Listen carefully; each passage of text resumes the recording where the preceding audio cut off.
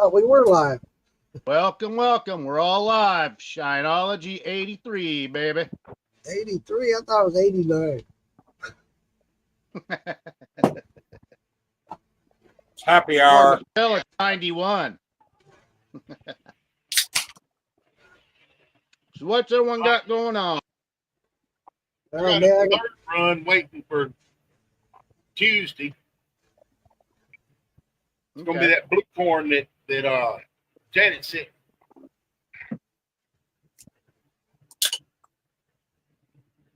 It's sitting, you know how it goes. It's sitting here in 2 5-gallon buckets. Okay. Nice. That's gonna be my third Find run me, back. people. All I'm three. just that way I can survive the evening. Because it's most likely going to be a long night. Oh, no. Or is that all good? That's both. You never know, right? Are you Well, running too? No, I'm not. Me I just neither. checked my bourbon batch, and I got lactose infection. My first bourbon I've ever ran, and I got a lactose infection. Hell yeah. Awesome. Save you some of it. Oh, I will. That's one thing I forgot to do. Whenever I got it that time, I You know, forgot to save. I learned how I got my lactose infection and how to repeat it without having to collect it and save it. Well, actually, it didn't work every time, but I realized the first time I got it, I didn't clean out my fermentation, my barrel. I just drained it and left it, and then I filled it again. Well, I got a lactose infection. There you go. Turned out great. I did it again. Turned out great. I cleaned it. I added the lactose infection. I didn't get it. I don't know. Mm. Well, I always wash my barrels and stuff out with 150-degree water, and that usually kills everything in it. I normally use just star sand, but I got busy and sidetracked that first time that I got it and forgot about it. I just started adding my mash to it. Next thing I know, I had a lactose. Then I realized what it was. Hey, I Roy. usually just use hot water and Roy. palm olive. So, yeah. Roy, can you send me another link? This is the third or fourth time I've had to come.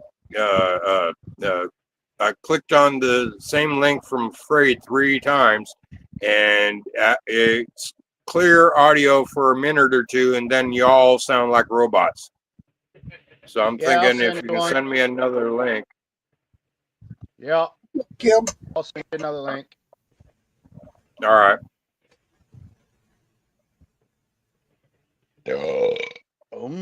Yummy.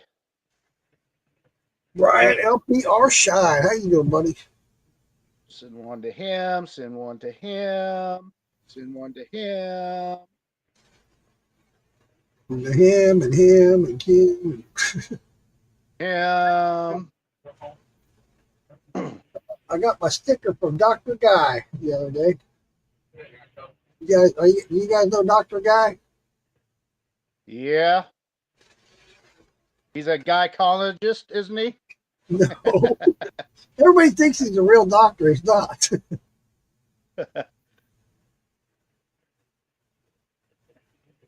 And we'll send one to that gentleman. Earl, you're going to have to get you a laptop, so. I got a laptop Well, why you on your phone? You're doing this shit, man. because the screen ain't very damn big. I know. Oh, you're on the laptop now? Yeah, I will get you some big old. You need to get your magnifying glass Hey, and put. Tim, how you doing, buddy? you see what that blank Brian screen? LPR Shine. How you doing, man? There you go. But That's then what y'all will be looking at the back of my head. Ah, No, it's usually your ass. Because you're over there usually where that other gentleman's at, showing your ass to us, doing something over there.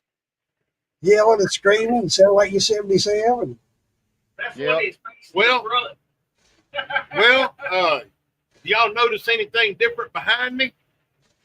Yeah, your brother's back there. There's something else different. I can't tell. You built a shelf. Oh, you made a new shelf. The fell. Yeah, that I got rid of that one that decided to drink up 4 gallons when the shelf fell. Yeah, Uh-oh. that's right. You didn't know what the hell caused it. I got a handshake from Andrew Martin. His watermelon. I drank it all last night. Hey, I think I got something too. Hey, looky there. Same bag. Well, the same bag, but yeah. Big bags and they're full. They were plumb full. I was like, God damn, bro. I told him that's not a handshake. That's a handshake, a fist bump, and a hug. God damn. uh, uh, Jason Acosta got the one from me, and he said, "Hey, that's a big handshake." I said, I just got big hands." I was gonna say.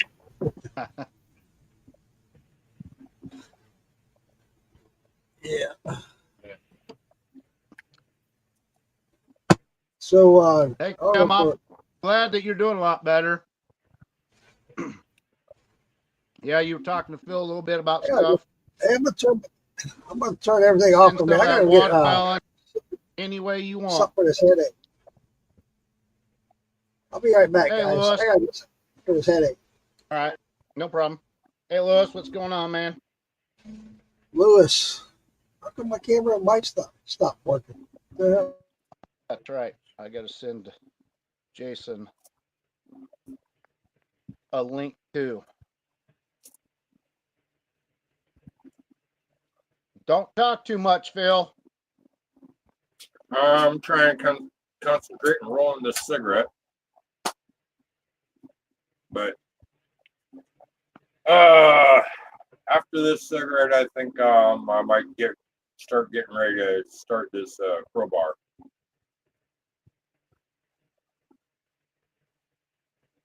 Okay.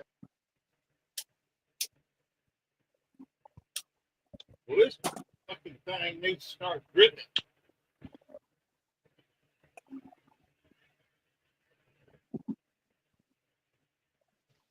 Tonight's crowbar, yeah, I've done crowbar before, but this is going to be a slightly altered, slightly different recipe. And I'm willing to lay money. It's going to be my best one ever. Yeah, you go in and changing Fred's recipe, he's gonna knock you in the head. No, it's still Freud's recipe. It's just slightly altered. Yeah, you as changed in, his recipe. no, as in the last crowbar I did, it only had one malted grain in it, the malted barley. Whereas this time I also got malted rye and malted wheat. So it's going to have 3 malted. The original crowbar, I use sugar. This one, I'm not. So it's going to be an all grain, no sugar. See, doing all them changes, you're changing his recipe. No, because I heard him tell someone the other night to use 3 malted grains. Or if you can, all the grains be malted. Underneath. I don't have malted corn. The malted corn would have costed me $132 just for the corn. For this, and no, I can't spend an extra $132 on corn when I can just go to the feed store, $17, and buy a bag and grind it myself.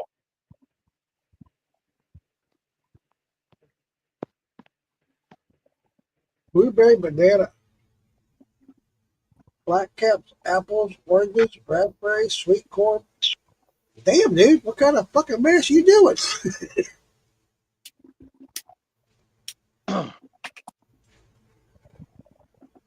He wants every damn flavor on the planet. Apparently, Jimbo does. blueberry banana I can see, or a blueberry. Dude, I don't know, man. I can see the blueberry raspberries. Yeah. I think he must be cleaning his pantry out or the freezer out.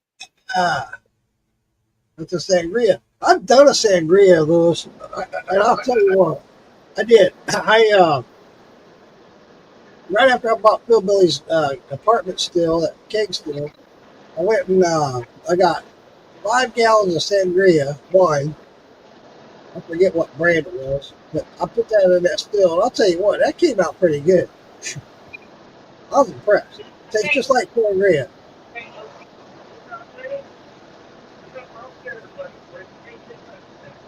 Oh, boss lady came in now. Say after you hear, What boss lady? Boss lady behind you. Ain't no boss lady around here. you know,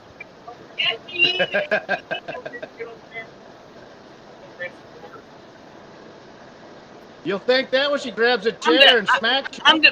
I'm the big sister. I know. That's why I called you the boss. Yeah. hell yeah. He's calling it the cluster bomb. Kim is. All right, that sounds good. Hopefully some of those flavors come out. Sometimes you add too much stuff to it, you might Yeah. get a collaboration of everything. That's kind of what happened when I mixed all them jams and jellies and stuff together. There was too much going on. It was too busy. Yeah. All I could say about it was it had a fruity notes to it. Couldn't tell which ones, but it was just a fruity flavor.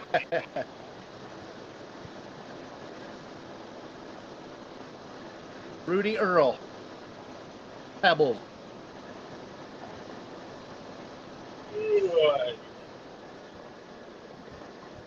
Where's Roy going to today? Roy is going to Fort Walton Beach. Woohoo!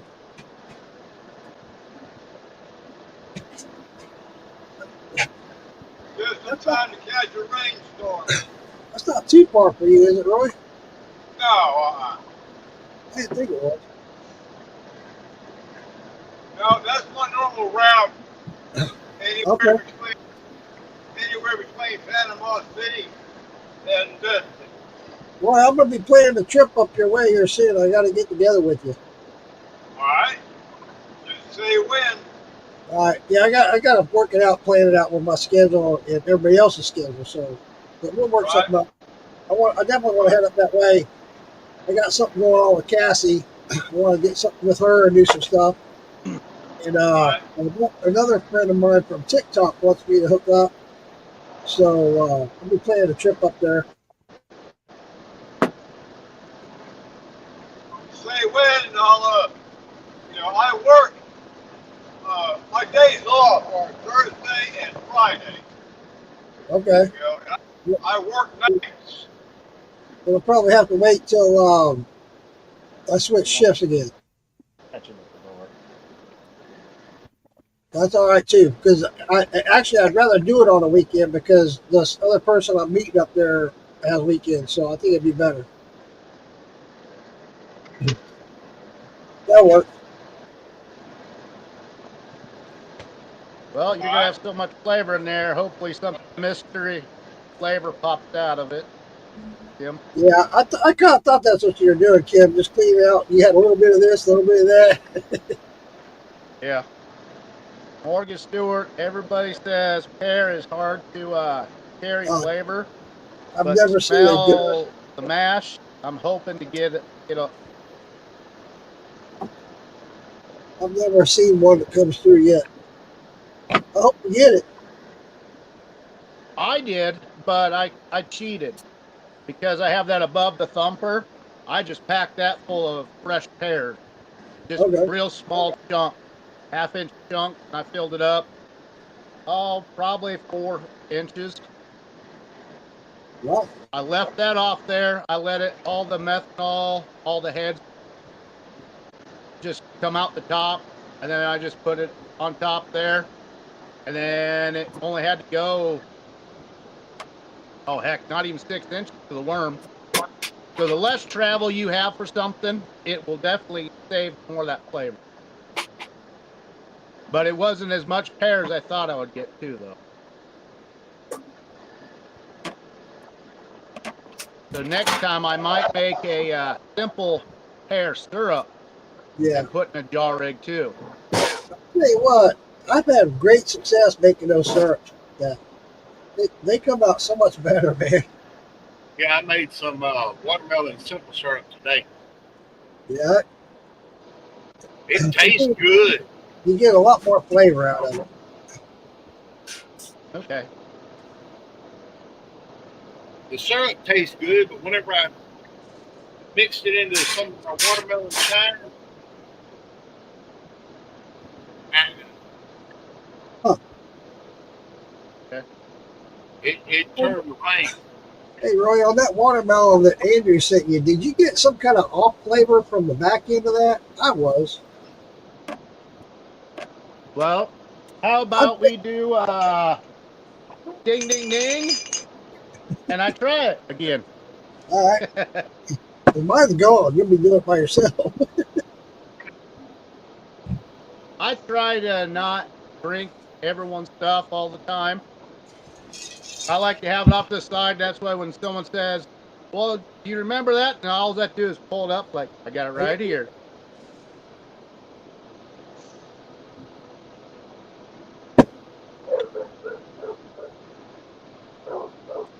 The off thing that you're probably tasting there, Mark, was the watermelon Jolly Rancher.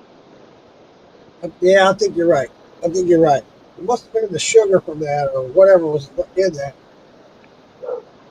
There's something off. I couldn't describe it. I did that in my video. And I was like, It tastes damn good, though. It tastes yeah, great. yeah. I gotta check on my barrel. All right. When, when does the contest start for the yellow corn? Yellow corn, that starts on the 1st.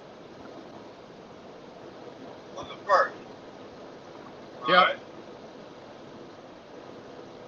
I can't And I give need you to know any, who, I want to know exactly who all's going to be in that. That way I have a list of everything that's going on. as That far as way people kind of send updates what's going on. the advice on your white oak planks, Morgan, I can't give you any. I know that Cyrus Mason, he swears by them. And as far as the way they're, I can go get you a sample. He chars it on all four sides. It looks pretty charred.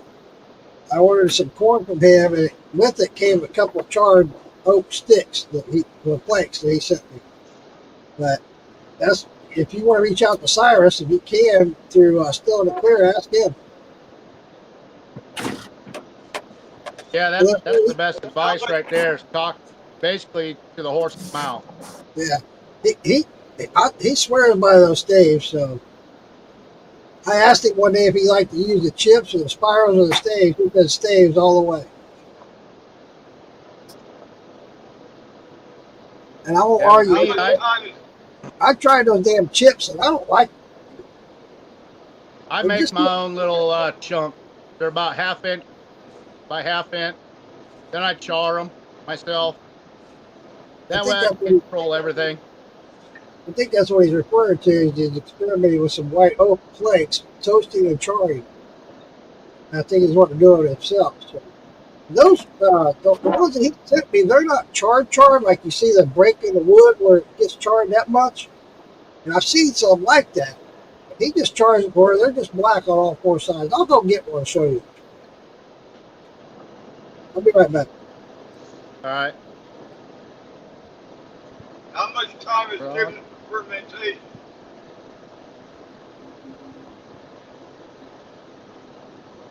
You hear me? What was that? How much time is given for fermentation? As long as you want. We just got to have it with the judges at the end of the month. At the end of the month, all right? I'm going to Yep. need all the judges. I'm going to need all of their addresses. All right. We'll cover And that on goes for the, Tuesday. all right, well, that'll go for the 5 grain and 4 grain as well. Okay. Yeah, because So you I'll can count get me in. together with Scott and Cody, and we'll get everything all figured out.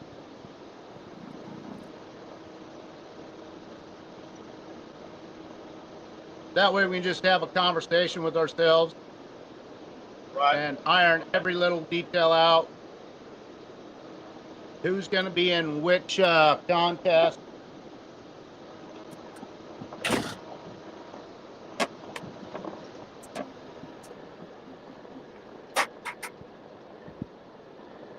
Because as of right now, for the yellow corn, I've Fire in got the hole. Earl, April, Knot, and Straight Jacket.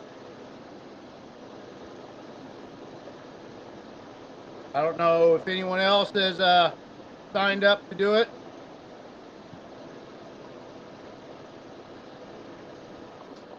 Okay. Round Hat Twain, hi. Chris Hayes says, hey everyone. Morgan Stewart, I can't afford a good barrel, but I do get rough boards, rough cut boards. Okay. The rough cut boards is actually the best. I don't know. Because you don't I want have, to sand them, you want to char them. When you char it like that, you're going to get into the pores more.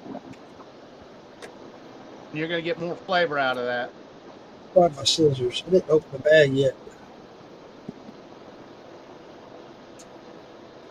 What I did was I ordered a kit for yellow corn, malted wheat, and malted rye.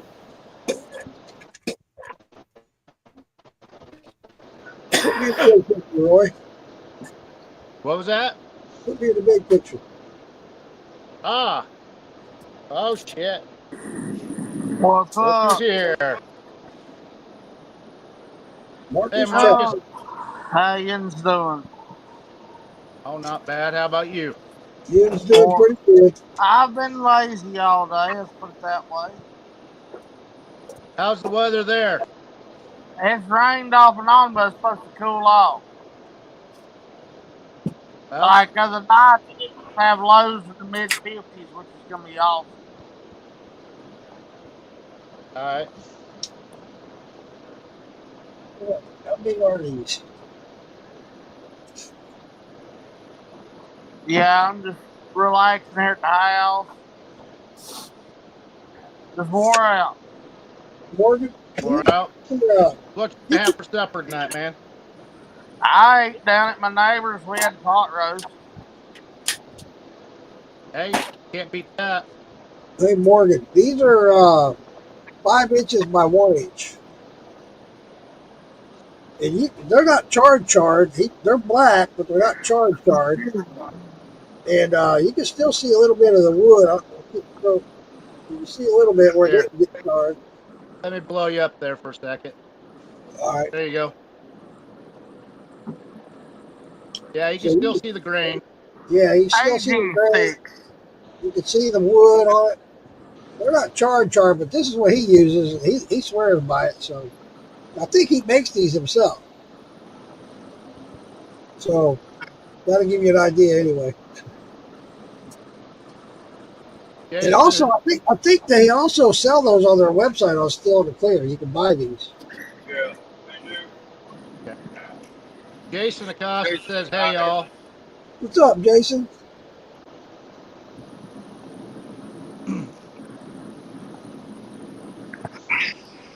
Yeah. Well, Yeah, my two. That's my I, 2 cents on the stat on the chart. I went to the Yeah. Bigfoot Festival for a little bit yesterday. It was all right. I seen old Kenny Parker and Moonshiner Chad. Okay. They come up for a little bit. Then after that, me and Jeremy Stort hung out for a while last night. Did you see any Sasquatches? I seen a bunch of people wearing outfits. Well, there you go. But me and Jeremy, I showed him my favorite campsite just up the road, and he told me about possibly making another trip up this way to go camping. Hey, that's always a plus. Hey, What? I mean, like I've told him, anytime he travels, runs up this way, he's always welcome here at the camper. So that's the I same to can't, anybody else. guys. I have to tap out on making the mash tonight. It's too fucking hot in the bar already, and just turning on the flame to boil the water it makes it even hotter in here. Fuck it. I'm waiting until tomorrow morning. There you go. All right. You just a pussy. No window. I've been running Well, a he is in my Washington. shed all day long. It's 93 here in the bar. Dude, I run this still at 220 degrees where it's 100 degrees out here. It's be 110 while I'm out here mashing and running and running. It's 96 here. Yeah, well, you guys are better built for the heat than I am. Yeah, right. What? With more fat, more layers? Come on, man. You call this No, better built? you guys are used to the heat. You guys are used to the heat. I'm not. Well, get used to it. I'll take my Yep. 50s and 60s any day. The more you're around it, the more you get used to it. So get at it, son. That's Yep. right. Morgan Stewart says he cuts his own into little blocks and then Puts it in toasts the them oven. in the oven for a couple to 3 hours. Sure. I don't know why not. Yeah, exactly I what Chris Hayes prefer an said. open flame. Suck it up, Buttercup. Morgan, do you watch Still in the Clear at all on Thursday nights, or are you in touch with Still in the Clear? If you are, I'd reach out and ask that question while they're live and see how he does it. Yeah. I don't know what he charges for them. I never look. I guess I could look it up right now.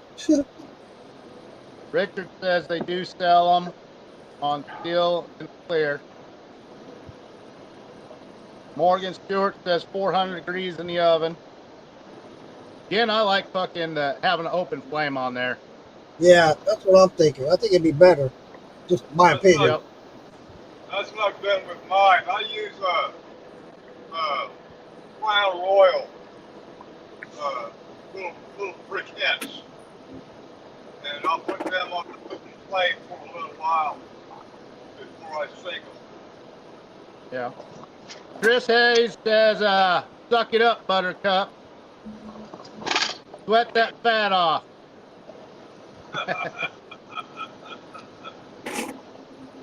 Jason Acosta says, I get mine from white oak trees.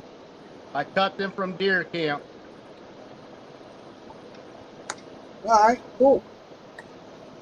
That's Morgan what I'm Stewart, gonna have to do, see if no I can still find in the white clear, oak. but try to get with him somehow. All right, Morgan, send me a text. I'll send you a link, or just look it up on Google. It's Still in the Clear. And then they have a show every Thursday night, right? Yeah.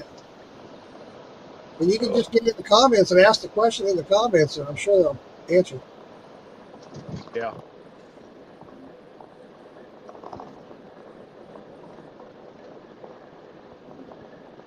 Yeah, Richard says he's thought about taking some and putting them on a charcoal on the grill and toast them that way. Yeah, I think I would like mine a little more toasted, where you can see the actual, or it's charred. You know what I mean? Like, almost like a charcoal. It seems like it would get in. Charlene says, hello, gentlemen. Hey, Charlene. Hey, Charlene.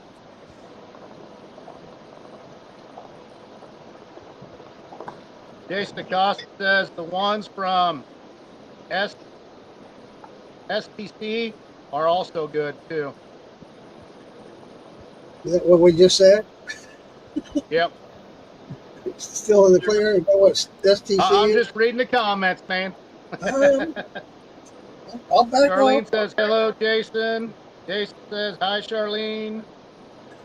Hey, Phil, Jason, there's good work. something for you here. Someone has a comment for you. What? This.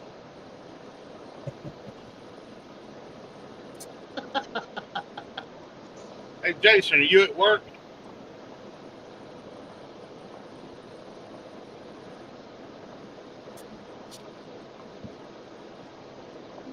He probably is at work, knowing him. Hey, Phil. What? Ron White said it best. Send it, pussy. What? Comedian Speak Ron up. White said it best. Send it, pussy. Ha Yeah, Jason's at work, says.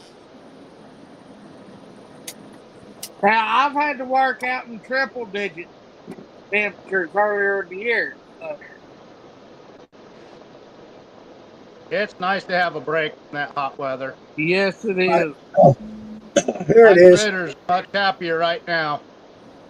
On Still in the Clear, they sell them with medium charred American white oak, 1 pound for $19. Go cut you an oak tree. Yep. Says our oak staves are seasoned and naturally dried. No kiln dried oak. 5 inch, 1 inch wide, and a half inch thick. Almost 6:30. I should be. Charlene says, Earl, I don't see a sticker in my box. There was 2 of them in there, hon. That sounds a little risque. Charlene says, Phil, have you meshed in yet? That's why he's getting bitched at, because he says it's too hot in there and he will die. Don't be a pussy. Hey. Yeah. Most of the year I sit between 40 and 60. And going up here to 90, no, that's not normal or not usual, and I'm not built for it. You're Especially just a when I- pussy. Phil, you can blame Al Gore on that shit.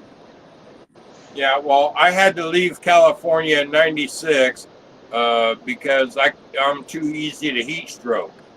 I found out my senior year of high school class of '86, that I pass out easy from heat stroke in California. So as an adult, I had to always work graveyard shift in California until I finally quit left stroking in it so 96. much, Phil.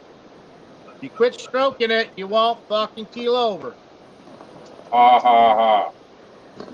If he had AC in the bar, it'd probably help. Yeah. I wish I had AC in the bar. In fact, that's on my to-do list.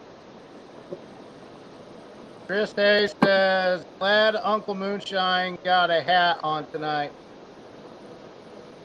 There'd be too much glare if I had. Yep. He said it before I did.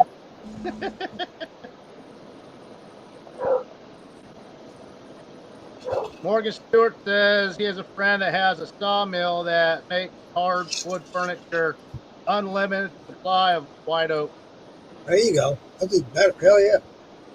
Yep. Just get yourself a torch and torch it that way. a lot faster and easier. You can control what darkness you want. Earl, you forgot to put the stickers in the box. I swear I put it in there. Wrong box.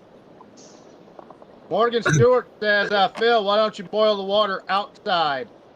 Yeah, right. That's okay, Charlene. I'll get some in the mail to you. Why don't I boil it outside? How about because it's heavy enough, just fucking getting it from the burner where it's at now over to the mash barrel.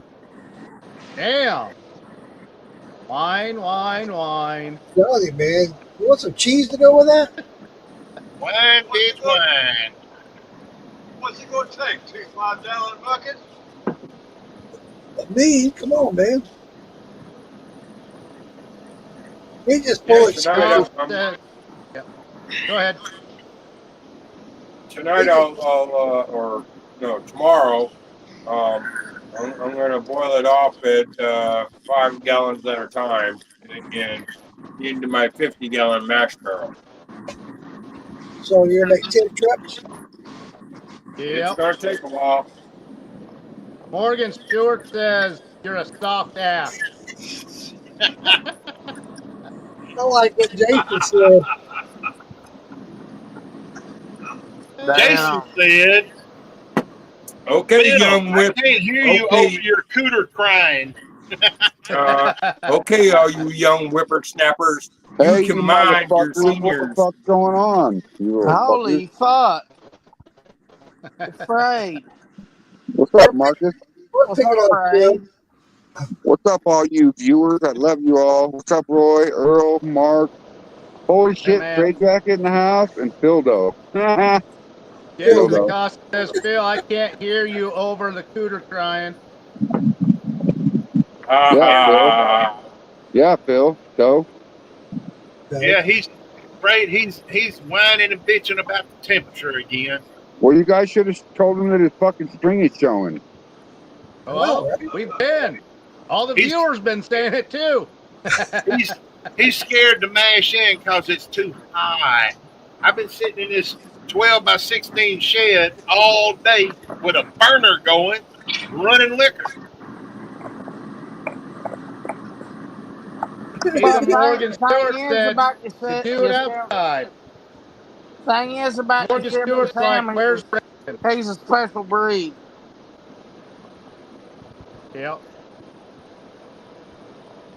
Brandon's still working on that building project, Phil? Yeah, he'll either be back tonight or most likely tomorrow night. All right. They keep saying he'll be back on a Sunday night, but he usually don't come back until Monday. That's good. More experience for him. Make a little bit more money, too. Oh, yeah. Yeah. 8 more degrees and I'll start dripping. That more money means AC in your bar. Yeah, I need to get an AC for the bar. The bar's a fucking oven. You wait to get cooked because that's where you hang out all the time. Yeah. Yeah, right. Right. Hey, you're in that damn bar more than you are in your house. You might as well move an air conditioner in there and a bed and sleep in there. Yeah. Well, Yeah. Put you an air mattress on top of the bar. Morgan the Stewart house says, has Phil, the house has go get There's the two- Lesbo come to tote the water for you. I have 2 air conditioners in the house, one at either end of the house, one in the living room, one in my bedroom at the far end of the house. Yeah, that'll keep the house reasonably cool for most of the day. But the bar turns into a fucking oven.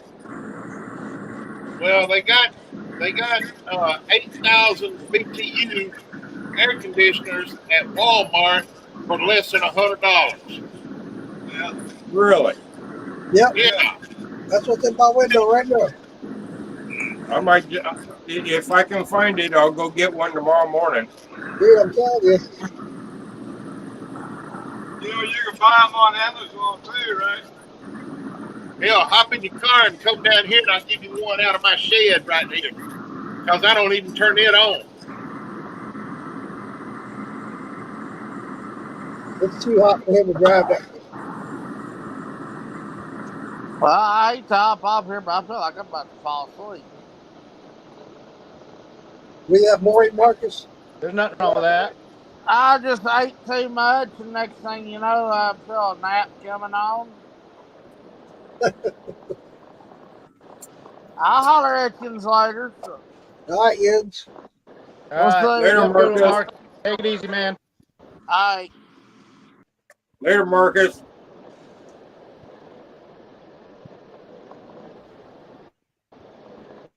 If nothing else, Phil, get you one of them portable air conditioners. I've thought about that. That way you can move it from the house to the bar, back to the house. Well, the house Yep. is cool enough. It's just the bar that needs an AC. Cut a hole in the wall going into the living room in your bar. That way the air will come into there. Well, I do have a window and a door that I leave open in the winter just to heat the bar for the bar heating. The wood stove I have in the house, if I leave the living room window and door closed, it'll cook us out of the house. Like it's the wood stove from hell. Whereas I leave the living room window and the door open, and it heats the bar no problem, and balances out between the house and the bar. How many square foot is your house? Bill, take What? a box fan. Take a box fan, place it in your window to where it blows outward. And it'll take all that hot air and blow it out. It's because of all of Phil running his mouth. That's how it's so hot in there. Full of hot air. I got a box fan here in the bar right now. Right now it's aimed towards the ceiling and bounces back towards me, so I'm getting maximum airflow right here on top of me.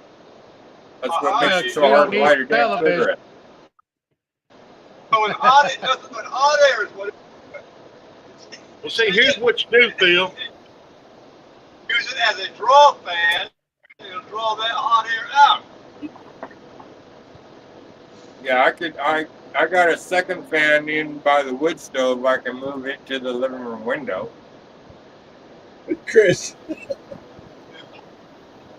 Morgan I'm- Stewart says Phil's too cheap to run an AC, even if he had it installed.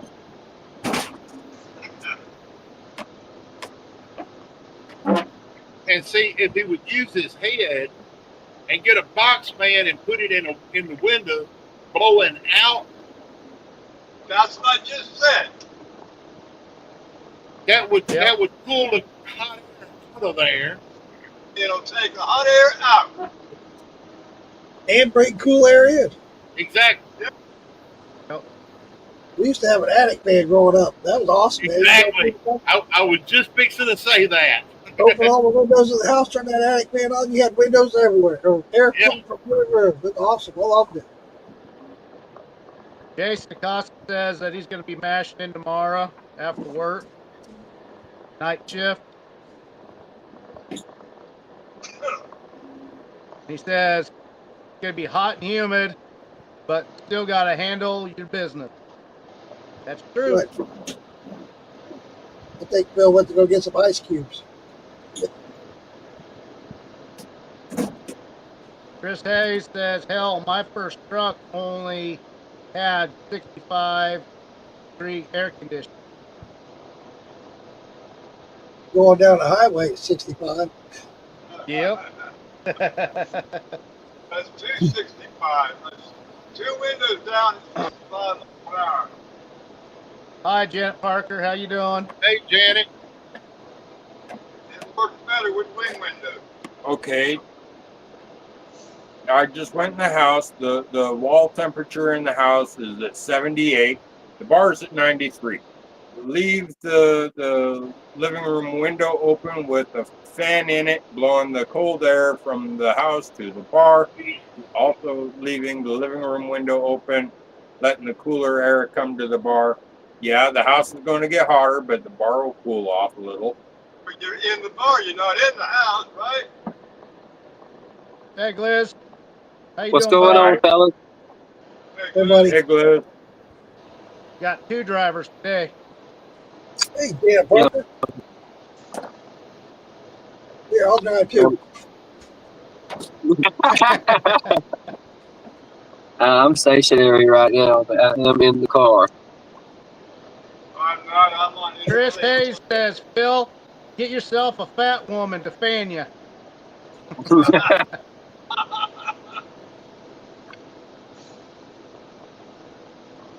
Hell, he's got to find a woman first.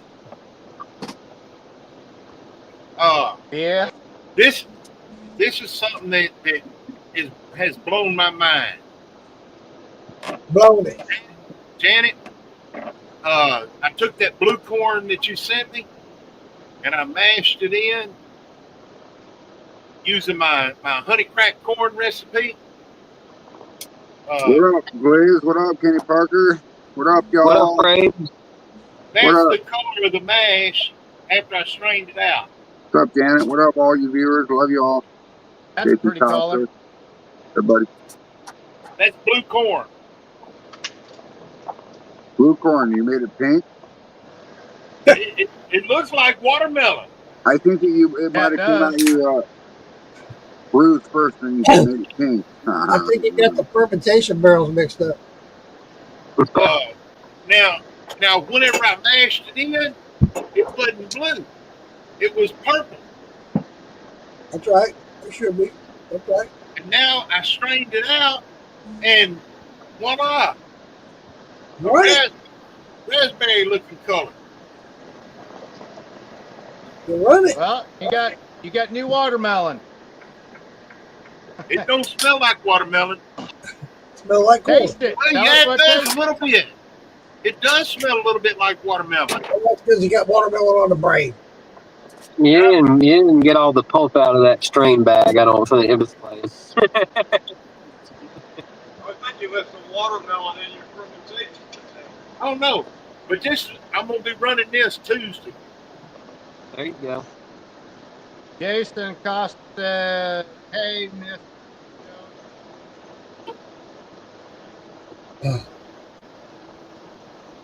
Chris Hayes said, did you get that kid's Kool-Aid?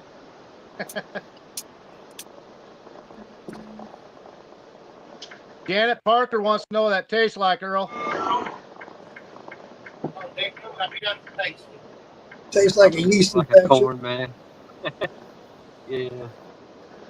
Yeah, Phil needs to make that yeast infection.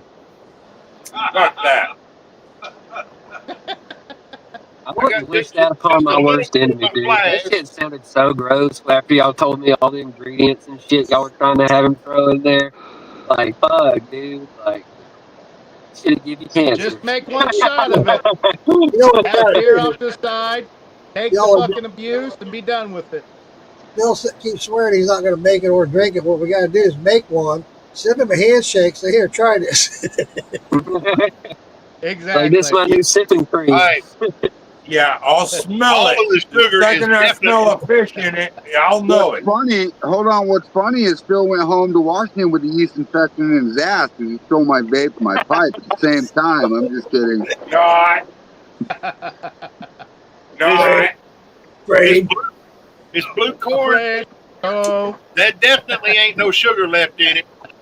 Yeah, I agree, Jason Costa. Phil does need to make a mask called the yeast infection. Yes, sir. Yes, sir. We will tell him what grain to put in, what to put in that fucking barrel, and he will ferment it, and it will come out clear, straight liquor, and he will drink it and not even know it. Hey, Phil, are you on robot mode yet? Phil, no, he's not even going to do it tonight now. It's too much work, he said. are you on robot Hey mode tonight, Phil? guys, my Phil, neighbor just came over. I have to help my neighbor. We got an emergency over here. I got to help my neighbor. I'll be back later. All right, bro. All right. Later, Phil. Bye, I Felicia. run See you, off because Alicia. I mentioned at him.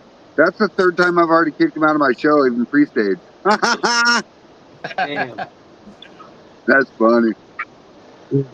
He's still backstage. He's not out, but he's backstage. Yeah, Also, that's guys, fine.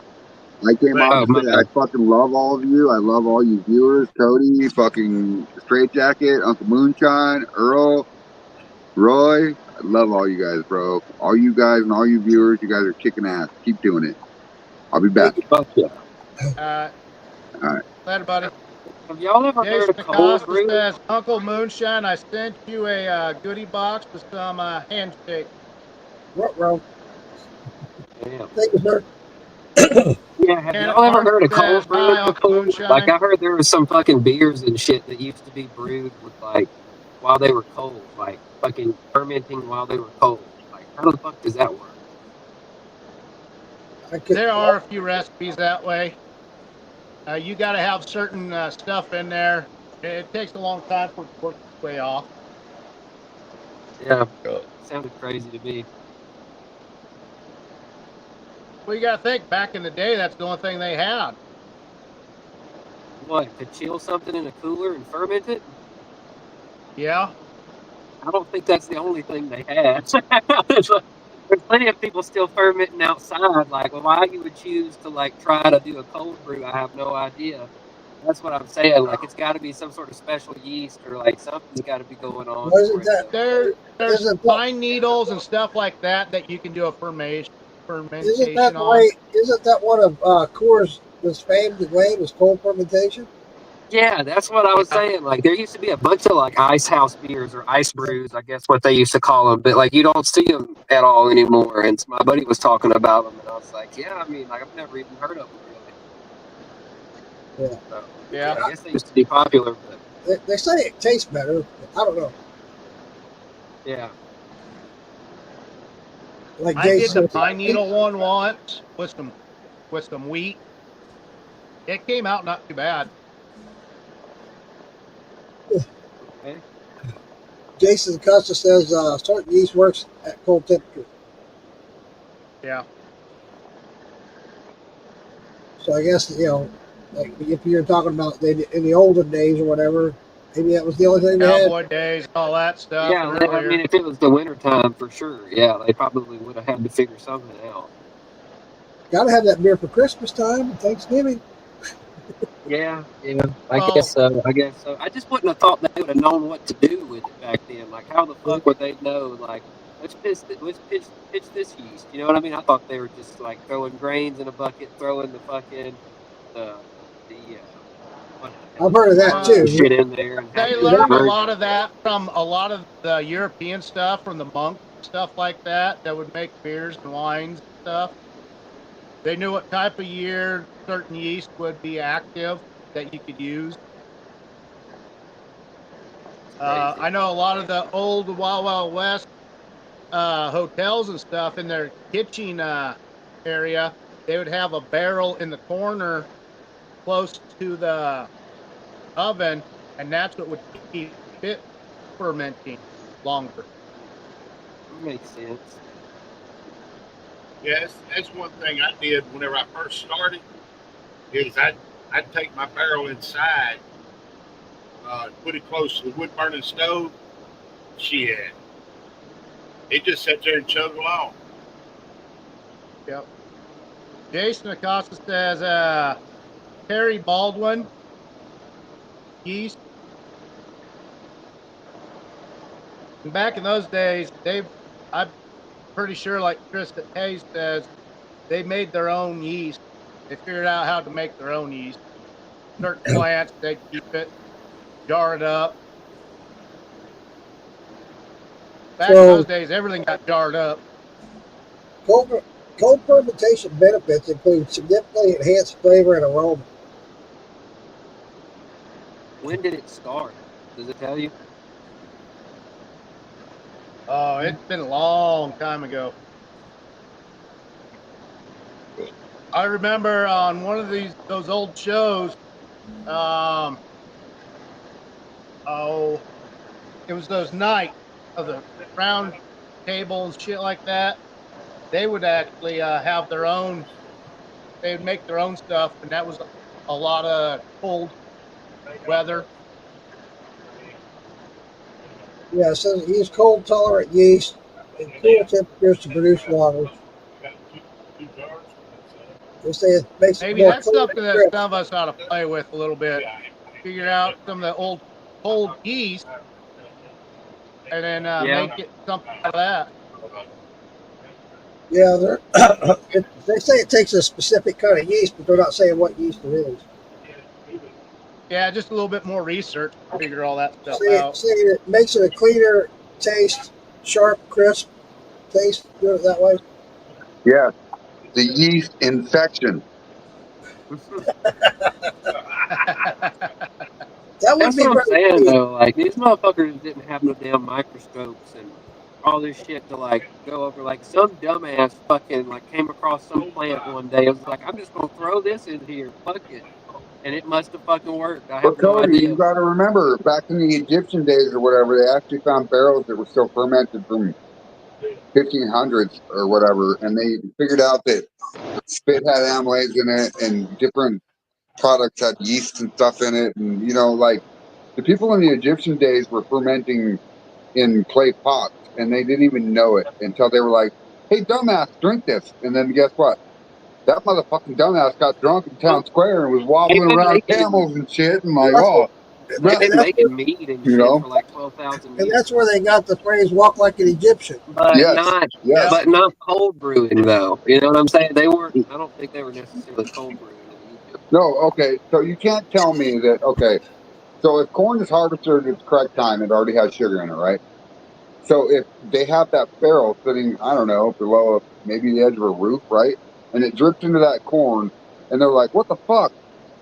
You know what I mean? Like, somebody taste this, and then they get drunk off that beer. Like, look at the Viking days with mead, and, it came a long way. Yeast has, and everything else has came a long fucking way, dude. I get that now, but like I'm trying to figure out like when the cold brewing really came wrong. Like when did they find out what plant had what yeast that would stand such cold temperatures? Well, think about it like this. So fermentation is a lot like marijuana, right? So the first guy that grew a marijuana plant or whatever, the Indians or whatever else, right? You know this fucking lineage, Cody, right? So on that note, people experiment, dude. That's the same way they came up with fucking acid and everything else, right? Like some dumbass tried it. Listen, if they wanted to build a refinery, they're going to take oil and they're going to pour it out of the ground with spud bars and everything else, right? And they extract that oil, and then what do they do with it then? So, I yes, think it's good lubricant, but at the same time, how do we change it into gasoline? So I that's, get all that. What I'm you trying to know, what I'm trying to get at is when and which dumbass figured this out and how long has it really been going on? That's what I want to know. right, right. So I'd I got So, probably to do stay some way back in the research. caveman days because they said that they had fucking alcohol back those days too. yes, yes, I would agree with that. Cro-Magnon man and everything else was something that's different to, like, and so they teach in school nowadays, even in my day, everything they taught us was wrong. Like they told us that diamonds came from coal, which is not correct. Okay, diamonds come from the dirt with an explosion from the lava and everything else that comes to the surface, and the next thing you know, we have diamonds, right?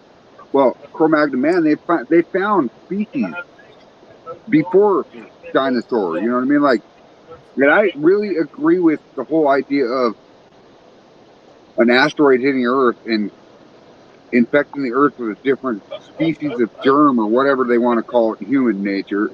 And that's how evolution started. You know what I mean? Like, I agree with that. So Like, they didn't start cold fermenting until the 19th century, which would have been about 1900.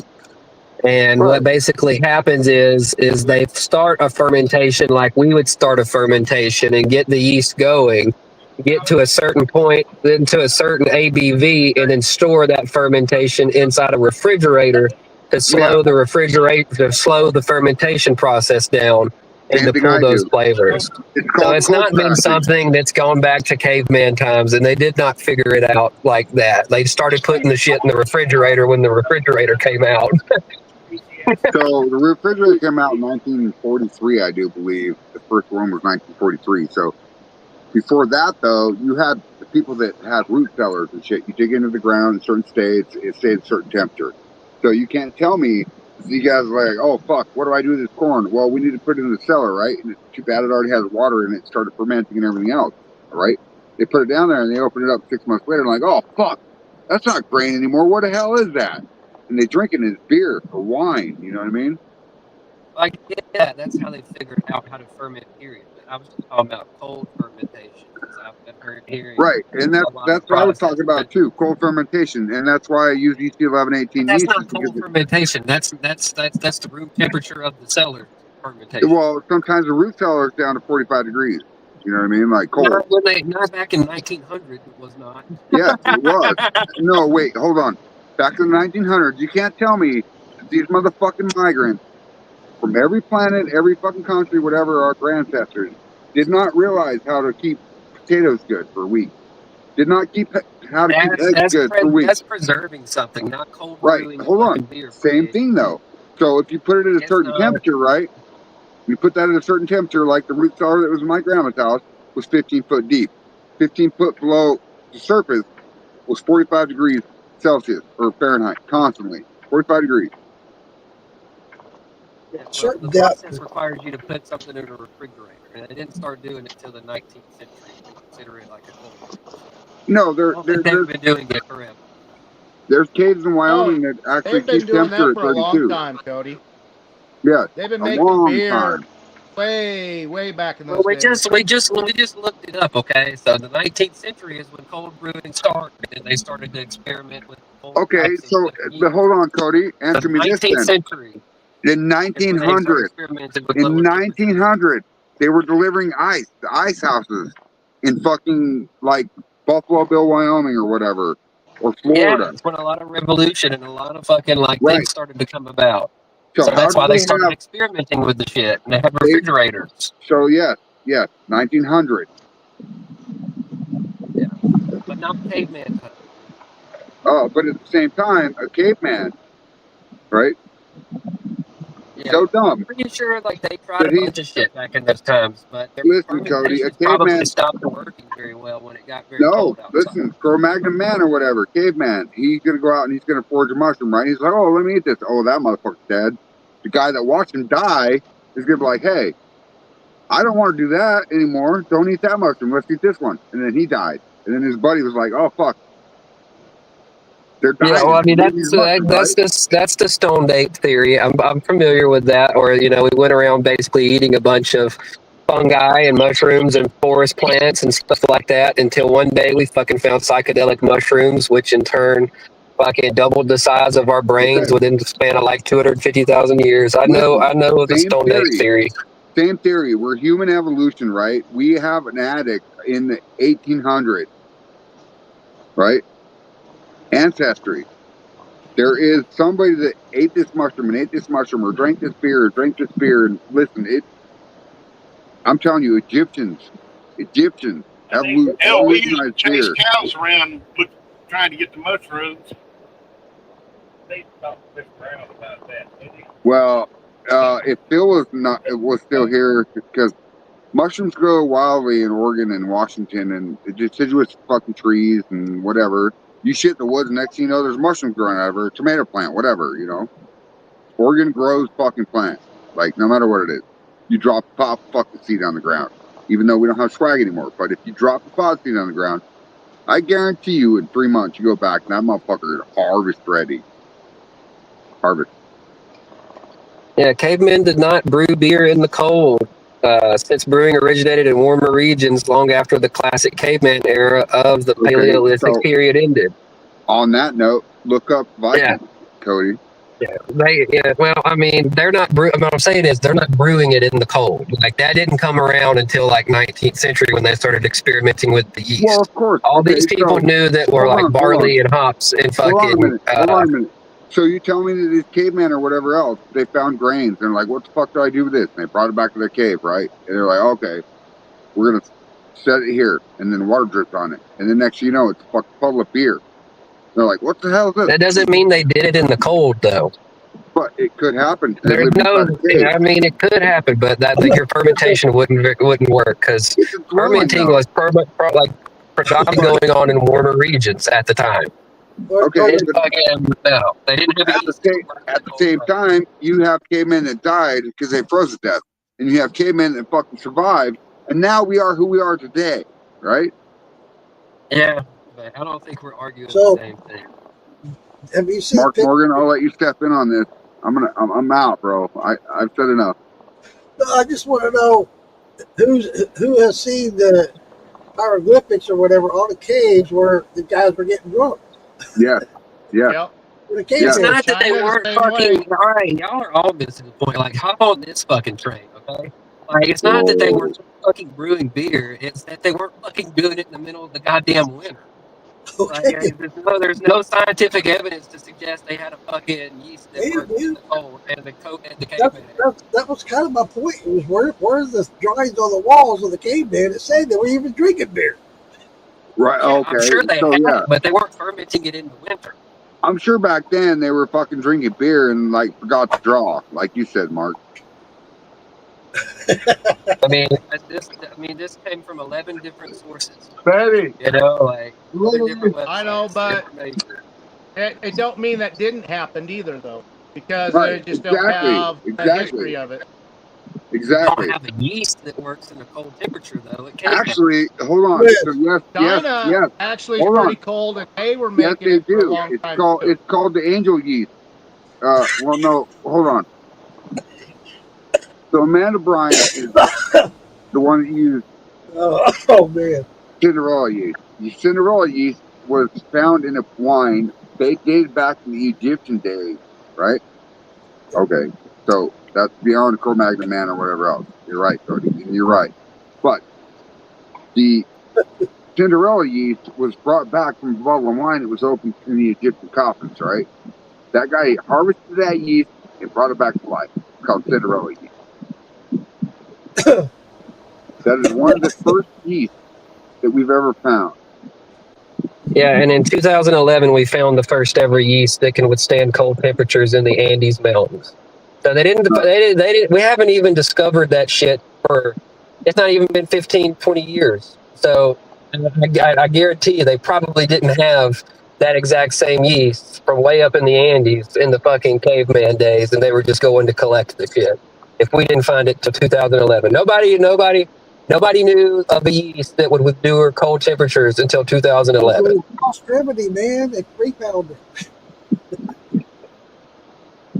Hey, Morgan Stewart says, "Quiz Craig's cavemen beat Brooks." Damn it.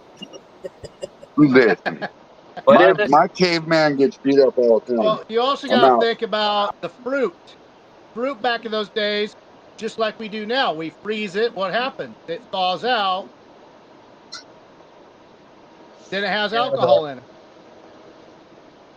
That's how they discovered I don't know how much fruit is growing in Patagonia on the Andes Mountains up that high. Berries. I'm just saying, all sorts of different stuff apple grew trees everywhere. You never know. It's not like we can push a button and go back in time. Kim Spencer says Cinderella yeast started when Cinderella started using corn cobs as dildos. That's how you get the yeast infection. There we go. Right. That's where the first yeast came from. Oh man. And I think this is actually the yeast that Coors uses right here. So if y'all want to know the name of it, I will fucking post it in a comment. I'm not pronouncing that. What is it? It's Saccharomyces eubayanus. So they've actually hybridized it. They've actually hybridized it since 2011 and made it like it's a lager yeast now. They use it for cold brewing lagers. Yeah, that's when you read about the cold yeast and cold lagers and stuff. That's mainly where it started with, was the lagers. Yeah, to make it more so crisp. they've been making the lagers since the 15th century in Bavaria, but they didn't discover the cold working yeast until 2011. Although it is believed that this strain of yeast might be a parent of that strain, but they've had to hybridize it for the actual also. It also highlight what we were talking about earlier. That's about the time where Coors and all these people were doing all those cold brews. when they found out in Yeah. 2011. That makes sense. That's all I was saying. Like, yes, cavemen were making beer 13,000 years ago. I just don't think they had a specific strain or like a fruit that they were like, this has this yeast on it. Let's throw it in here while it's snowing and it's still going to give us beer. Like, I think they just made stockpiles of it and never ran out. Hey, that'll be the next yeast, snow yeast. That's probably what happened. You know, Just like a if I were, crossbred if between me, you, and all of us were strains. fucking cavemans with nothing to do besides hunt and fuck and drink all day, we'd probably spend a lot of our time making a lot of extra fucking beer for the winter. You know, like it's just, it is what it is. I don't think they were brewing it in the winter necessarily. Hey, there's been a lot of brews discovered by accident. Very true. Charlene says, "What the hell? Go easy on the lady, Kim."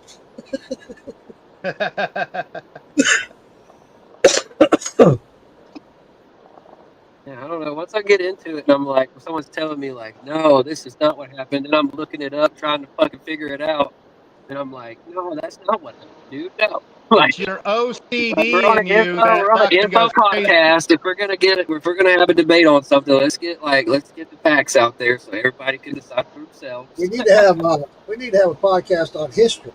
Hey, Yeah, that would be a good one. We're just getting drunk and debate history. I think there's been a show like that before, but not necessarily moonshine. There is. I've been watching it late night. Some of it's Egyptian.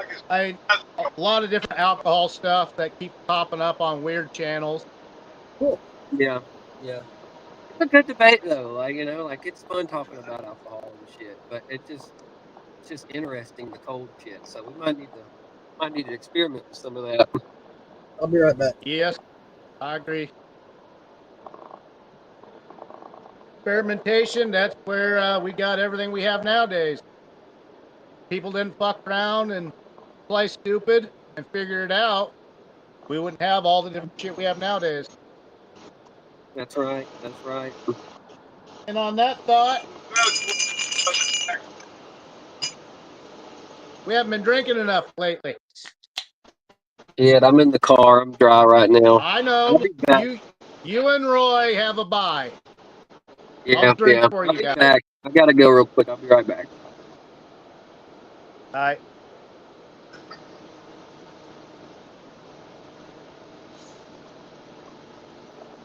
Well, I'm running Did liquor. people leave, Earl? No, my brother's still here. My sister too. Okay. But I'm dripping. Good. About time. Yeah.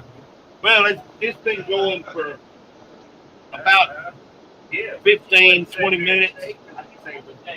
I just pulled my heads and tossed them, and I'm starting to catch it now.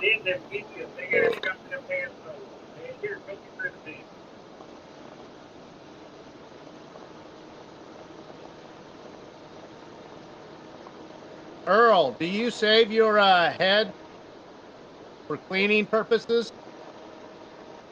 Oh, yeah. I start brush piles with it. I start charcoal with it. I kill ants with it. No, you get the ants drunk. No, it kills them motherfuckers. I use mine. Oh, I know. They get drunk and die. Shit makes a great weed killer. It smells good around the house too. Yeah. Well, I used it. I cleaned my Green Mountain grill, and I let it go way too far. So I used my drill, that bunch of wires on it. It got so fucking dirty. I fucking put it inside a little jar, let it sit for a half hour, put it over by the weed pile, just lit it up. You can see all that fucking tar and gunk just drip right off of it. A couple times that way, it's clean as fuck now. Great starting bonfires like I had last night.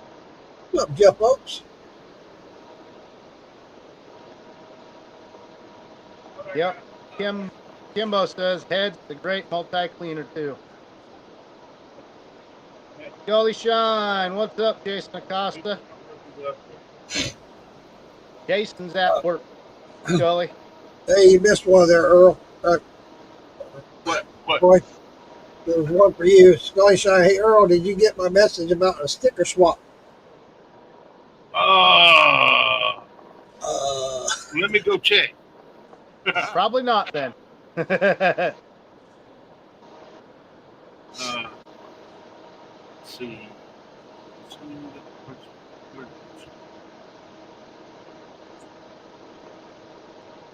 Hey, Jamie, how you doing?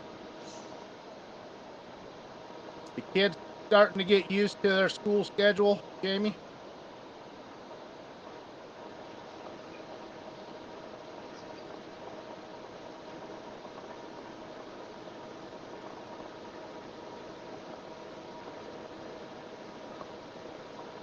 What are you drinking tonight, Earl? Been drinking apple juice. That ain't gonna get you drunk. I'm running liquor right now. Apparently, I did not get the message. Ah. So, Phil, what are you drinking tonight? Which one? I know. It's Miller time. Miller beer. Tea water. I think my pee has more alcohol in it than that shit does. Yeah.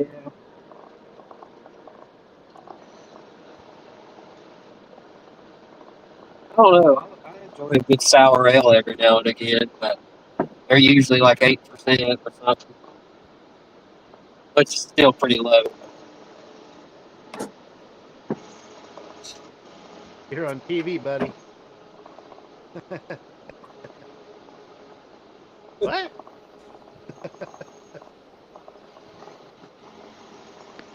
Every time on a podcast, he has to crawl in, get right behind me. Oh, yeah. All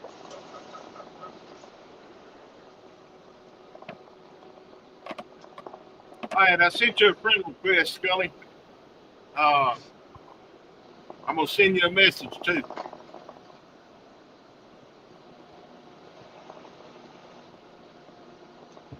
Yeah, Scully said he's shoot you with that address. Charlene, this is Charlene. I need my own stickers from everyone. I'm making my own stainless steel barrel with all the stickers on it, please.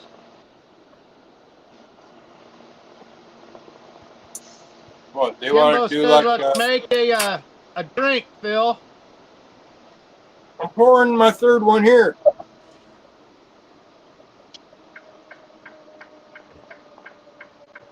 Charlie, you got my stickers, I think. Charlie, I just sent you a text message.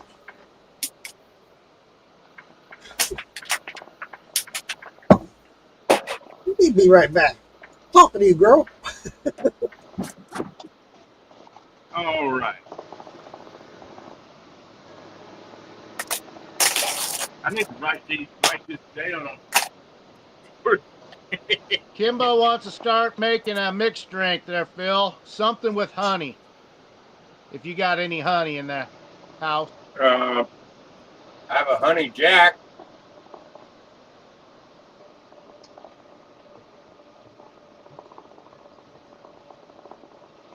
Saw where people were just squeezing a lime in that with the Jack Daniel's honey. I don't know if I didn't know if it was good or not. I've never had it, but apparently it's a thing. Yeah, I started following this fun guy.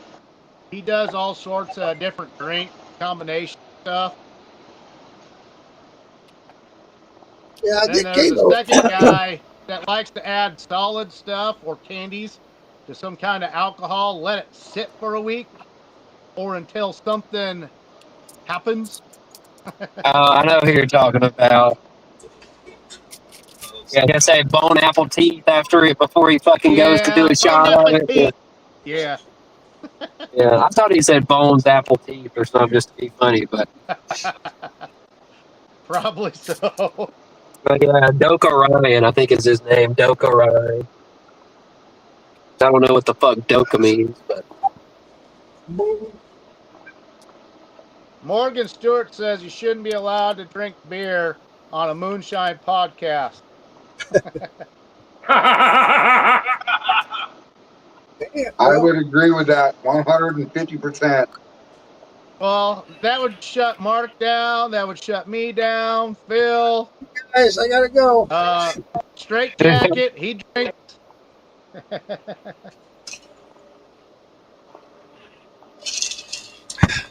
I'm drinking beer. Jason Acosta says clam juice and honey. Yeah. It's Not.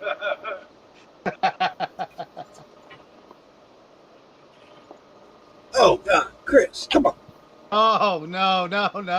Don't even read that one. God, Chris Chris. says, I've got something to add to Phil, Wait, did he go back had to some church or fat what? lady sweat yeast infection. I think he went back to church. I got Now I got to I got drink something just to get that idea out of my mouth. Ugh. put in there. So, On the yeast oak aged inspection, root beer. add 1 raw oyster to the yeast inspection. Ding, ding, Charlie. ding. You hear me? Charlene, I saw you a text. Hey, Mark. What? Send me a couple of stickers, or a sticker, or shirt, or a handshake. I'll do that. I'll send you a sticker. Well, don't want to talk about it. I'll send you some stickers. Jason Acosta says, Phil, honey, Jack Daniels, clam juice, and tequila. Did And a raw oyster. did that package I sent No. you, Mark, have my stickers in it? No, It didn't? no stickers. I think somebody's opening these damn packages and stealing my stickers. I think they'd be stealing something else too there, Earl. I think they would have took something else besides the sticker. Yeah. Well, I get you Like some this, on the Charlene. way to you too.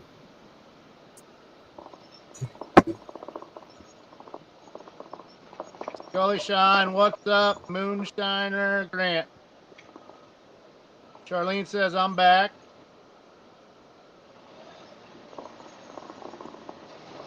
Charlene says, yes, sir. Answered ya.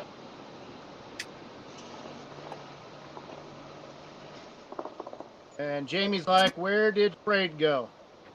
Fraid's listening. He bounces in and out everywhere he wants. He's got something going on where Yeah, Liz, the I rest got to of us get another are just package out running to it. you. the what? I got to get another package out to you. Oh or Lord. should I say to your other half? Yeah. Phil, this one's for you from Kim Spencer. Says Still- honey, Jägermeister, and something chocolate. I like that, Jason. I'm gonna start doing that. Put on there poop samples. Samples of pit and shit. Thank you, Jason. Wait a minute. Which one are you talking about? Or did I just send you one? Jason?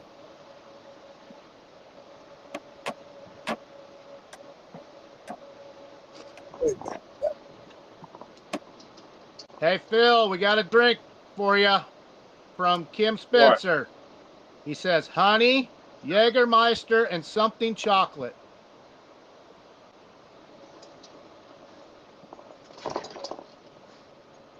That sounds reasonable, Phil. I can do it. I'll be Charlene, back. I go in the store. All right. I can do that, but I want my dinner first. I want a butt nugget. I don't want button. I want a butt nugget. Oh, have you all seen what movie is getting made? No? Haven't? Super Trooper 3. They're making it right now.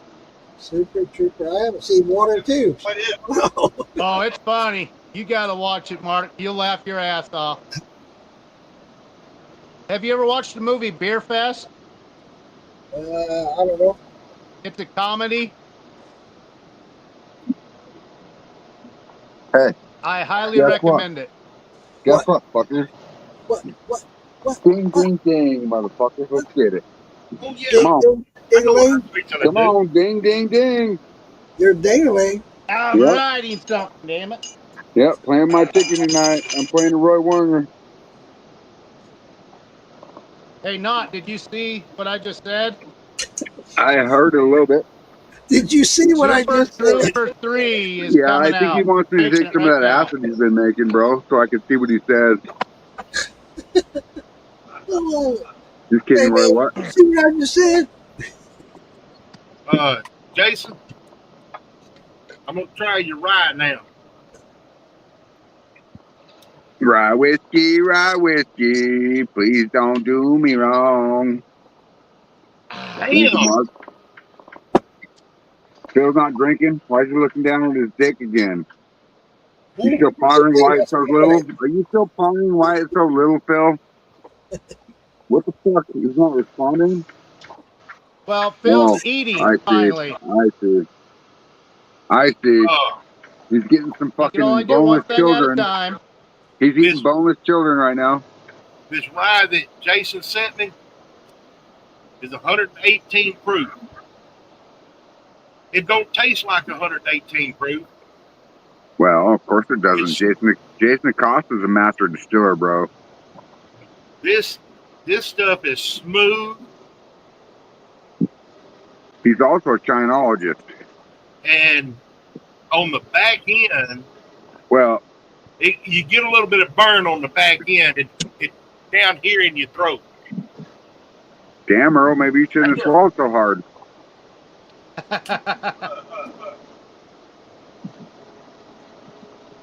Chris Hayes says, "Afraid not. Got that fat lady in the back. Laugh out loud." Hell yeah, bro. Get it, dude. Get it, bro. He's talking about you. Oh, yeah, he probably is. And even if the fucking bumper is scraping and causing sparks, it's okay, man. It's okay. God damn, bro. I might be a little heavy like a Chevy. Started, I might be thicker than a Snicker. But I have some beautiful... All right. I'm going to smoke this cigarette, guys, and hang out with you for a minute. I told you I was going to be Mary Poppins tonight. Pop in and out, pop in and out, pop in and out.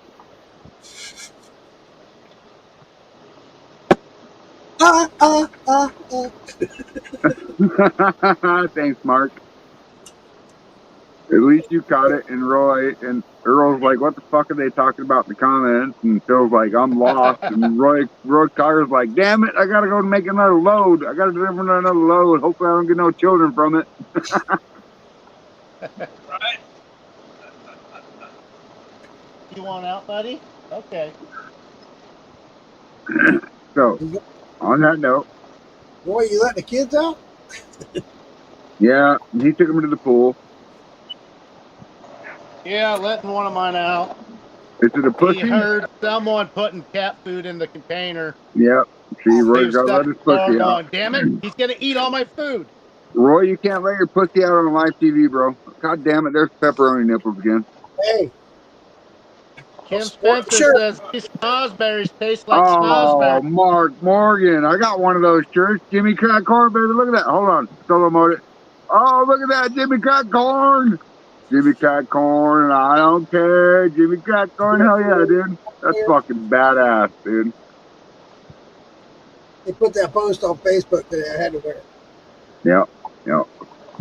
I got some more. Jason Acosta says that rye will put you down for the count, Earl. Well, I don't know. Earl's face is pretty red like a crayon. scarlet colored. Yeah.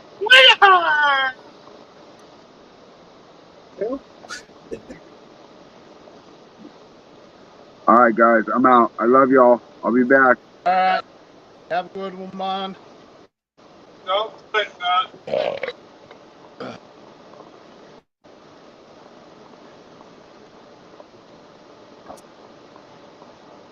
What are you drinking tonight, Mark? Smirnoff Ice. Marnar Fish. Smirnoff Ice. The shit right here. I remember that back in the day. Put a little bit of candy in there, sip on a little bit, and then shot of Everclear in there. Woohoo! A little shot to go. Maybe shoot that down with it. Yeah, Jason. When I hear this is good when for I hear a Smirnoff sip or two Ice, every now and then.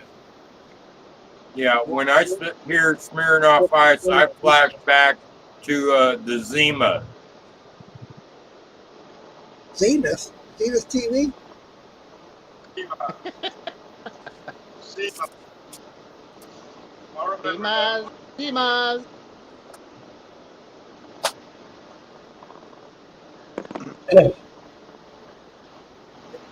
Well, ladies and gentlemen, I'm going to get up here. All right, Jacket.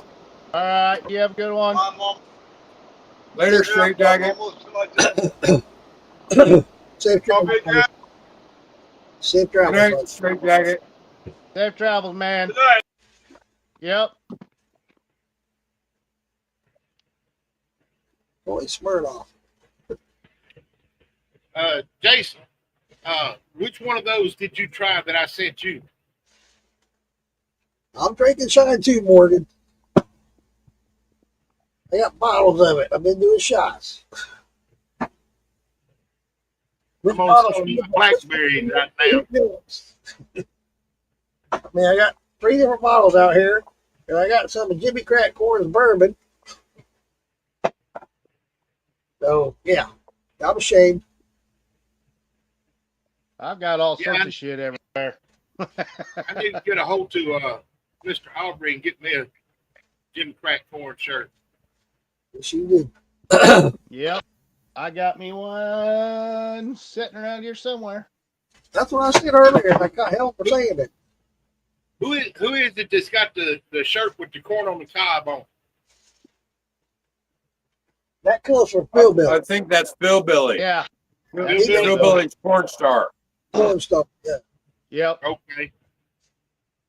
I think he has them. You can buy them off of, well, he told me you can buy them off the website. I couldn't find them. So, but you guys know how I am on the computer, so that don't mean All right. Yeah. Well, have you seen the shirt that Chris was wearing that he put on Facebook? How blue are your balls? Yeah. I'm fixing to dive into the interweb and see if I can find that shirt. Jason says he hasn't tasted none yet. Want to try them on live, Earl? Okay. I gotta make some more of that root beer. That's the last of it.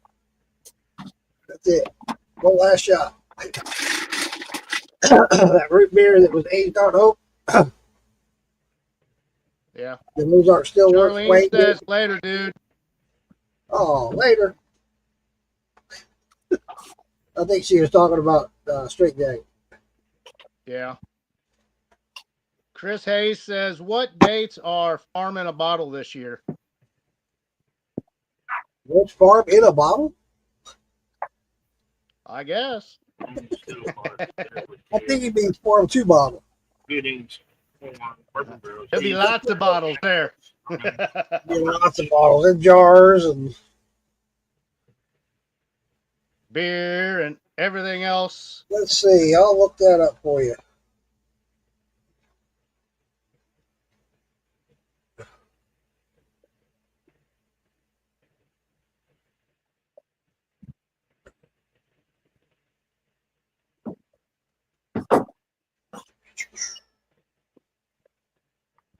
Well, hell, it ain't on there. Florida bottle is September 12th and 13th.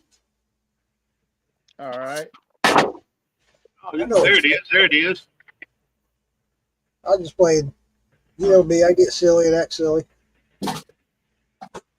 Accidentally.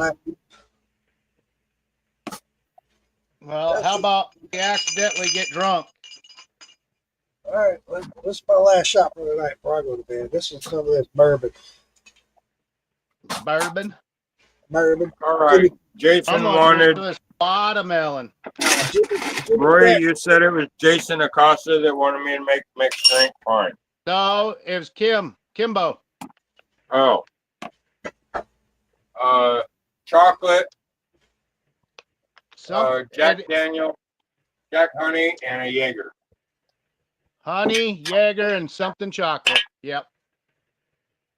Hey, Mark. Yeah. Go to philbillymoonshine.com. Yeah. And once it loads up and everything, it'll give you a list going across the screen right at the top. And over toward the right-hand side, there's merch. Yeah, I think he must have updated it because I went there. Okay. And once you go to the merch page, there's Bill Billy Moonshine t-shirt where he's flipping the bird. And right next to it is Bill Billy's Corn Star shirts. I love that shirt, man. Me too. Corn Star. Every time I put it on, my wife shakes her head. $20. Shit. Freddie says, "What up, guys? What up, Freddie? How you doing, buddy?"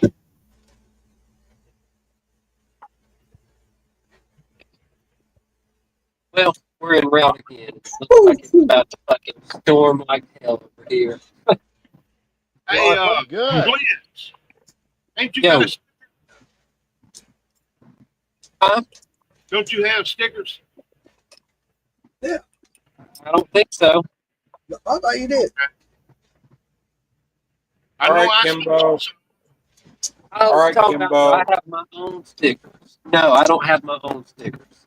I had some labels that I printed one time, but I didn't stick with them. I'm gonna come up with something different. Okay. Damn, this motherfucker's dripping smoke. Well, I'm giving the approval tomorrow for this rub that I'm putting out. They sent me a sample of what I asked them when I got it, so I'm going to give the approval. Be coming out with a rub in a couple of weeks. Cool. Chris Hayes says, "I'll be in Cincinnati, Ohio from September 5th to October 4th at the Coca-Cola plant." No, Charlene, I will not be entering the bourbon contest. Here, this one's for Kimbo.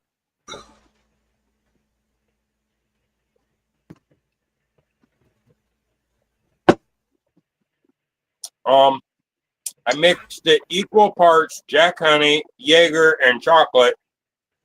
The only thing I pull out of it is the Jaeger. Yeah. Imagine that. Jaeger's overpowering. Yeah, it is. I can't drink any of that stuff anymore. Yep, and that's Lisa Day's favorite. Oh, that's one of mine too. It's off, but I can't do it. I can't. No. They have a coffee version of it too. I'm good for life. I promise. I don't need any I of think it. I found a new way to add peanut butter to the liquor. They got a peanut butter topping, like for ice cream and stuff. Yeah. I'm gonna try that. You gotta have a jar rig for that, Earl. Toast flavor.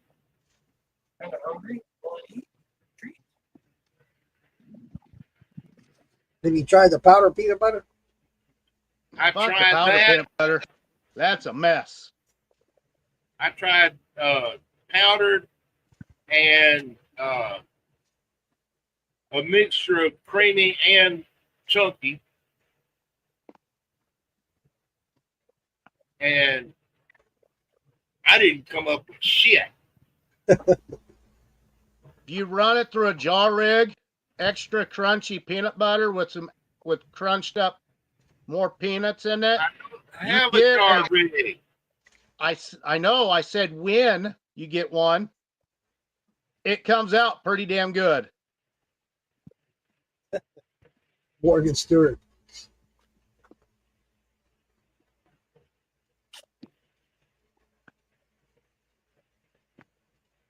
Which when I do get one, I'm going to be revamping my whole setup. I highly recommend them. I use my jar rig all the time. I use it ever so often. Especially if you were looking for flavor. I highly recommend it. Yeah. Yeah, they're good. They're good. Just if you're gonna use one, you don't have to break anything else down except for what you normally do. But take them fucking jars off as soon as they're cold, because if you leave them on, you good luck getting them unscrewed a fucking few days later. Them bastards will be fucking stuck. Get them off while they're hot. I take them off when they're hot, and I put a lid on there, and I seal them up, just like Canon. They seal themselves back up. That way, if you want to post flavor something, get a little bit more flavor out of it, you can actually just use that small amount. I'm just talking about when you're done running. Don't just leave them on there. Like, unscrew them, because they'll fucking get stuck on there if you don't. Yeah, I always undo them all the time. I make sure that's that way. And then when it cools off, there's no jars on there.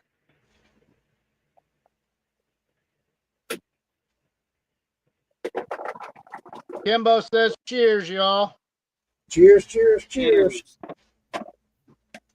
No more tears. No. Cheers till there are no more tears. You're passed the fuck out. Been there a lot of times.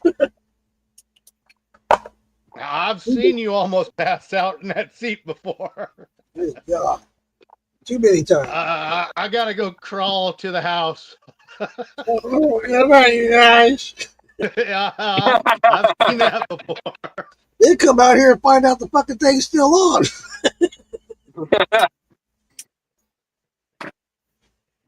I do remember that night. That was funny. Leave the lights on, the air conditioning on, everything. I come back out here and go, what the fuck? I think that night, that's all the willpower you had was to crawl to the house. No, all the willpower I have is getting back out of bed. What's bad is that night I got so drunk. Hell, I don't remember going to the house. I swear I'm going to put me a cot out here. Get a hammock. But I had shut everything down and closed doors and everything and went to the house. Oh, hey, I haven't been that drunk on here in a long time. But when I was first hopping into the Moonshine Militia and shit, me and Santa would fucking get fucking plastered at the end of the fucking night. We'd be up till fucking 2, 3 in the morning, just fucking drunk off our ass, arguing about something. And I'd call him the next morning, and be like, "You remember what the fuck we were arguing about?" Nope, it's all good. They can't fucking remember. Yeah. Stayed up 3 arguing about. Don't even know the next day. Fucking crazy. Phil, Kimbo says add a little bit of Red Bull to that. That should take out that Jaeger flavor. I don't have any Red Bull. All right, some Blue Bull. Blue balls? Blue Bull. Cody, smoke break. I'm driving. Smoke break. Smoke break. That's what vapes are Cody's for. being responsible. At least tonight I am. Till you get home. Oh, yeah. Well, I mean, I might. Phil, hold on. I might actually have a vape in here. Knowing my ass, I've got one that I don't even know about. That's why I'm always out in the shed. Smoke breaks. I have too many of those. Yeah, Jason, I'll check that mash of mine later. No, Jason, that's when you No. get one of those hospital pans and you just lay it next to you. And ultimately, all you got to do is just kind of roll over a little bit. My luck, I'd fall into it. Yeah. I've had to clean a couple of buddies up that just instantly puked right down their fucking shirt. I can't handle that shit. That's why I can't smell Jack Daniels no more. If I do, instantly I smell that and my brain remembers. Like, nope, get away, get away. I was that way for a long time with tequila. Oh my God. For years. Yeah, there's a couple of Charlene the link. it's that real cheap tequila. I can't think of the name of it. Jose. I cannot be around that one either. Jose Cuervo was a friend of mine. He no friend of mine. That motherfucker can go back to Mexico and stay there. Right down there with Waterboy. There's a cup El Presidente or something like that. Yeah. Now that's a good one. Well, all right, whatever.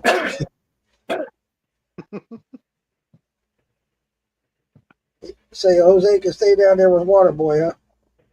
Yeah.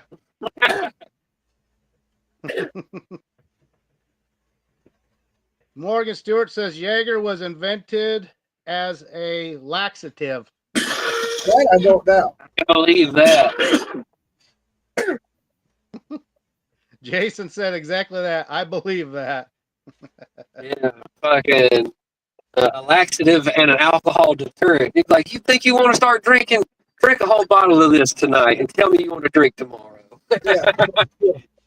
Yeah, you don't. Kimbo says Jaeger's one of his favorite shots.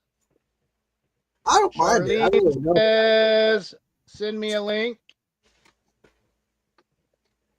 I don't know. I mean, I don't hate on anybody for drinking it, but I just know that I can't do it. It's not something I was going to sip on all night. Fuck no. Hey, Miss Charlene. I might do one Jaeger bomb if I had to. Like, if somebody was like, if we were at the bar and was like, I'm buying everybody Jaeger shots, I'm not going to be like, I'll have vodka instead, you know, like, I'll take the Jaeger shot, but like, I'm not going to fucking ask for it. Hey, Liz. Richard, how Jason you wants to doing, know how that watermelon's going. What's up, guys? It's going good. For the last 2 nights, I've had it going down pretty smooth in my belly. Hey, It's Richard. pretty, I mean, it ain't nothing special. I mean, it tastes like a melon. It's not necessarily my favorite thing ever. With that shot right there, it looks like Richard got his head resting on Charlene's chest. Oh, will you stop it? I bet you that's happened a few times. I'm sure. How you doing, Charlene? Very long time. Uh-oh. Hey, Phil. Phil, Charlene, something fix that. for you. Jason Acosta says, bomb, bomb, bomb. Bomb bomberin', bomb bomb bomb bomberin', bomberin'. It's time to make a stand against Iran and Pakistan. Woo! Yep. There we go. Can't go a podcast without that. Nope. Got to hear it about 10 more times yet. Nope. He was cracking up 4 5 at a time. It did go a little while. Yeah, Pakistan's next. Actually, sounds like Venezuela's next. Better be careful picking on them South American or Mid-American countries. Yeah. No, I There's a wouldn't bunch mind of taking Marines out down there. Ghana. I'd love to take out Ghana. They don't play fair. Phil, you want to take gonorrhea on? No, I want to take out Ghana, the country. He won't even Gonorrhea. He won't even take our yeast infection. I've had This is coffee. exactly why not everybody can run for president. Doing water tonight. I bought some green coffee from Guana once. Yummy. How'd that turn out? It was some damn good coffee. Ghana, they grow some good coffee with their slave labor. Sounds like Phil needs to go there and learn to work. Not. Oh, they'll put him to work all right. Yeah, I'm sure of that. I know they will.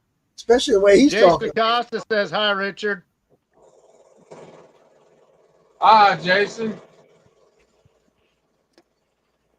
Someone sent me a message. Let's see.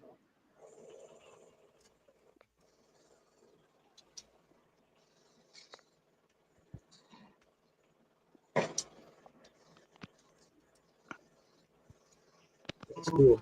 That was our friend Louisiana Moonshine sent me a message. It's like, you're welcome to come down anytime and hang out. Ain't that nice? Tell him Yep. I'll be there in 2 weeks. It just Be there takes me tomorrow. about 14-hour drive. Woo! About 8 for us. Yeah. When I plan on doing that, my ass is staying at Glizz's place. We're going to get all fuckered up that night. And then I'll head to Yes, we Earl's. are. And then Phew. Earl will chase me down with his motorcycle behind. We'll go to Louisiana Distillery. For me, all day today, I've been seriously considering, instead of going to the Winter Gym in Maggie Valley, I just do the snowbird thing and go see Pat down in Mexico. There you go. You and Waterboy. Don't drink the water in Mexico. And on the way I back, already know that. on the You way will back leave from, buy a parachute. Buy a parachute, Phil, while you're down there. And about an hour back on the plane ride, tell them to open the door and jump out, and I'll come get you. When you start to fly back, you're going to fly right over Oklahoma, I'm pretty sure. Oh, Or no, you're going to go the other way. You'll probably fly over Texas. You're going to cut right past. Well, You're gonna cut okay. right Well, let's look at it like this. Let's look at it like this, Cody. My flight to Maggie Valley went across the northern part of the country. I had a layover 3.5 hours in Chicago, and then a flight down to Louisville, Kentucky to meet up with Freight. But on the way back, I had to do a layover in, I think it was Asheville. I did a layover for an hour and a half, and then fly over here to Seattle along the southern states or mid-state. Because on the airplane, they give you their Wi-Fi. Yeah, my phone had problems with the airplane Wi-Fi, but at one Your particular phone's got point, problems with Yeah. anything. You're going to Yeah, I have to know. take a sat phone. When you jump out and pop that and deploy that parachute, send me your latitude and longitude. I'll come get you. yeah. But at one point, when I tried to link up my phone with the onboard Wi-Fi, latitude, longitude, followed I by was able to pull up my app, FlightAware, and I was able to see where the plane was in relation to the ground and see what states I was flying over. I flew pretty much right over Roy's head. You're lucky It I didn't happens. shoot your ass down. Or start fucking pointing a laser up there at the damn plane. Let him jump Oh, out. bro. I'll make sure I got a stack of hay down here to catch him. Oh yeah. Well, I'll stand out there in the yard with a sheet, and I'll hold the corners. Right. With a pile of Hey, rocks Phil. underneath it. Phil, But I'm- Kimbo's gonna make you a song, okay? Okay. About bomb Iran.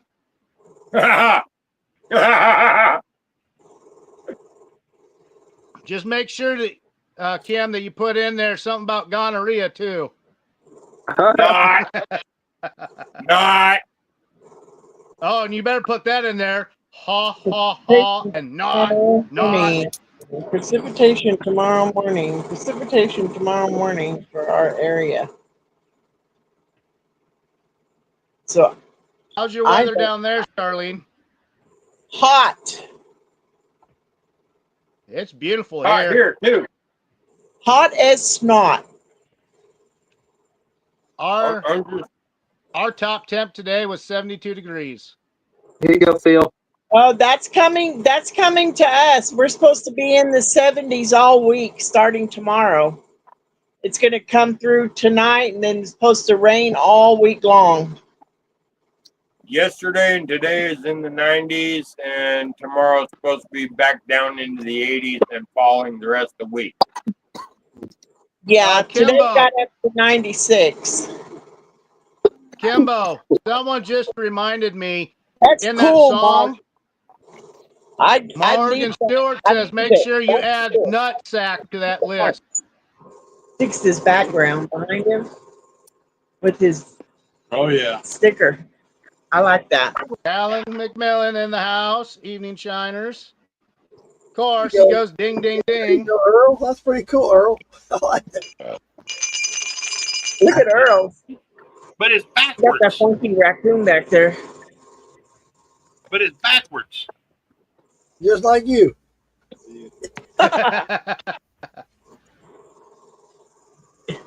Bend your head down, Earl. See? The raccoon with the steel and Oh, okay. Hell yeah. you know, You don't I like like this, that. Charlene? You don't like my grand piano? I've seen that one. I like your logo behind you better. How about, here, let's try this one. Let's try this one here. Here we go. That one's better. The Hey, still house. Roy, big screen That that. one's nice. That one's I nice. am ahead of you. Yep, that one's nice.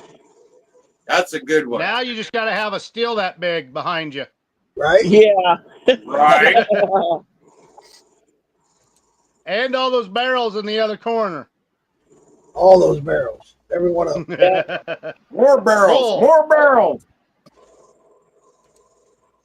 There you go. Yeah, I like that. I'd like to have all them barrels and have them all be 7 years old. Right? Yeah. Well, I like Earl's Amanda's Or working 9. on that. She's got a lot of barrels that she's got full. Once the distillery's done, she gets to have the fun job of moving all them to her distillery. Nice. Wow. Amanda. Amanda Bryant. Yeah, Jay said it's going to be a bitch. Not Oh, yeah. fucking knock Very one of the, cool. the fucking plugs out, having a fucking mess. Oh, it'll be a pain in the ass. Those things are gonna be heavy as hell. Yep. Yeah, but I'm sure they got forklifts and shit. So. I don't know if they have a forklift where they'll be taking them from, but I bet they got a forklift where they're going to. Oh, they got forklift both locations.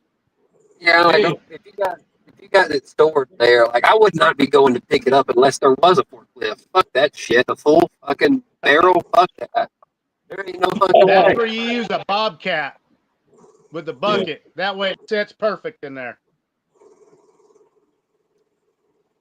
I've seen come along. That's better. Yeah, I mean, I don't doubt that somebody or a couple people could possibly move the barrel, a barrel or two by themselves, but One yeah, if guy, they're like stacked up, like if they're stacked up, shit, I don't know, man. one It's guy, hard fucking Yeah, work. I wouldn't want to take a chance of that motherfucker falling. Yeah, That hits even you in if the you foot, ramp you know it that's out, gonna like break that, the fuck you out don't of have to your pick foot. it up out of the rack. This one guy It's with the horse shit. saddle, and with the horse saddle, he put the barrel the saddle upside down, set the barrel inside of it, and then took the Yeah. come along and picked it up with the come along, and then rode the truck under it. He didn't even move it. He just backed the truck Oh under yeah, yeah. it. Doing shit like that, yeah, that I could see that would be a lot easier. He's just an old country boy. He was like, I got to figure out how to move this son of a bitch. Oh yeah, for sure, for sure. That's where a bobcat would come in. Couple of chains wrap around that motherfucker on both sides. Yeah. Tilt it back. Have a truck back up. Tilt it forward. Undo the chains. Brick wall. There you go. If you're just moving one or two, you know what I mean? You got to get them moved up to me. Yeah, 100%. There's ways to do it. But a whole warehouse or like buying like more than 5 or 6 of them, you know what I mean? Yeah, you probably go on a forklift. Oh, this is gonna be over 100 barrels have to be moved. Yeah, you go on a forklift. That'd be worth renting one for that. If the place didn't even have By the time they get that last barrel on there, they are gonna know how to move them. But then they're also gonna know this one thing: we're not gonna do this ever the fuck again. Yeah. Right. I see this every time. Last shot. Yep. Kim Spencer says shots. Callum McMillan says ding, ding, ding. Ding, ding, ding, my ding. What you drinking tonight, Richard? I'm about to have a pour of Hazlet Rye as soon as I get my glass. I got some Hazlet Rye in there that a buddy of mine let me get.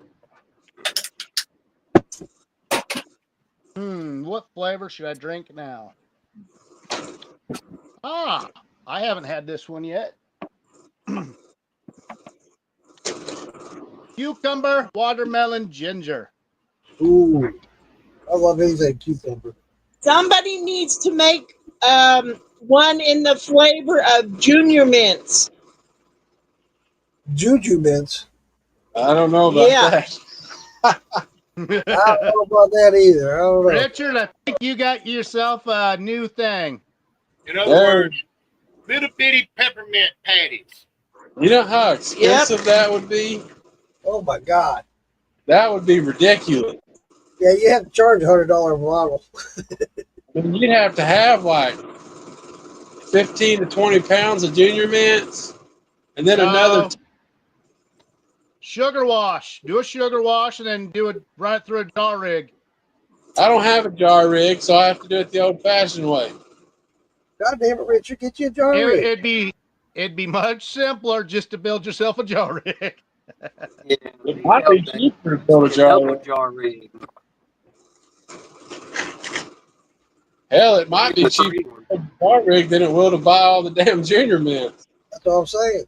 That's what I'm saying. How about getting out the Laffy Taffy? Just had an idea. I'm going to have to do a sugar wash with my barbecue sauce or the thumper. There you go. I would try it. I like your barbecue sauce. That shit's Your good. barbecue sauce is damn good. I'm out of it. I would have to try peppermint patties instead of those little candies. Break peppermint up. It's the same thing. Yeah, Small. I know, but they'd be easier to break up so you can get to all the flavors in there. That's true. It would be easier if you froze them and broke them. Yep, because the harder that, like with that candy, they're gonna be small, harder to get all that flavors through. You'd have to fucking cut each one in half, and that'd be a fucking bitch. Yeah. The thing to do on the Junior Mints, instead of using Junior Mints, get the York peppermint patties. Yeah, that's what I said. Get the York peppermint patties. Well, break them up. I don't think I'm ready for a jar rig. Yeah, you are. Yeah, They're fun. Yeah, Instead of post flavor and shit, you could just run it through there and you can have clear basically the same. just Yeah. make sure you get one with a bypass, and then you Got can just run regular pot still if you want to, or you cut them off if there's a problem with the jars or anything. You know, they're I'm pretty working nice. with this place, David Dance, Yeah. put out with a peach Good barbecue. idea, Cliff. If I got one, I'd definitely get it with a bypass. Hopefully, I'll If have a I, peach barbecue sauce coming out soon. if I All did right, get my eyes are fucking with me a little bit. Mark, can you pronounce how you would say that name? Chulo Mama? Mama. Yeah. Okay. Just say Mama. Well, I'm getting a headache, so the first thing that goes is my vision. We could just say Chi Mama. I think Yeah. I think if I ever do that, I'm gonna take some of Earl's sweet and spicy pickles and put them in the jar. 'Cause them are some damn good pickles. There you go. I gotta I've done say, that before too. I don't like sweet pickles at all. You can ask Charlene. I can't stand them. But those some bitches are good. I don't know what your Secret. secret is, but holy shit, brother. I like a bread and butter pickle. I Oh, got them I too. like these devil spit pickles. Very spicy. Me personally, I prefer dill, but I would have bread and butter as a second. Oh, I'm all about some spicy dill pickles, but that's what I mean. I don't like sweet pickles, but those were good. Well, see, now that you gave me the mine- idea of those devil spit pickles, I'm gonna have to use some of those pickles and some of the juice and put in a jar rig, and I'm gonna have to run part of that through, and then I want to do a kosher deal one. They'll be clear. I'll do a jar and a half of each one. See how it comes out. Well, see, I took Um, about Roy, 7.5 gallons. I'm drunk. Roy, I'm drunk. I'm stoned, but I think my eyes are fucking tripping. Can you please put Earl on the big screen so I can see what the fuck I'm seeing? There you go.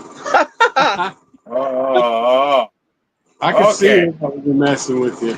Are you all right Yeah. now, Phil? Yeah, I'm Hey, okay Earl. now. Earl, I'm okay give him a now. salute. Give Phil a salute. Earl, it's your turn to talk. What was you trying to say? I took about 7.5 gallons of that pickle juice on my sweet and spicy pickles, and I tried to build me a mash with it or a wash, Oh no. and it wound up being a 1-to-1 ratio to water to the juice. And I had one 5-gallon bucket that was 1.070, one that was 1.080, and one that was 1.090. I added my nutrients, pitched my yeast. Buckets are still sitting out there at the original starting gravity. pH was right there at 5. It's the fermentation process that's already taken place. Well, there's a lot of sugar in it. You're gonna have to try it should ferment over. It should ferment. You might have to add a little bit of white powder to that to help it a little bit because of the vinegar in it. There's not any vinegar in it. Oh, okay.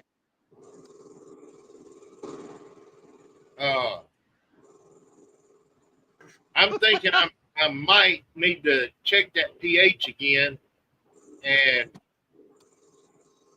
possibly add. Let's see, which is it to raise it? Citric acid? No, not to raise it. Pickling lima raise it. Okay, so Oyster shells. Yeah, oyster shells will help stabilize it. You can crush them up real good into a powder. They'll stabilize it once you get it leveled. I'll buy the worst. so I need to add baking soda. No, well, it depends. You can, but after a while, you keep adding and adding, you're going to get that baking soda flavor. I could attest to that. I've done it. You don't I'd want to say- use I would wait I would wait a day or two, and if it ain't working very It's well, been then 2 I'd put weeks. a little bit in there. It's been 2 weeks.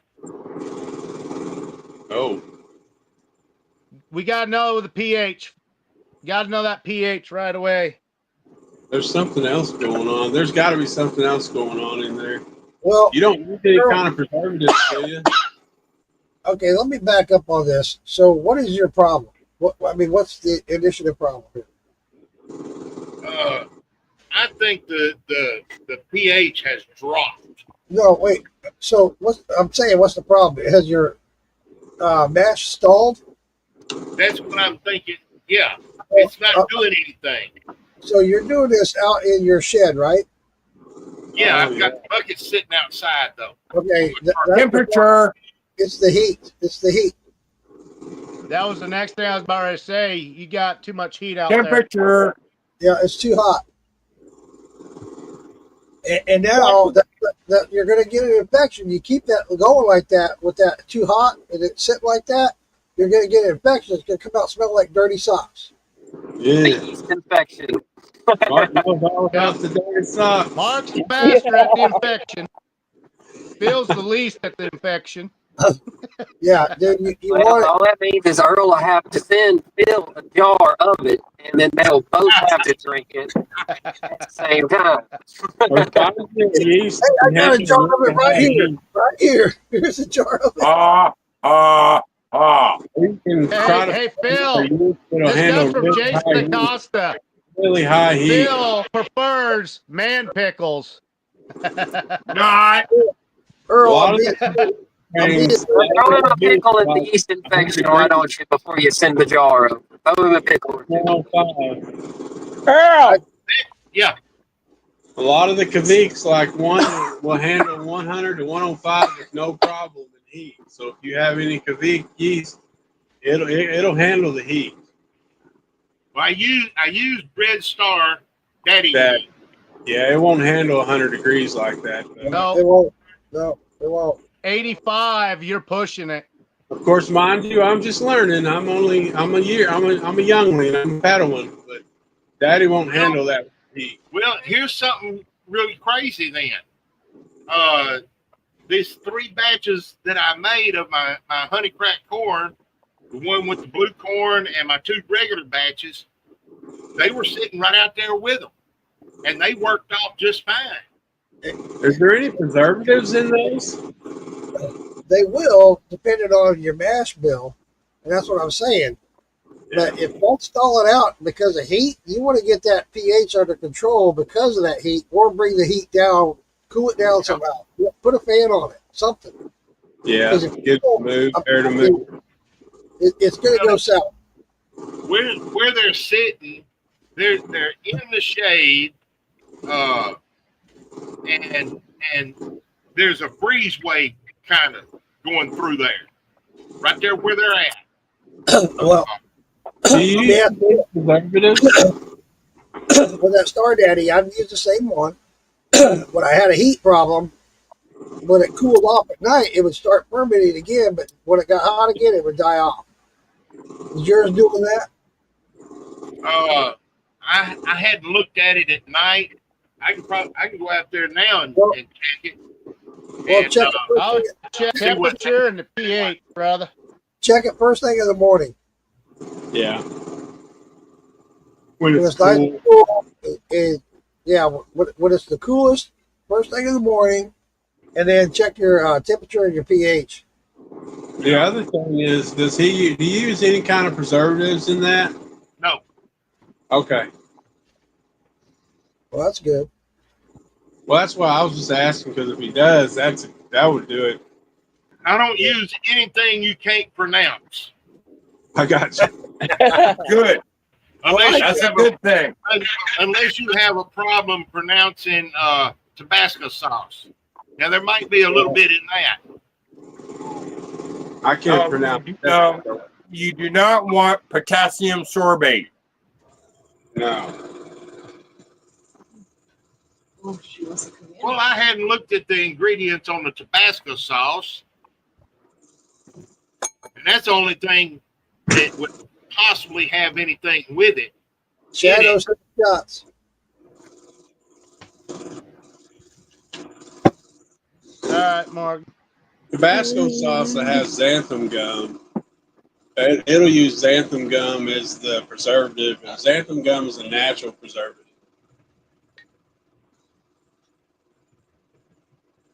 Yeah, Tabasco has vinegar. You're right, Morgan.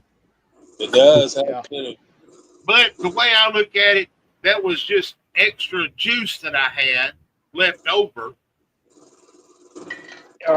Figures why not? I believe somebody just said vinegar in Tabasco. Vinegar will affect your pH.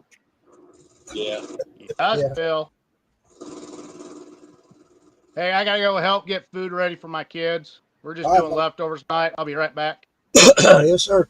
I like leftovers. That's what I had too. Barbecue pork sandwich. Ooh, Unfortunately, I didn't I have got that any in the house. Moonshine barbecue sauce because I'm out of Uncle Moonshine barbecue sauce. So I had to use Sweet Baby Ray's. Oh, hell no. Jason and Costa said, Earl, did you call it a stupid mofo? Usually works for me. Yeah. Well, Richard, I'll have some more there for you in October. Okay.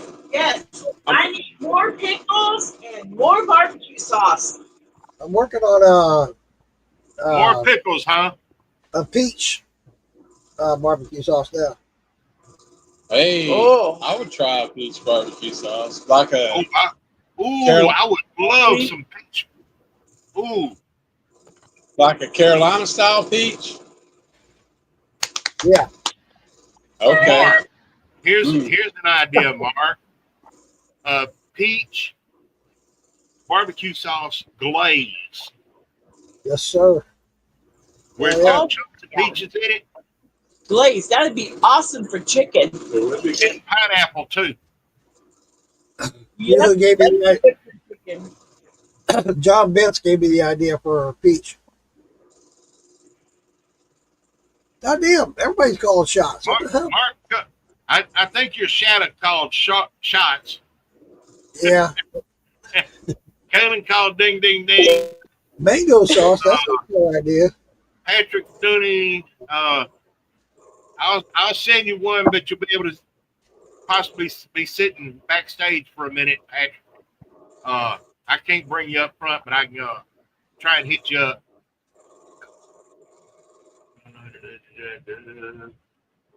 Gnats, the mosquitoes ate me up sitting out there by the chickens. They ain't playing this year. All the fucking insects are swarms this year, it seems like. They're not bad here this year in Florida. Usually they're real bad. Richard sits out there in the same dang spot with me, and not a single one of them touch him. But Because they tear me up. I can tell you why.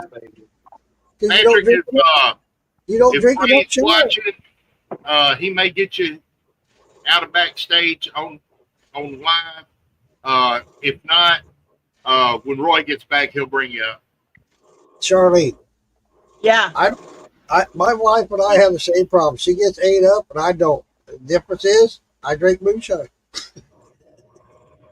It's either that or the spicy foods that he eats and all. Because I don't like spicy.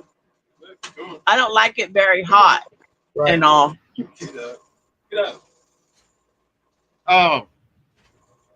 Charlene, Yes.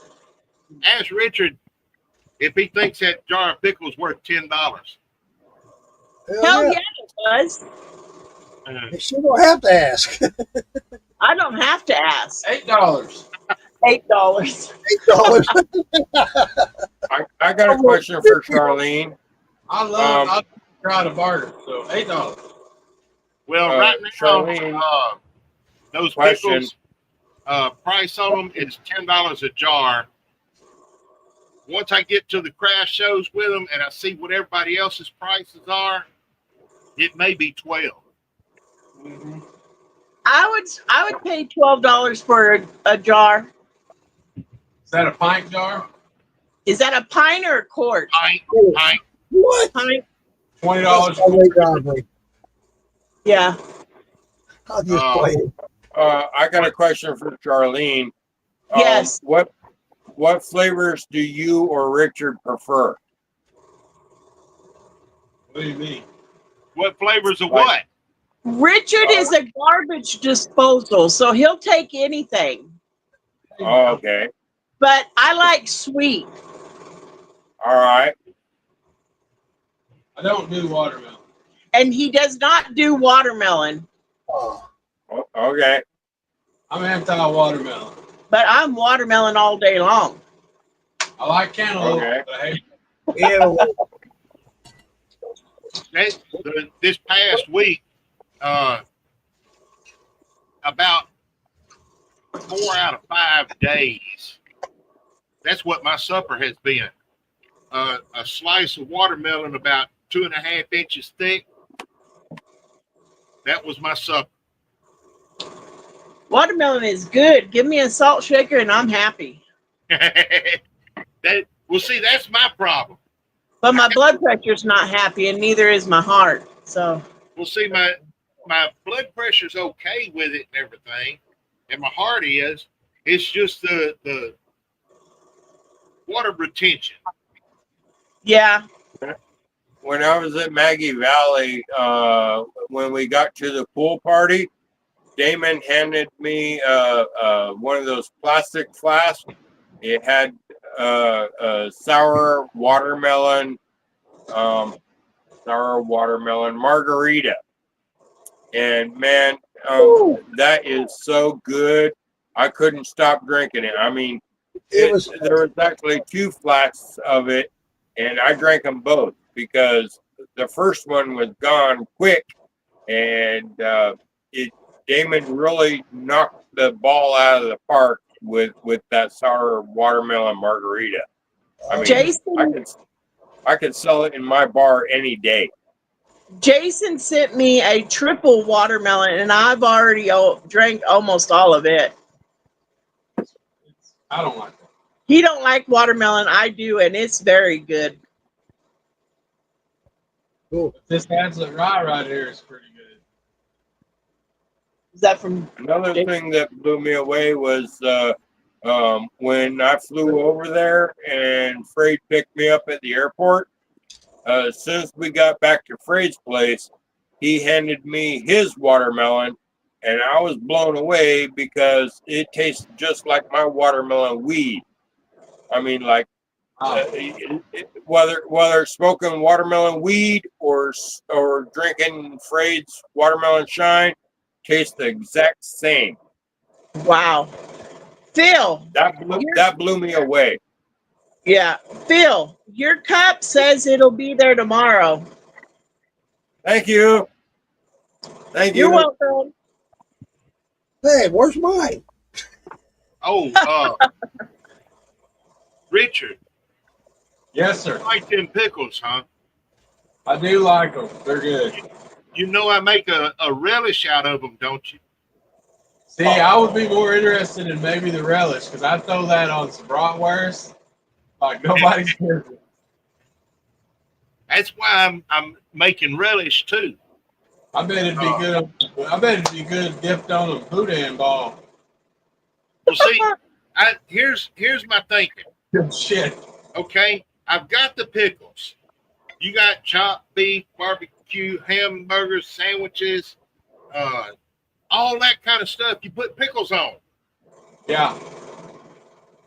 We leaving to pour hot links and hot dogs and brats and all of that stuff out. How you gonna put a pickle on that? Oh, dude, that'd be good on some hot links.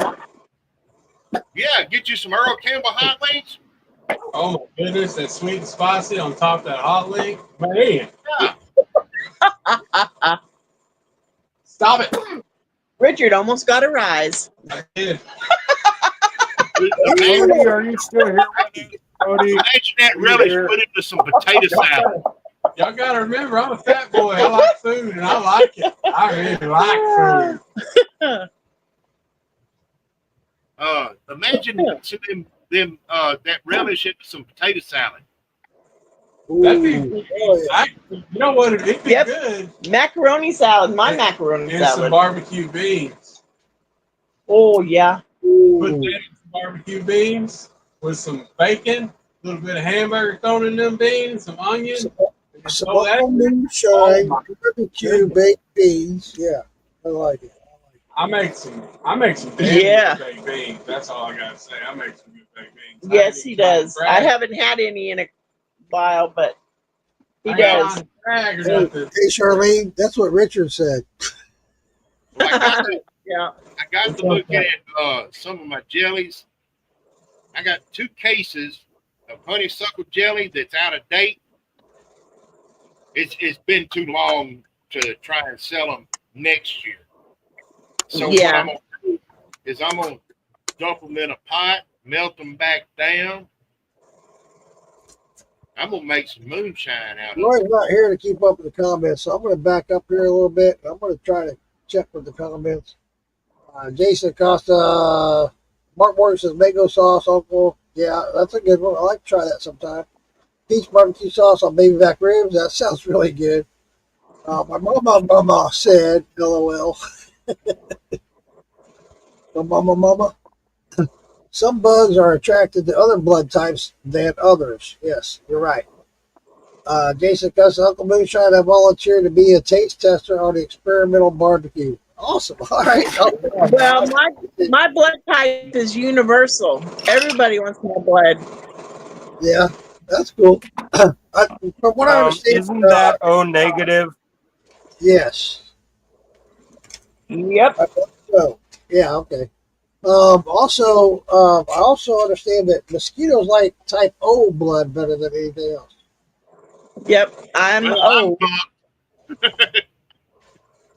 O. When that COVID bullshit started, and they started saying all the different kinds of people that are at high risk, they specifically named off people with blood type A positive. Hello, I'm still here.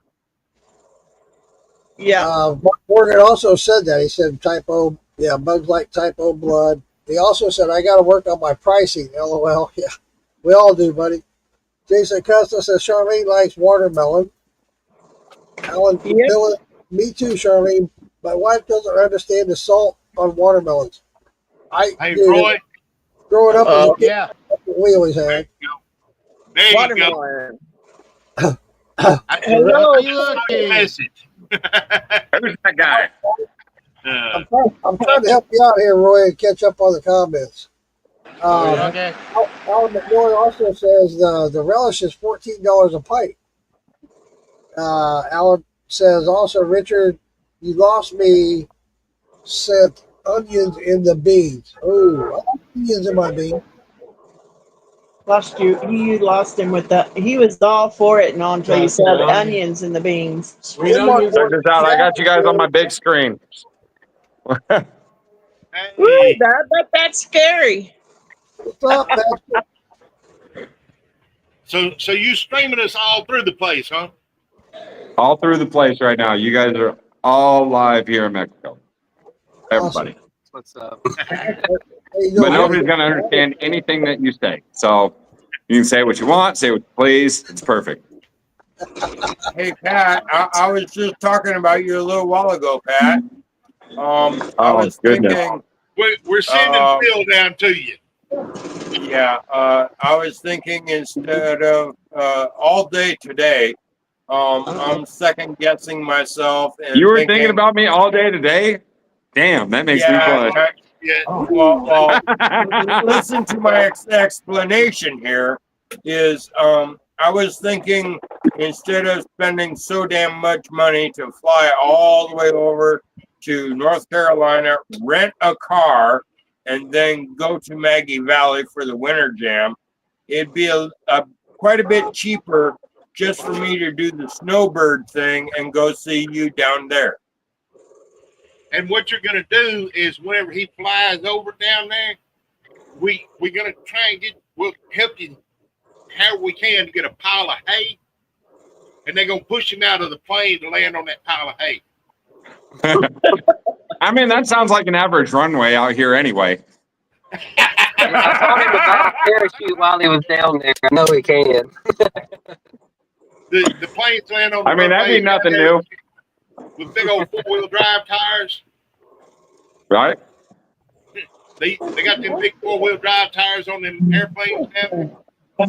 Nobody does that. It's more, more like a Geo Metro with, I don't know, lawnmower tires on it. Oh, shit. Like when I went to ski, I swear, a lot of these vehicles out here, you would think the Flintstones owned them. I'm missing windows, I'm missing floorboards. I used to have a girlfriend that had a Geo Metro. I know what size car that is. Oh yeah, I don't even know if those exist anymore. Like when I went to school, they all had Fiats. They're not I have a car on the hell they're made by Chevrolet. Chevrolet bought them out. Yeah. Yeah. Richard had a car one time when he was younger that held the door shut with a bungee cord. Oh yeah. Is anybody drinking tonight? Yeah, I got some blackberry right here. I ran out of beer. I think so this is a ding ding ding type of thing. And hold on. I got hold on, yeah. Let me get let's cheers it up. Everybody cheers it up. Everybody cheers it. Yeah. You see that? Randy's in the house. Randy's in the house.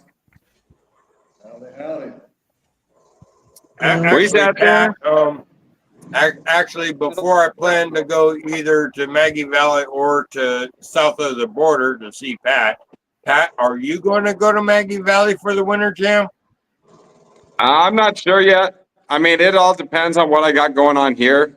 I mean, we've been smashing liquor out all week, and yeah, because it's like I keep running out of product. Like it's insane. Yeah, well, I got the kind of fucked up luck that I would plan to go down south of the border to see you at your place, and then you're actually over at Maggie Valley. That's the kind of luck I got. Honestly, I haven't even heard about Maggie Valley in the wintertime. And I mean, rightfully so, because like I'm down here in Mexico, right?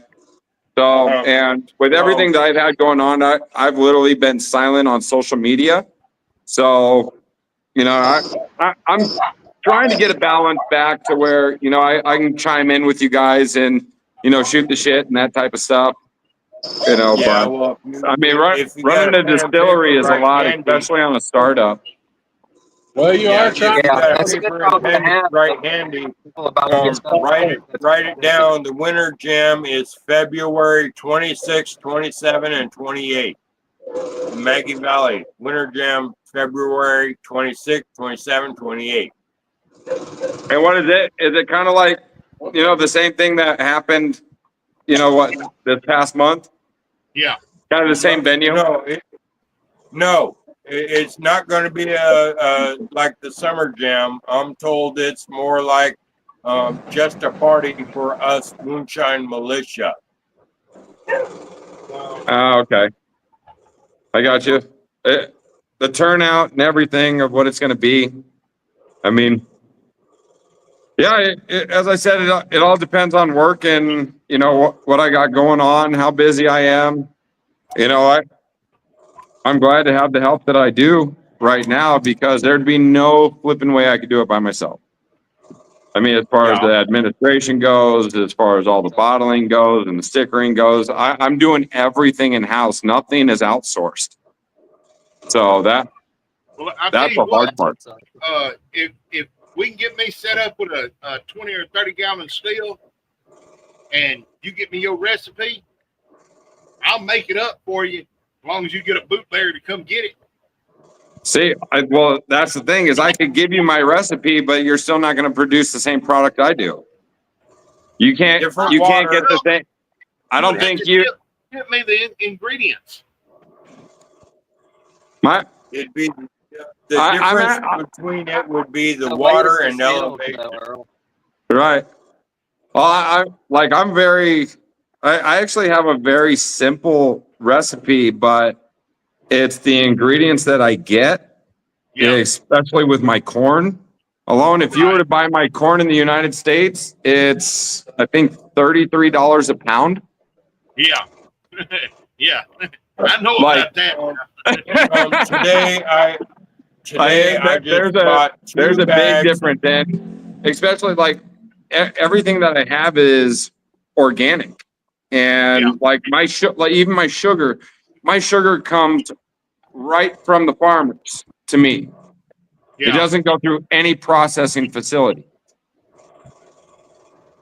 They literally just go, they break it down, they crystallize it, and they put it in a bag and give it to me. Yeah. Okay. So, I mean, and you know, Randy was surprised of how fast, you know, I can cook a match and how fast it sets off to where we start at 1080 and it drops down to 990 in 3 days. Well, see, that's the way my honey crack corn mash normally does.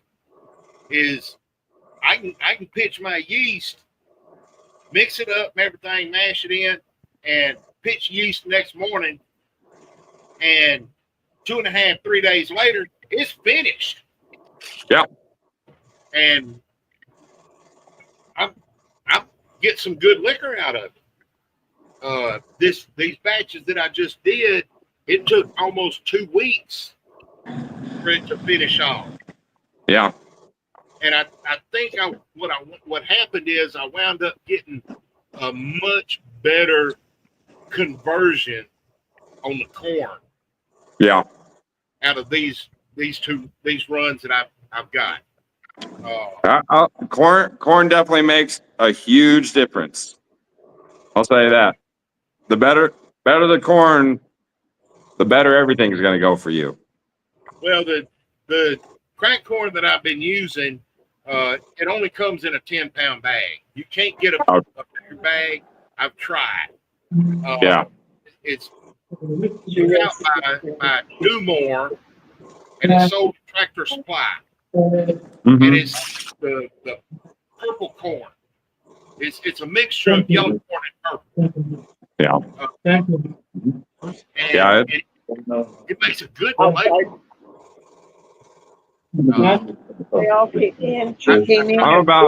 I'm about to sample some corn here, probably coming into this next week. That the kernels themselves literally look like garlic cloves. Wow. And they call it petito.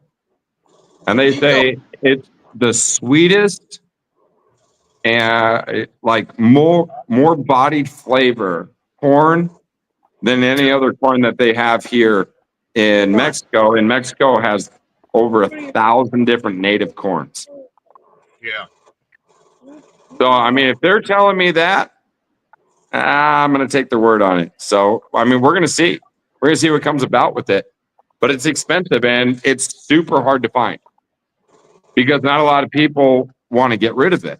And it's usually just home growers, not farmers, that grow it. But fortunately, I met some people over the past weekend during our grand opening that's all they do is farm corn, and they're trying to save and preserve all the native corns.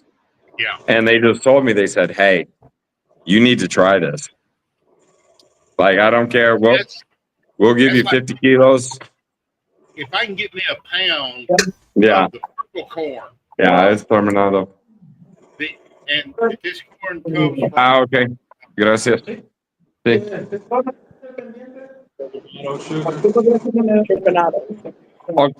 Okay, in the mañana. One more. What time do you want to do that? Hey, y'all, I'm going to get out. Mark, you have a good one. Have a Take good care. night. We'll do it in the Thanks for mañana. helping out. Around 11. 11. Medio, medio.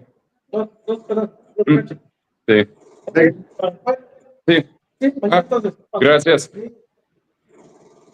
Disculpe. I'm sorry. I'm talking in English on this. Sorry about that. It No habla happens. español.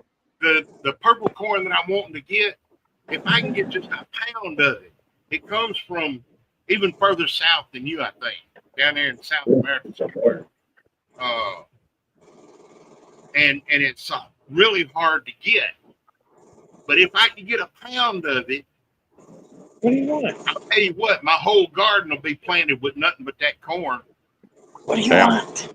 And I'll start growing that and selling pound bags of seed. Yeah. And I mean, I got a bunch coming here. Are you looking at I mean, if you wanted some seed, I'd be more than open to send you some seed. I mean, if you want to cover the shipping and all that stuff, then I could send it up your way. But I mean, the corn that I have is just it's phenomenal. The flavor that it gives is just out of this world. It still won't be the same though. I'd be willing to pay for the shipping and everything on a pound or two so I can plant some. Yeah. Just let me know how much it would cost so I can make sure I got the money to send to you. If I sent you 1 pound, it would probably be around like $76. Oh shit! Yeah. What the Well, fuck? 70 cents just disappeared. I think I What's might the just name drive of the and corn? get it. I mean, it's literally, yeah. You got to think coming from Mexico, it has to go through 2 customs, and they charge a shitload for shipping from country to country. I mean, it is what it is. Right. Well, I might have to pass on that till I get rich.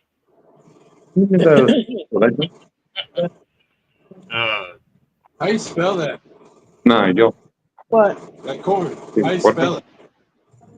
The name of that corn, Patrick, how do you spell it? CONCILA?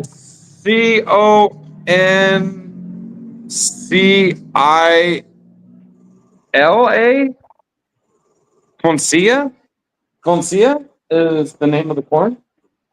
Concia. Concia? Something like that?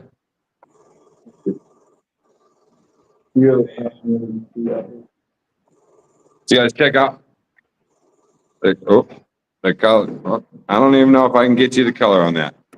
That's But a bam. pretty color. Like amber. Oh yeah. Yeah. That's legend. Pretty.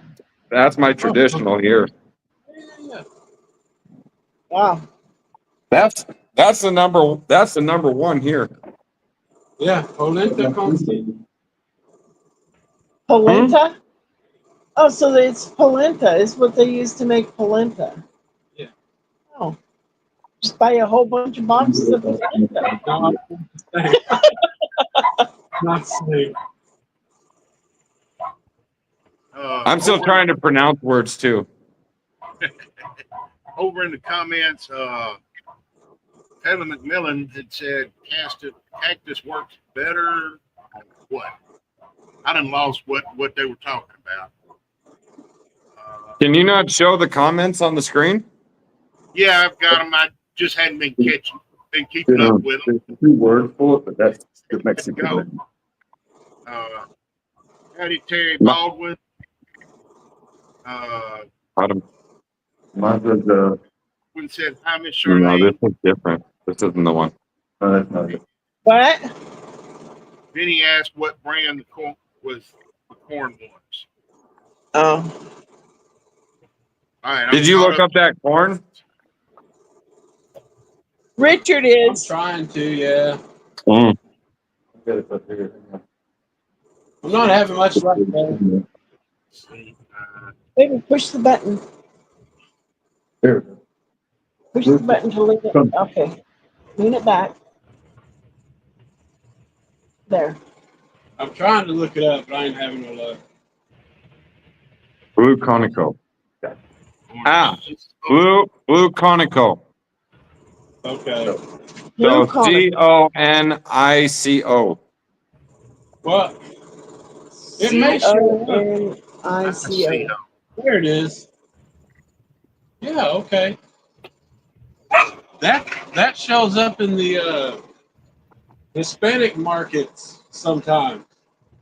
Is Yeah. that the one you're talking about you seen there at the store?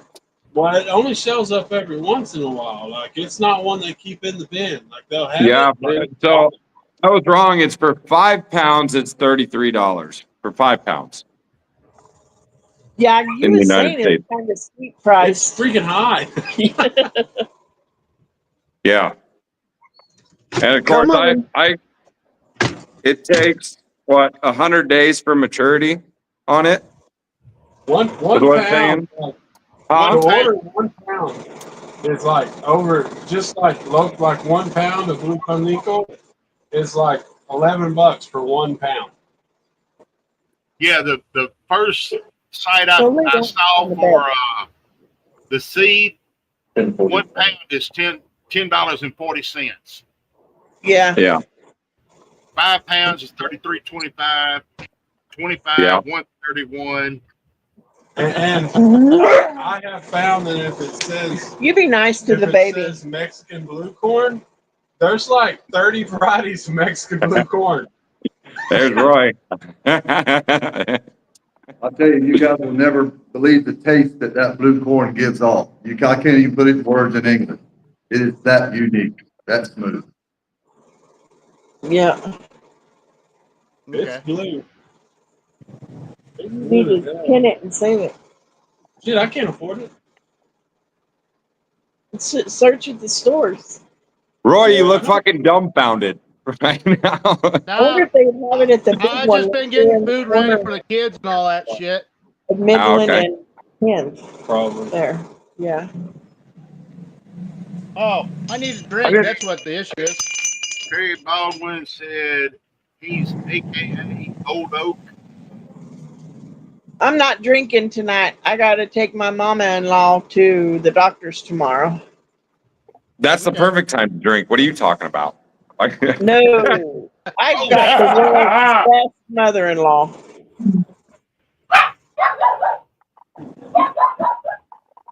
I gotta plug my phone in. Richard can drink for you then. Motherfucking I'm drinking some of the legend. Oh, Yeah. I'm telling. I got some I'm Mexican. already too drunk to drink, so I have to smoke instead. Hit 'em with some critter. Oh, excuse me. Well, you're deciding not to drink tonight, there, Phil? No, I'm already he's drunk. shit-faced already. I believe it. I've already had plenty to drink. But Pat, No. can you private message me You leave her tomorrow alone. or tonight? Your airport in case I need to snowbird down to you. Mexico City. All right. Oh yeah.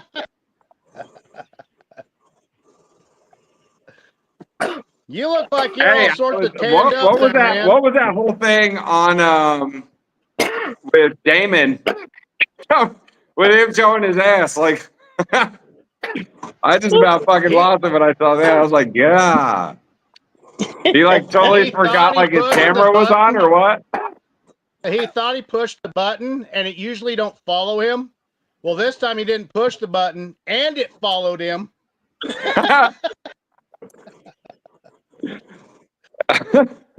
Where? Yeah, But he has to have was the all device sorts of on him for the butthurt camera after to that. follow him. Where did he have the device attached to? It's a program on his laptop that follows you and zooms in, that does auto stuff. Okay. I got you. I'm And he glad usually ours just pushes left that camera him. button and walks off. But this time, he didn't push it good enough. Nobody posted He's gonna that be on catching shit for nobody that posted that on the forever now. militia or anywhere. Oh, I sent it everywhere. Jamie's the one that caught it and sent it to several of us, and then I made it go viral. Yeah, Roy sent 3 still shots that looked like about a half second apart from each of them. He And has the body of my Roy, still pot. Roy, I don't need to see that shit. I'm I just know, saying. and we never even got in trouble. Usually someone catches that shit. How are you going to get in trouble? Facebook can ban us for a certain amount of time. Or YouTube. Yep, YouTube's another Because one. it was nudity. Yep. It was tell you not what, if it nudity. was TikTok, they would have caught it in It a was heartbeat. not nudity. Look, if women can now show their breasts literally live and not get in trouble for it, what's wrong with the man's crack? I agree. Right. It's just how Y'all it say happened free was the nip, so I fucking say free the amazing. crack. All right. Well, y'all give me a hard time. I just let about a pint of liquor run out on the floor. What the fuck is wrong with you? I'm here enjoying the show and everything, and forgot about my jar over there. I'd flip my blame shit it on us. if a pint fucking. Yeah, Earl's blaming it on us. I mean, how big's your still? I just got a 13 gallon beverage. And you're letting a pint spill out? Oh my god. Well, that's like Stop chewing on it. real quick. Sorry, she's chewing on the. We pushed out 8 gallons today. We've been pushing 8 gallons almost every day. You see that new cabinet right there behind me? Yep. I replaced the one I had there with this because the middle shelf in the other one. We seen that. Whew. Dropped. Yeah. And I lost about 4 gallons of liquor. There is a big lag, isn't there? That's about 20. All over my floor.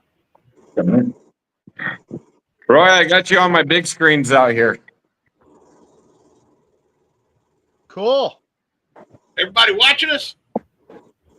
I got I one. love your setup, man. I watched the little video you had. Awesome setup, man. I appreciate it. Which part? A lot of Which time and setup? effort into that. Biting. Huh? There's a Yeah. lot of time and effort I can tell went into that. Just Yeah. like with Dan Amanda's distillery. The Yeah. fine little things that you do makes everything worth it. Dude, the problem is the resources here. Like, I have very, very minimal resources. All this wood behind me, right here, I literally got scrap wood from my land and then cleaned it all and then went piece by piece to give it the look that it does. Yeah. Damn. Wow. It sucked. It Well, sucked yeah. at that time, but now look at it. It is beautiful. Yep. Yeah. So when are you going to come down and see me, Roy? When I can. They're talking I might not be able to fly no more. Why? Why? Because of my brain damage with me even having my son drive and It feels sometimes like we're going 1,000 miles per hour when we're only going 65. So Oh, they're shit. worried about That possibly an aneurysm. You need to Dude, quit I mean, I'd say push the limits, and I mean, a plane flies at what, 530 miles per hour? Fuck yeah. Cowboy up. It'll make you feel like literally you're on acid. Roy, Roy, Semper Fi, adapt, improvise, and overcome. I take you to Yeah, work. but if I die, I don't get to raise my kids. That's true. All right, well, I guess it's time to take a road trip. My body starts Semper going. Fi, Oh, no. adapt, improvise, and overcome. What they're going to do is they're going to Wake up about 6 program me to do a pressurized system to see if that will be the issue or if it's just one of the meds that might be making me a little bit loopy on that shit. We're just being a little extra cautious. Yep. Yeah.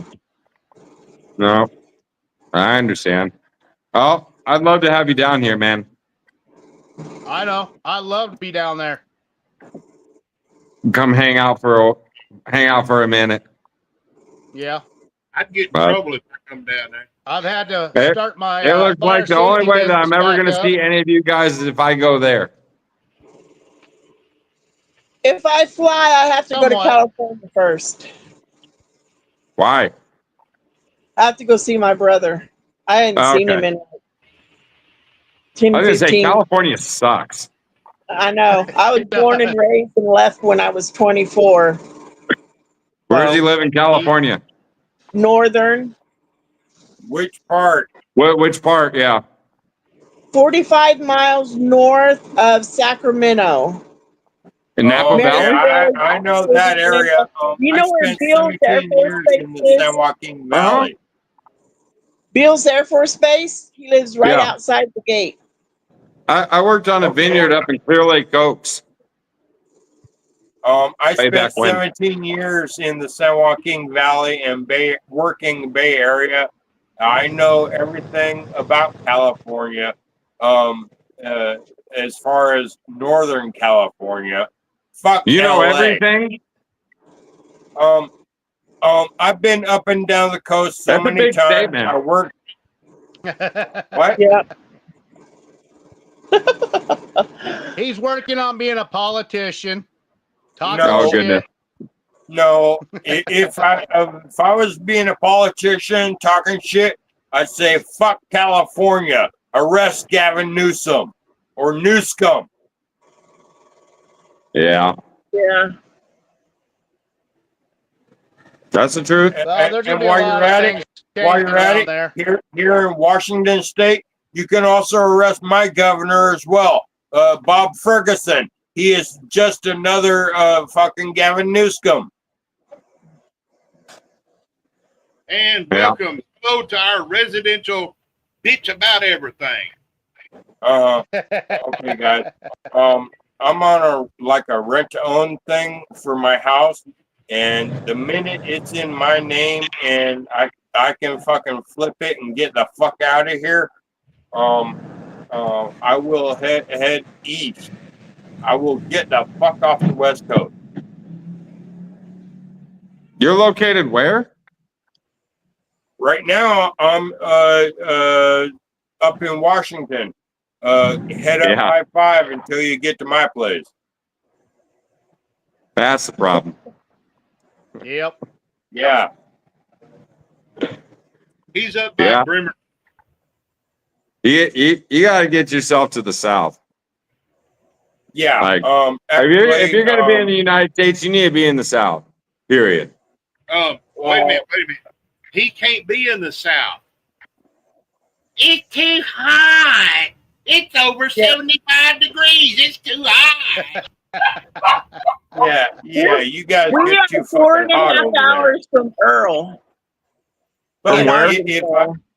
if I am able to move east, I would be getting one of those government missile abandoned or reusable type missile silos that are turned into homes, and underground bunker type missile silo. because as a scientist, I know what's going to happen to the Earth over the next 20 years. Think of how nice the weather we had when we were kids versus the violent storms, floods, earthquakes, and volcanoes that we have today. Guess what? As a scientist, I can tell you that Earth goes through 6,000 and 12,000 year cycles. Guess what? Earth hasn't been through this cycle since Noah built the ark. Now, put 2 and 2 together. Right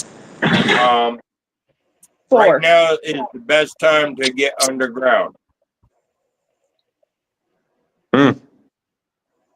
Yeah, I don't know. I don't care. I mean, whatever happens, happens. You know what I mean? I'm with you. As Yeah. long as you live your life to the fullest and live it to the best. I mean, whatever happens to the Earth is going to happen. Why prepare for something that is one? It's a theory. It's not guaranteed. And it's out of Yes, there is repetition, but again, it's not guaranteed in your lifetime or even your grandchildren's lifetime. Like, so why put yourself in seclusion rather than live? Doesn't make sense. Yeah, that's why I'm taking all these vacations, whether it be last vacation into Maggie Valley, or if I want to snowbird down to your place, or go to Maggie Valley again. And then a second vacation next year, I'm going to spend Father's Day with my daughter and grandkids up in Alaska. But push it and take it. It won't shut all the way. But here's the thing. He's talking about Maggie Valley or down there with you. Okay. Hold on. Make sure you move to a gun-friendly place where their alcohol fucking isn't an issue either. Yeah, I remember the other night you told me Nebraska has missile silos just like South Dakota. So now you've got my attention on that. We got bunkers, not missile silos. Kansas has silos, missile silos. Okay. Well, the silos in South Dakota are 25 grand. So does Arkansas. If you're planning for the worst, you might as well fucking just live in a mansion. Fuck it. With a scientist, oh yeah. Actually, it's not really planning for the worst. As a scientist and knowing how Earth has a repeating history, sadly, history repeats itself. Okay, so why don't you put it this way? As a scientist, is if things go the way that you're planning them to go, and you protect yourself, and nobody else does, what the fuck are you gonna do when you come out? All by yourself. How are you going to eat? How are you going to drink? How are you going to do any of that? Goat fucker. He could be a goat fucker. They won't be in existence. Right now, as of this particular minute, I have enough food and water on board. I can take care of me and my son and my dog for 9 months to a year. Okay. Did you remove 2 ribs? No, I did not. Then you ain't planning for everything, buddy. Plus, Phil, with how shitty your fucking health is, it might be better if fucking you just fucking have a wham bam, thank you, ma'am, I'm fucking out of here show. Yeah, that it has crossed my mind. As in, I'd like to find a young enough girlfriend that I can have a heart attack, come and go at the same time. That ain't gonna happen. Well, ain't gonna happen. That ain't gonna happen. Actually, if he goes to Mexico, that might happen. Well, yeah. I mean, you'll probably pay 1,500 pesos, but I mean, you got to know for sure that it's happening. Because if not, you're going to be blowing a lot of money. And that's the only blow you're getting. He can pay him enough to keep going until he does have a heart attack. Yeah. Yeah. One right after the other. Yeah. Till you get one with a wiener that jumps in there, and that'll probably give you a heart attack.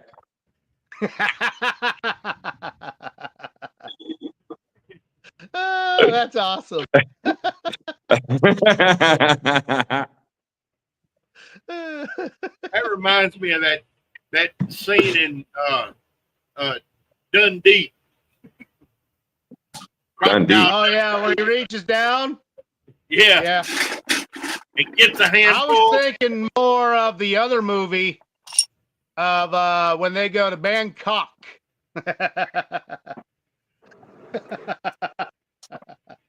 Damn, I damn near There's got a reason why it's called Bangkok.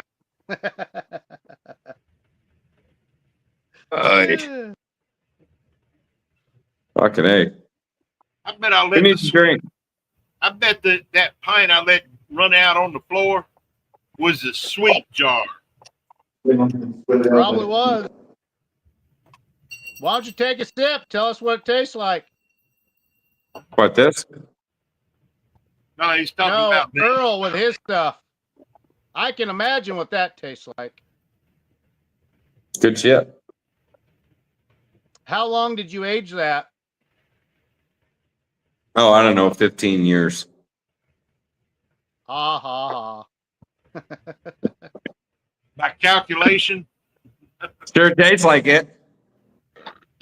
Hey, You wouldn't believe me if I told you. Well, they got all that. Where do you get your barrels made at? From locals there? Again. You tell me, how long do you think I aged this right here? Probably I don't 3 know. days. You got so much different stuff down there. Yeah. That probably could be, depending on what wood it is, that could be 3 months. I would say it depends on the method of aging, not the wood. Okay. So I got 3 months.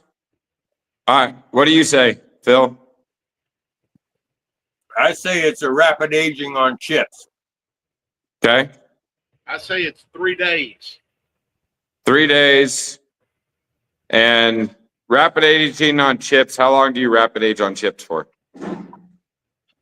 It depends on how much chips you use. And what type of chips you use. It could be anywhere from 5 days to 15 days. Yes. Dark chips, light chips, medium, what? How long did I age this for? I'm not at liberty to tell.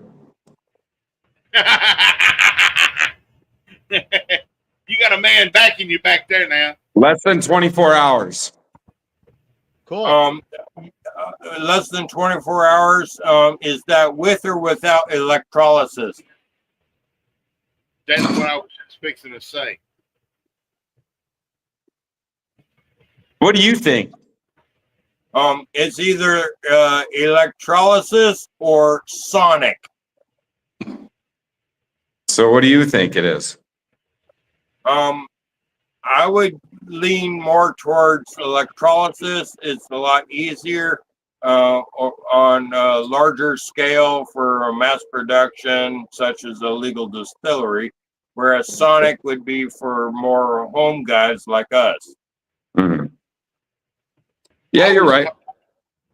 I was told on the liquor that I made, my 5 grain, I aged it, rapid aged it. All right. So I called it right? You did. You did call it. Right.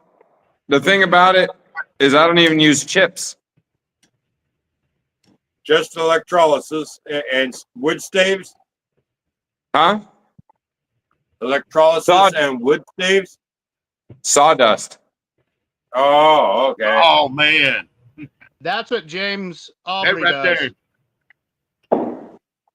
How long did I age this? He's the one that taught me that. All the small pores. Yep. Yeah.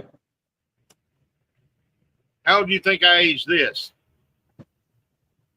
3 days. It Month. was about 5 days. 5 days. Jack Daniels wood chips. Yeah. Oh yeah, that's right. You can use the Jack Daniels chips. That's why. And Jason Bartolozzi tried it. And after I told him how long I had aged it for, he told me I could cut that down by using one of the Sonic deals, put it in a jar and with the chips and everything. Yeah.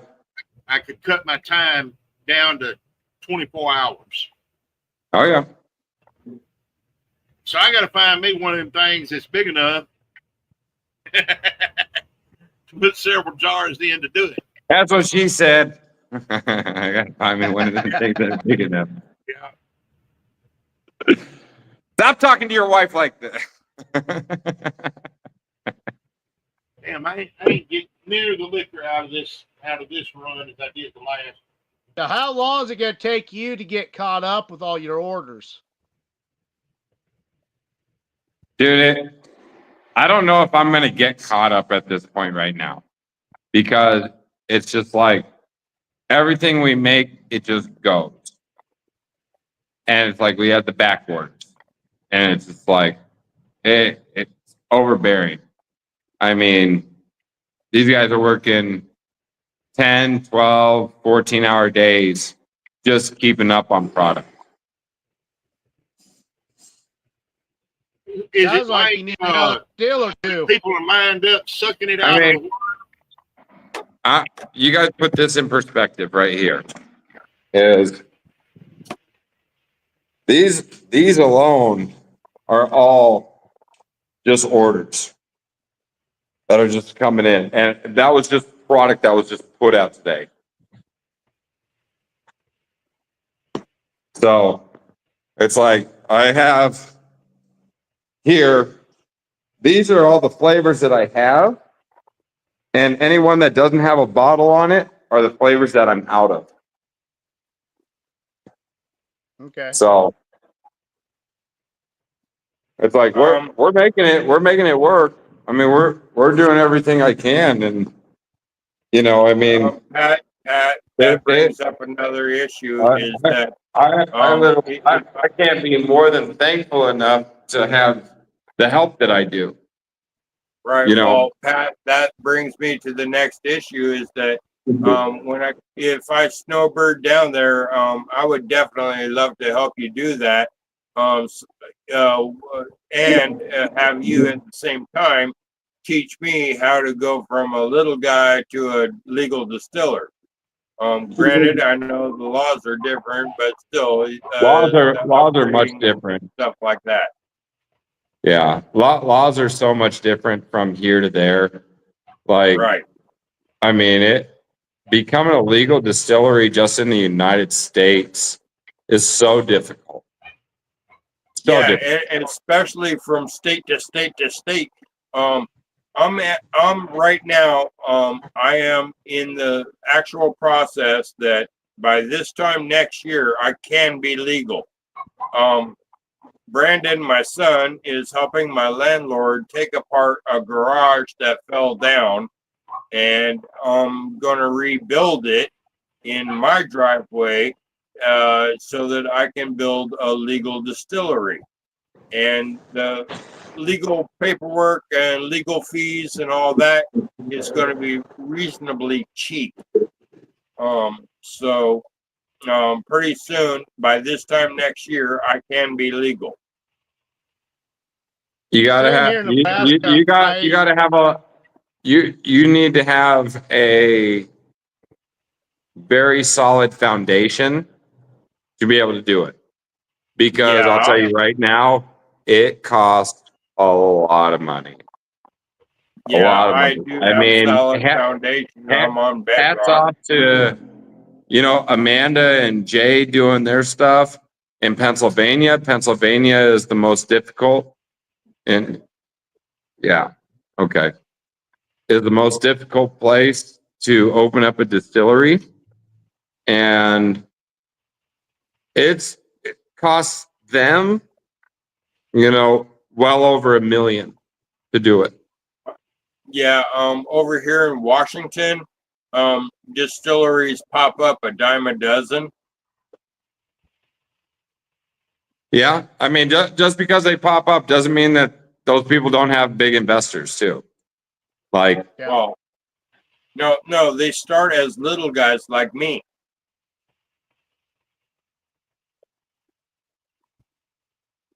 there's going to be a lot of them. The only thing I can say is that there's a lot of investment. There's a lot of paperwork that's involved. I mean, especially if you want footwork's to the import. hardest here in the United States is getting out to each fucking place, having them taste your stuff, having the customers taste your stuff, having them like it. You don't realize in a week's time, you're going to put in 90 hours of work. Easily. Yeah. Easily. I mean, I gotta do that here. Last year, Like I gotta go from restaurant to restaurant to bar to bar to bar, and it's a lot of footwork. It's not like you just open up and it's like, okay, we're good now. No, fuck no. It's like I was telling Randy here. It's like we can sit here and make an ass load of liquor. You can make an ass load of liquor. You can do it day in and day out. But if you don't have bottles going off the shelf, you're not doing nothing. Yep. You're not doing anything. That's why Louisiana Moonshiner, that's why he goes out, he has people taste the product before he puts in another fucking big mash. He's wanting them already sign off on that shit because, like he says, you got to pay the electricity, you got to pay for all the everything. Yeah. And then you got the paperwork. That's why it's like all that. We're getting to the point to where it's like, I mean, we can't stop mashing at all. Like we're mashing every day and we're distilling every day. Like no matter what. So it's just, and it's going to get even worse.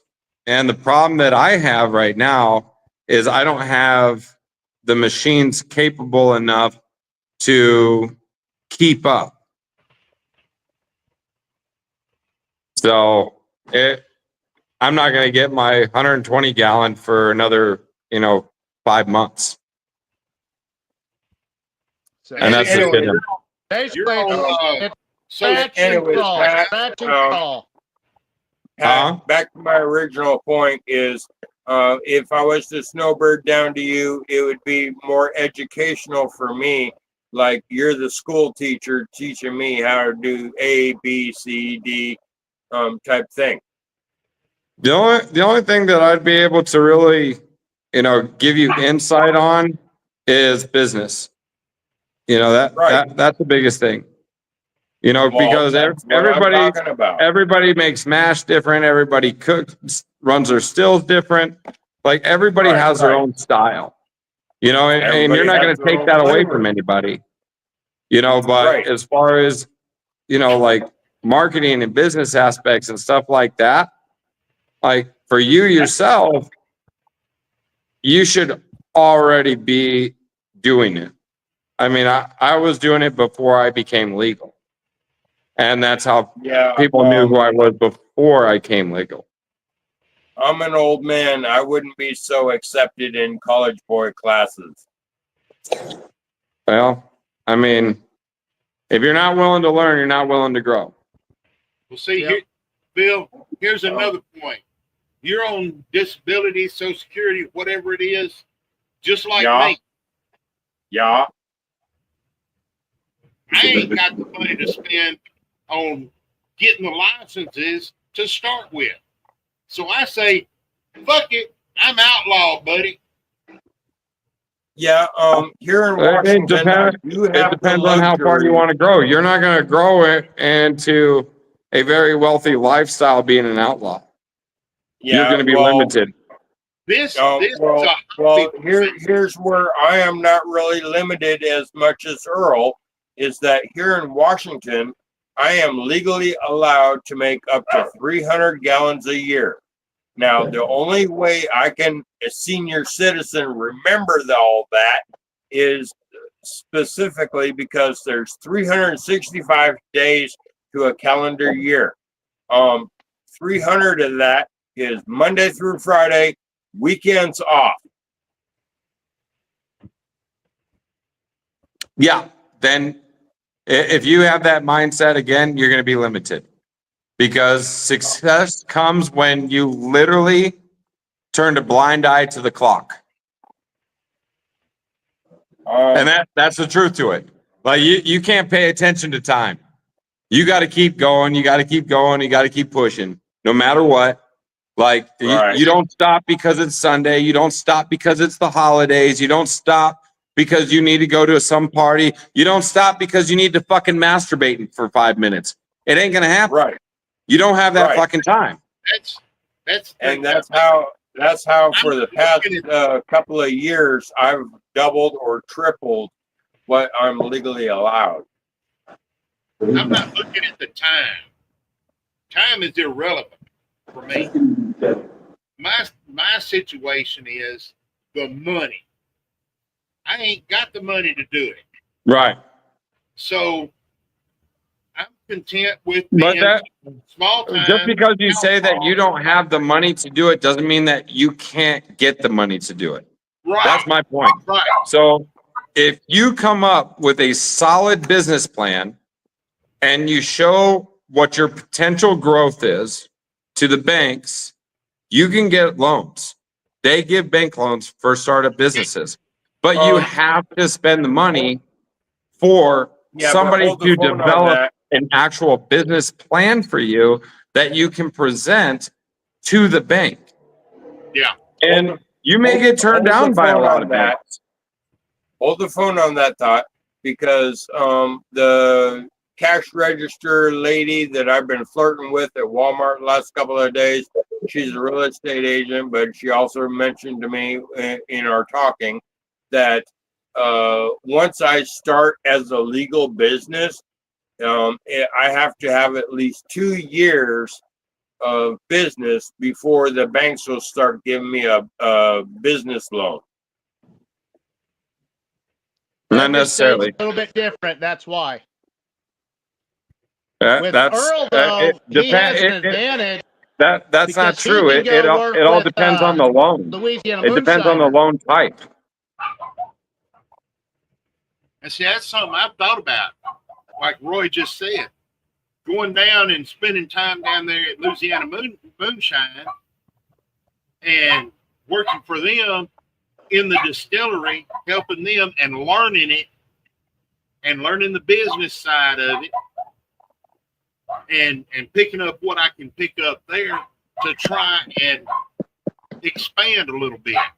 But there, the idea is you get to work with him. He can make your exact mash, and then you and him go to several locations like me and Patrick were talking about, where you got to go to a distributor, or you get someone that says, yeah, I want that on my shelf. Then all of a sudden you got a contract. Then you can make a batch of it. It automatically sells to them. They say they want another one. So then you double that order. Well, the beautiful thing with distributors is they have all the machines too. So if you guys come to an agreement, they can mass produce for you. Right. Me, I'm trying to eliminate that person. I don't want a distributor. I want everything to be done in-house. Now, when growth comes, it's a little bit harder. So having a distillery like Louisiana Moonshiner that works with smaller guys, that shows them how to do stuff and goes to locations, this is who you need to talk to. They sample that, they like that, they give approval, they say, yes, I'll sign a contract for so many cases of this. Right. And Louisiana that done, also then that opens that door for you to expand to another location. Yeah. Louisiana Moonshine already expressed interest in putting my pickles on their shelf in their little store area. Well, then just fucking make pickles. I'm trying to get enough to do two craft shows right now, 20 cases at each one. I got 6 more cases of pickles to make. And then I gotta make The best cases. advice I can give you is do one thing, perfect that, and get it successful, then move to another. Yep. Basically, it's pickles and relish. That's where his foot gets in the door. And then he brings his, sledgehammer? Yeah. Is that what it is? That's your top product? Bring that to him. He tastes it, and you get ideas from him. If he says, I think I know some people that will buy this, you work with him, you get those contracts, then you go there, he will help you make that product for a certain percentage of it. Mm-hmm. Yeah, if I went down there with my sledgehammer recipe and we run it and get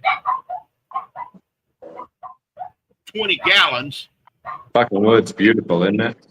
If he's got a place to distribute it, 5 gallons, 5 so gallons, so bad. I mean, I did that. Put on shelves. Well, I did that. Well, what he actually told us that one night is we have to get a contract with that person first before I run that product. So you got to have a label. You got to have a label on a jar where you take it and they sample it. They say they like that product. They want that product. You get that contract with them. Then he will work an agreement out with you, and that's still going to be your recipe. It's not his. Right. And you work together on it. Right. And then once that contract's full, someone else, then you go to other people like Patrick has done. It's a lot of footwork going to other distributors, other people that want your liquor. Yeah. So it's going to be a hard, long challenge. But once you start getting 5 here, 5 there, to where you got 100 cases a week where they say they want, that's when you start getting bigger. Yeah. And you don't have to have all that fucking equipment because you're already working with Louisiana Moonshiner that already has all that stuff. Right. And then from there, then you got to change to a bottle. Yep. You got to have the bottle. You got to have the labeling. You got to have a work plan with it. Yeah. And then they'll work with you on that. I've got a money guy that money is no issue with. It's just our plans are different. I want to raise a bunch of the grains there because he's got a lot of land and do the distillery at the same time. Well, see, here's once we get that going for 3 years, start the brewery, which we're already going to be making all our own grains from there and malting all that and selling that out. Like Patrick said, you got to have a whole game plan. You got to have everything dotted out. I've got you got to have a team. 3 minimum 3 cousins that are multi-millionaires. I can't get none of them to give me a damn dollar for a soda water. Because you have presented a good product to them. Yep. And, you got to show up at their doorstep. They got to taste it. If they say yes, that's great.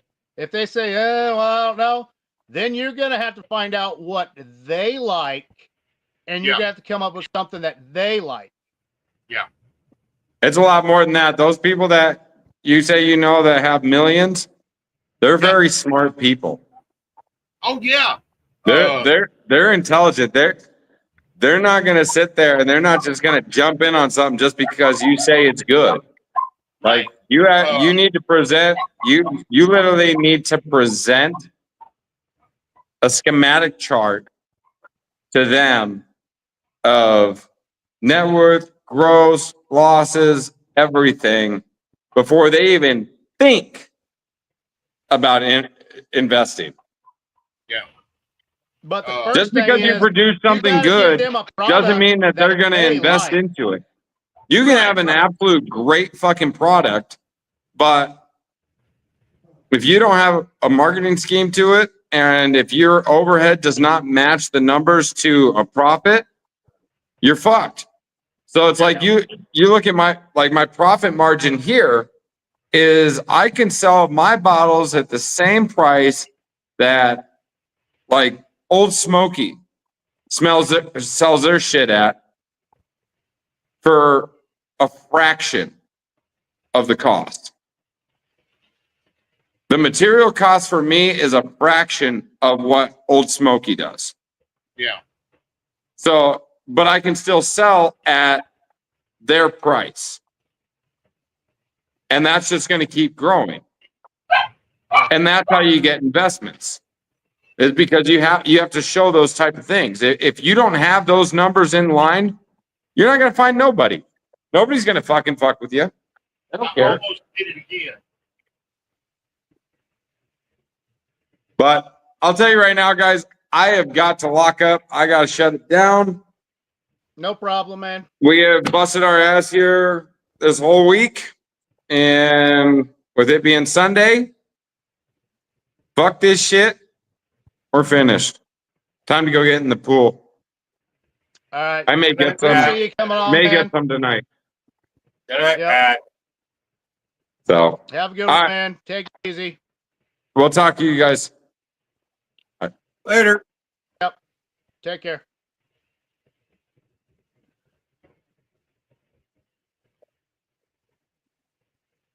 What's the alcohol content over there? You talking to Earl or me? Yosemite? Earl, Yosemite. Hold on. Did you sober up any yet, Phil? I actually finished that fucking mixed drink from earlier. Okay. Jason Acosta says he's back. But I'm out of beer, and now I need another shot. No, how about that tea? You got any of that tea left? Yeah, I got a couple quarts. There you go. That's your next project. I would say put a little bit of ice in there, though. Well, duh. Well, Phil, when you're drunk, you don't think very smart. Yeah, well, I do know how to make a drink in a bar. I do have an ice machine right here. Just checking, man.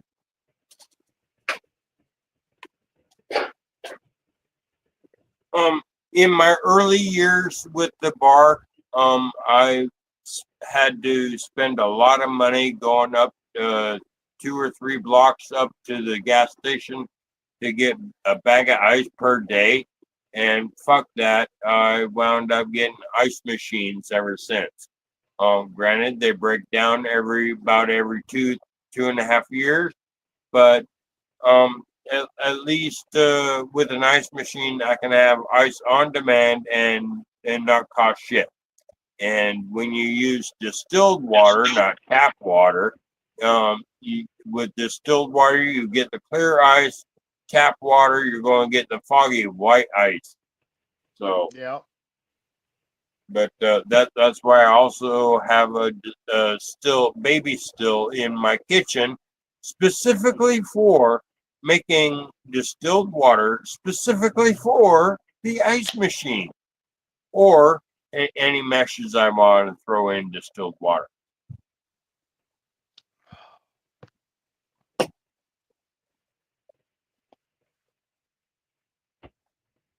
How's Jason doing tonight? What time you gonna get off, Jason? Back to the subject. That's how much iced tea I got left. All right. Shake her up good.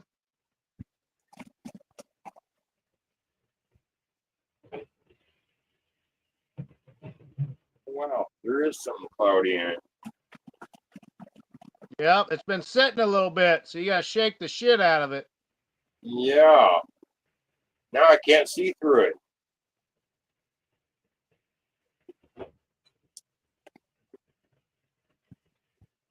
What's going on over there, Earl?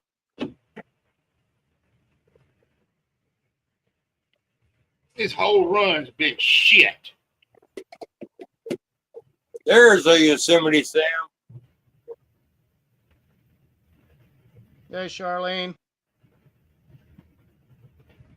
Motherfucker picked up Hey, the David goddamn Dan. watermelon shit out of the barrel that I fermented my watermelon in.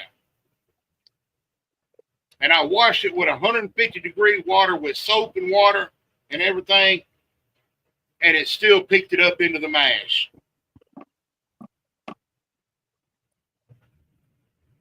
Did you let it air dry out? Yes. Okay. Yeah, I was going to red flag any soap you use. I use Dawn dishwashing soap. Oh, okay.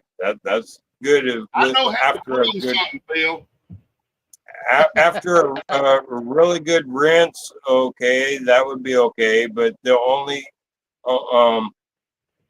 I wouldn't use soap. If I needed to really seriously clean something, I use my sanitizer, Star Sand. That just sanitizes. It don't take away the taste. Well, once it's sanitized, Bill, it's not picking up soap flavor. It's picking up watermelon flavor. Oh. Well, then what the hell? Because it tastes like shit. That's why I only have certain ones that go with grains and certain ones that are brandies. Because they got this is the first they time got air out for many weeks. So they don't This is the first time this happened to me. And I don't remember which fucking barrel it was.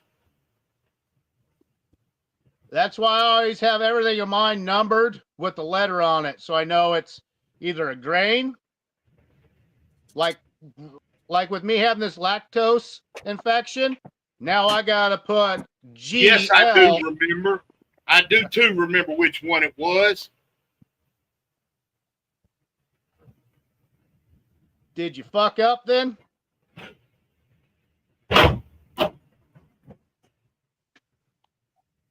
Took care of that motherfucker.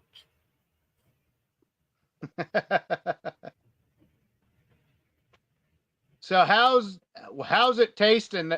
Your new It tastes stuff like coming out? shit. Damn. Tastes like rotten watermelon. Damn.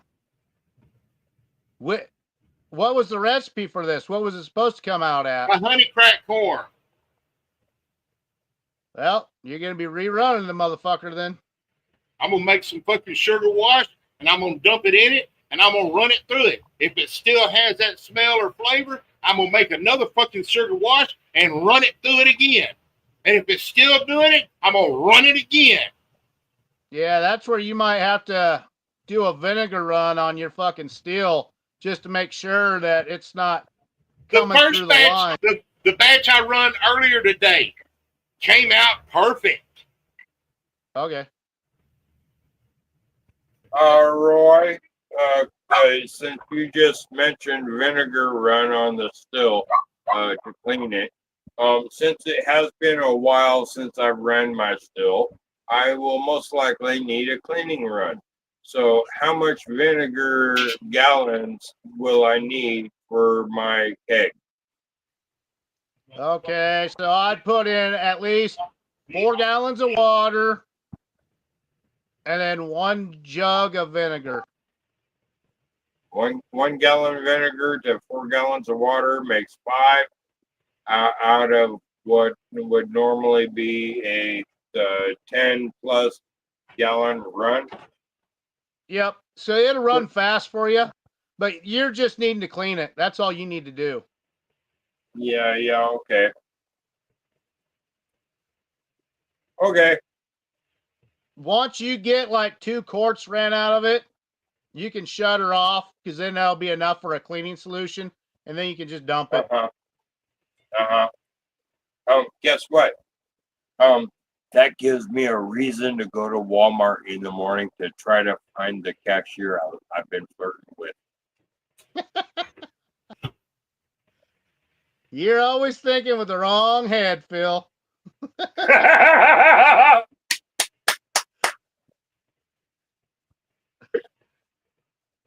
On that case, ding, ding, ding, I'm drinking. Just because Phil made a funny.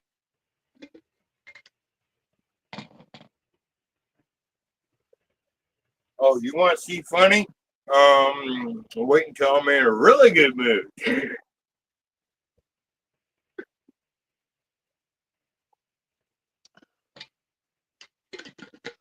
So wait till Brandon's there to kick you in the balls. No, that would be the exact opposite. That's where you will see Captain Asshole. Yeah, you'll see Captain Asshole on fucking all fours. My nut! You would see Captain Asshole SWAT trained, and don't let these gray hairs fool you. I still have a few moves. Scully Shine says, I don't think you need an excuse to go to Walmart now. We're going to see Phil Armstrong on people banned from Walmart.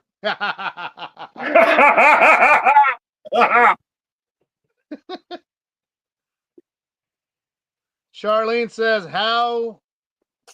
how's the hellhole going?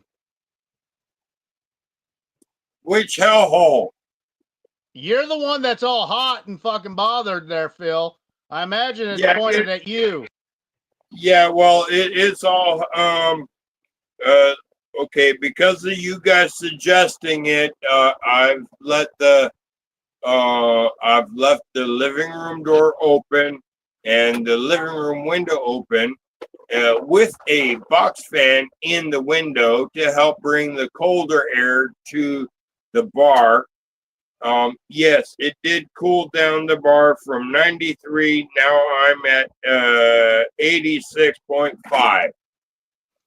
Now, if you put a box fan in that window so it pushes the air outside, you would probably be already under 80 degrees there, Phil.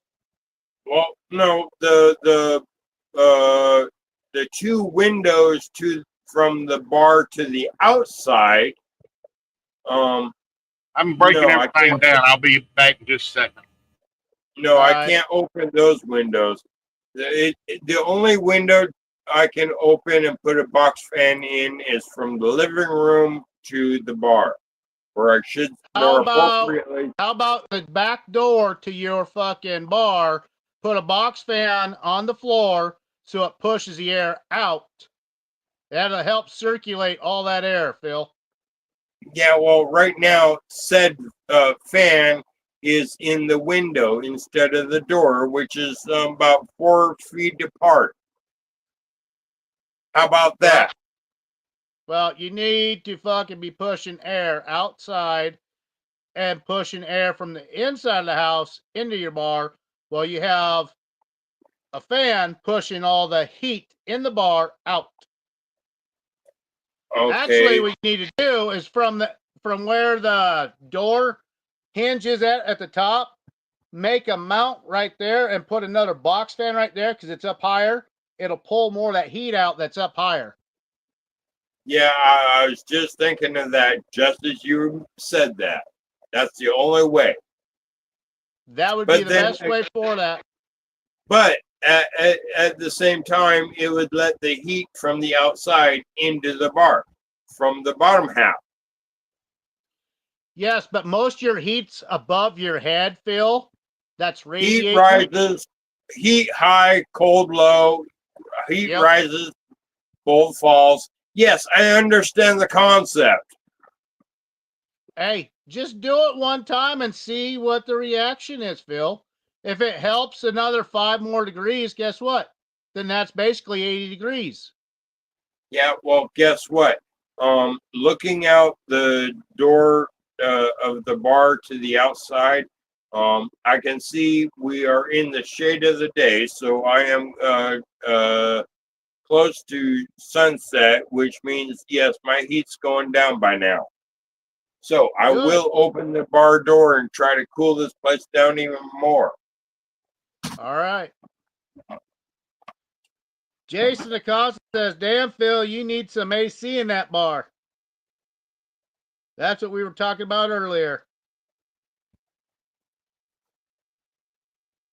And then Charlene says, ha, ha, ha, slapping my knee.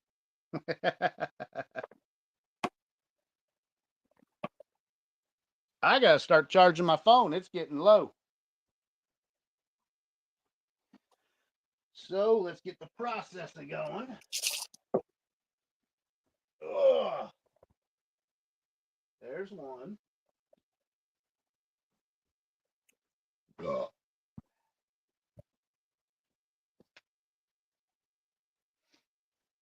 Okay, we got power. Okay, we hooked this up. Here we go. Now I can start charging my phone again. Oh yeah, I gotta have a jar. Earl. He's working on something there, Phil. Give him a minute. Yeah. Yeah, well, okay, if Earl can hear me, question, how far are you from Lubbock?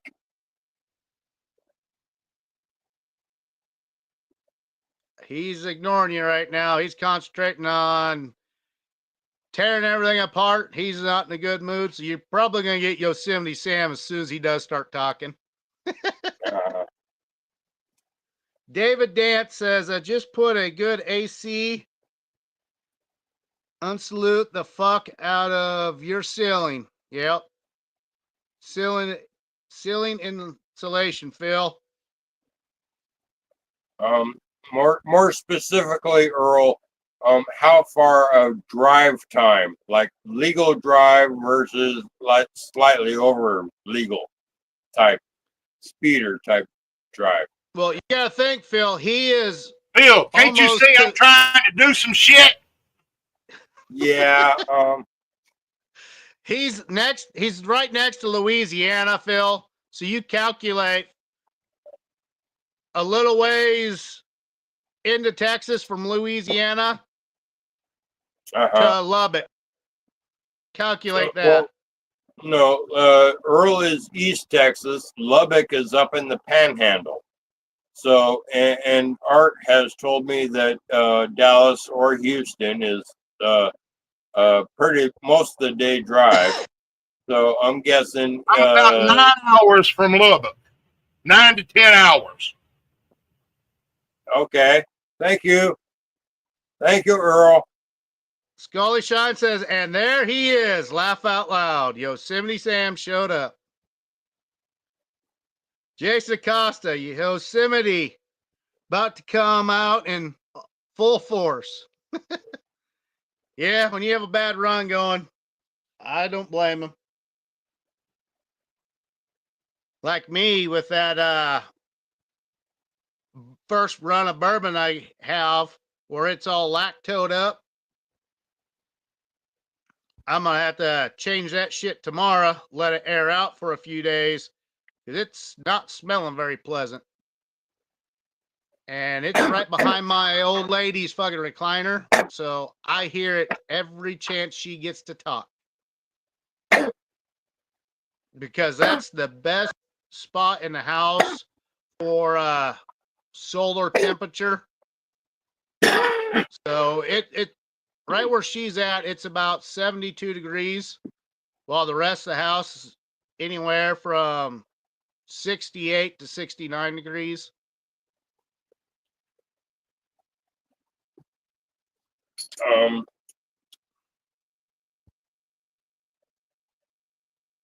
It is now 87.2 in the bar, or 87.0, 86.9, 86.7, 86.5. Open that door, Phil, so that cool air can start coming in. It is open. Now Okay, I'm down I didn't to know 86. that you had it open. Yep, now it's down to 85. 85.8 and 85.6. 85.4. Yeah, Scully, his Yosemite 85.2. account isn't working worth the shit. You have to send shit to Earl. Looks like I'm holding at 85, about 85 degrees. Yeah, it's 85.1. Oh, 84.9. Scully Shine says, still 89 under your man's tits, Phil. Ha!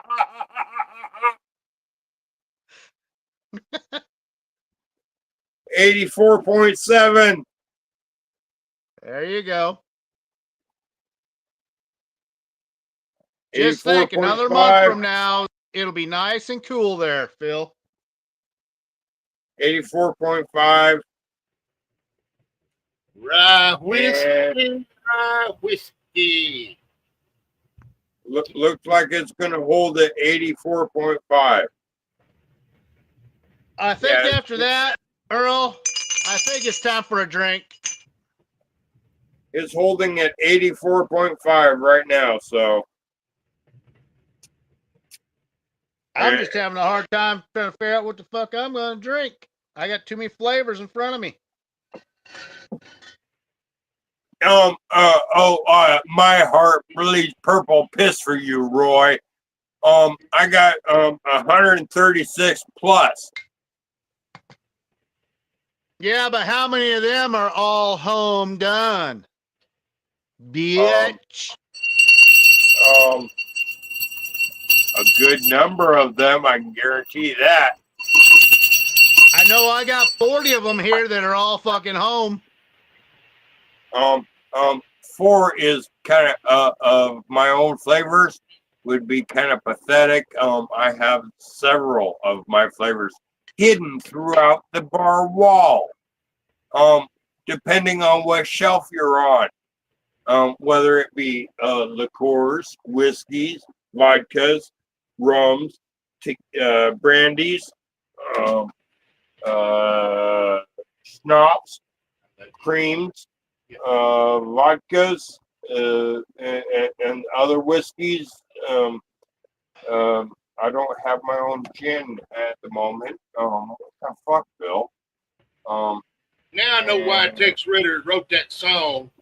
I also, but I do have a salute to Pat that I actually have my own mezcal on my tequila shelf. I need to get some yeast to make my mezcal. That's the only thing I'm missing is the yeast. I got a shit ton of organic blue agave. I think tomorrow I'm going to go ahead and make a cleaning run with vinegar. Just kind of flushing pipes out. Yeah. I was telling that with Phil too, since he hasn't ran his in a while. It'd be kind of a smart thing to fucking do a quick fucking run through it. Yeah. Oh, look at that fucking goddamn workaholic. Jack a diamond, Jack a diamond. What's going on, gents? Actually, I think I can probably find something of his I have. That's Tony. Jason. What's up, Phil? There's some bourbon. Jason, I'm keeping this rye whiskey in this little flask because all I'm doing is taking little sips of it. Because if that's not, what I do. I'm gonna get fucked up. Come on now. Oh, no. I don't need to do It'll that. cure what ails you. Hey, I think someone gave me this. Oh, I forgot about those. Roy, be specific. Which one is that? Because I still This have is- 2 from Jason on my shelf. There's toasted corn bourbon, I sour got one of mash, those. 100 I proof. got it right here. One last shot at it. Since someone's at work, I think we can have a little simple salute to you. And I also have That's what some I'm of the Jason's blackberry honey shine 90-ish proof. Shit, Oh, I had didn't some get of none that. Keyword, had. I got a rum. From him, but I don't got none of the other stuff. Oh, okay, so Roy, if you got the toasted corn bourbon sour mash 100 proof from Jason, I'm sorry, Jason, this is going to be the last shot out of this bottle, but it's about to be history. Thank you, Jason.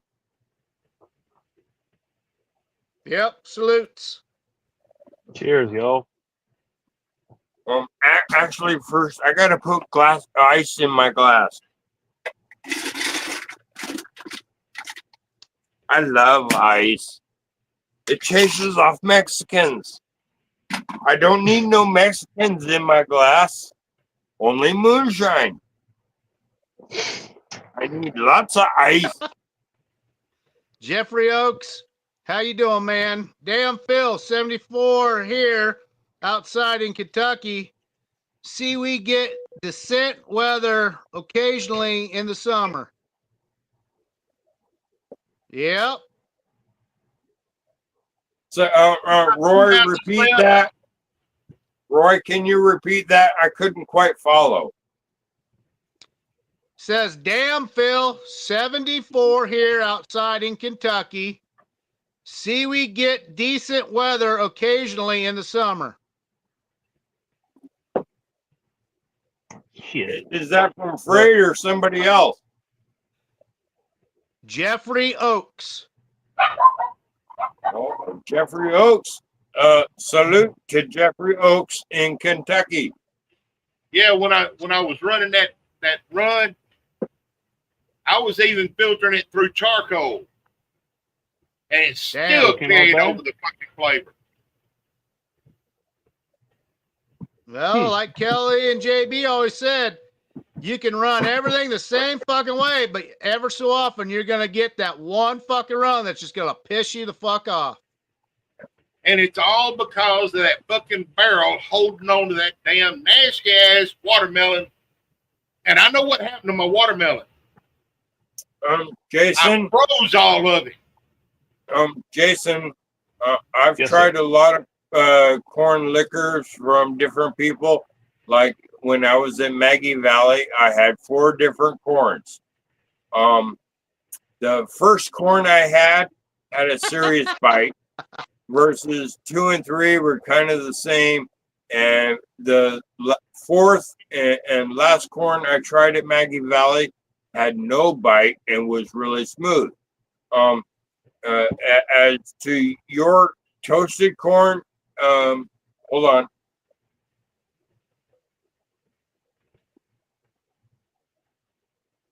Oh, yeah. Oh, what bite? Good luck. Thank you. Thank you. No bite. That's good. No bite. That's because you watered it down, motherfucker. Hey, Phil. Scully Shine. The sad part is Phil Armstrong is too fucked up to drink them because he's a lightweight. Scully, you can ask Freed. I took on every night at Maggie Valley like a college boy, and I'm quite in my years now. And I still went at it like a college boy. Freight is my witness as well as everybody else at Maggie Valley. David Dance says it's 62 in Indiana. Oh God, give me some of that. Look, Damn, that's a I pretty got color. it. I think that's 6 months old, Earl, if I remember correctly. That's a pretty motherfucking color right there. I do have something that says here, rum, 6 month, 114 proof.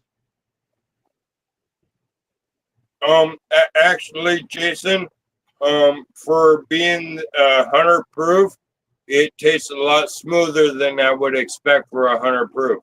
I would expect a bite out of 100 proof. No, this is It's closer because to you like iced it 70. down, Earl. Huh? Or Phil. That's what What? Earl's about ready to say. That wheated bourbon at 112, it's got the burn of 112. It's good, but it's got the burn on the back of my tongue of 112. Earl, do this. Pour it and put it to the side. Let it air out for 10, 15 minutes. All right. It makes a difference. Yep, you gotta let stuff freeze Jason, just like wine and champagne. Jason, something that Yes, sir. has been popping up over the months, over the years that I've been with Moonshine Militia and doing these podcast things, and when it came up when Frey decided to use my bar as a MythBusters, elevation has a thing to do with our proof. When we're measuring our proof, it's not just temperature, it's also elevation and your barometric pressure throughout the time of aging. My elevation ain't very different from Jason's. Okay. I'm This slightly has to below bring, sea this level. brings me to the question, Jason. Where specifically are you, or even more specifically, if you have your exact elevation? It's just outside of New Orleans. Yeah, I'm just outside of New Orleans. I'm slightly He's maybe below 100 sea fucking level. feet elevation. No, not even, What? dude. I'm below sea level. See, he's below sea level. Yeah, being down there in the bayou he is. Let me look and see what the elevation here is. Jason, please tell me, as a life insurance, you have a boat in the driveway. Doesn't every respectable Cajun? That was a dumb question right there, Phil. I mean, That's come like on, saying, man. as a Cajun, do you have a gun, a knife? Do you hunt? Do you fish? Phil, to answer your question, I have one in the driveway and one in the backyard. All right. All right. My elevation here is 156 meters. So roughly 3 times that to make it feet. 400 feet? Yeah. Give or take? Yeah. I am 2,211. Okay, here it is. 512 feet is what my elevation is. I've walked up and down my street, and my street, every mailbox drops 1 foot. So my mailbox is exactly 200 feet at my mailbox. That's for you, So, Roy, Phil. what's going And on with I that am a lacto? natural flood Damn, zone my at BlackBerry that. disappeared. Every 3 or 4 years, I get a serious flood, and I can see a river current through my front yard. What were you saying there, Jason? Jason, what flavors did I send you? You sent me Blackberry, peach cobbler, Apple honey pie. cracked corn, and apple pie. Okay. I knew I'd sent you one of the berries, either blueberry or blackberry. Yeah, Good thing he didn't send you his dingleberry. you're gonna like that blackberry. Okay. It's a little sweet, but it's like taking blackberries and mashing them up and putting some sugar in it and making you some blackberry juice. Remember growing up picking blackberries and doing that? Mm-hmm. That's kind of what it tastes like. Okay. Hell yeah. Matter of fact, another shot. No, Roy, I was asking, what's going on with your lacto? Well, how about I fucking go grab a bucket and bring it in here and see what the fuck's going on with it?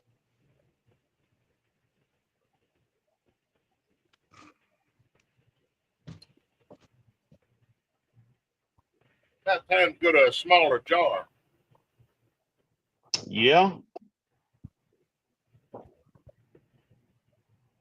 I keep having to go to smaller jars in this little refrigerator I got. It works good for having several flavors in there, as long as I don't get more flavors that I want to put in there and get cold. Yeah. That shelf turned out pretty good. That what did? Your shelf. Oh yeah. I got to put the doors on it. I also move out of the way. Remember right here was a white cabinet. I eliminated it and took the drawer out of it and put it under this and built a table that's longer than that cabinet was. I had two utility sinks and I took one of them out. Mm-hmm. Damn. This thing stinks. But Smells like puke.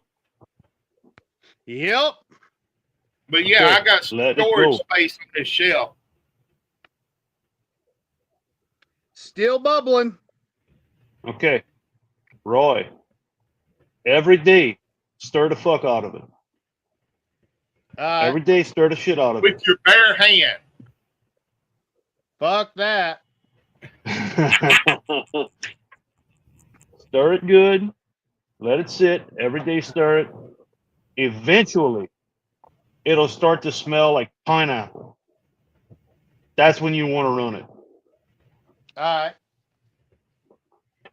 Like I said, this is my first bourbon run I've ever done.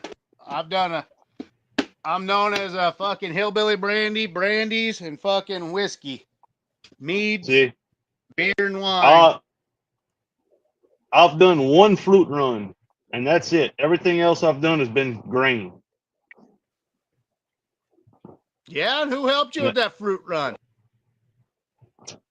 That was a concerted effort, but yeah, you helped with it. And how did that turn out? Okay. I didn't get as much apple flavor as I was expecting in my mind, but it's decent. Yep. It takes a few times to learn how to do things right. But with all the hassle, with all the hassle of the freaking fruit. Ew. Yo. Not my shot, Phil. You sitting there. He was smunched up a comatose. little bit. And he goes back to the drink. He's a Well, soldier. of course. Well, it was the last couple of drops of Jason's toasted corn bourbon sour mash 100 proof. So Take you a piece of bread, wipe the inside of the that's bottle. now, Jason. Take you a piece of bread and wipe the inside the bottle out and get it all. Get you a French bread. Yeah.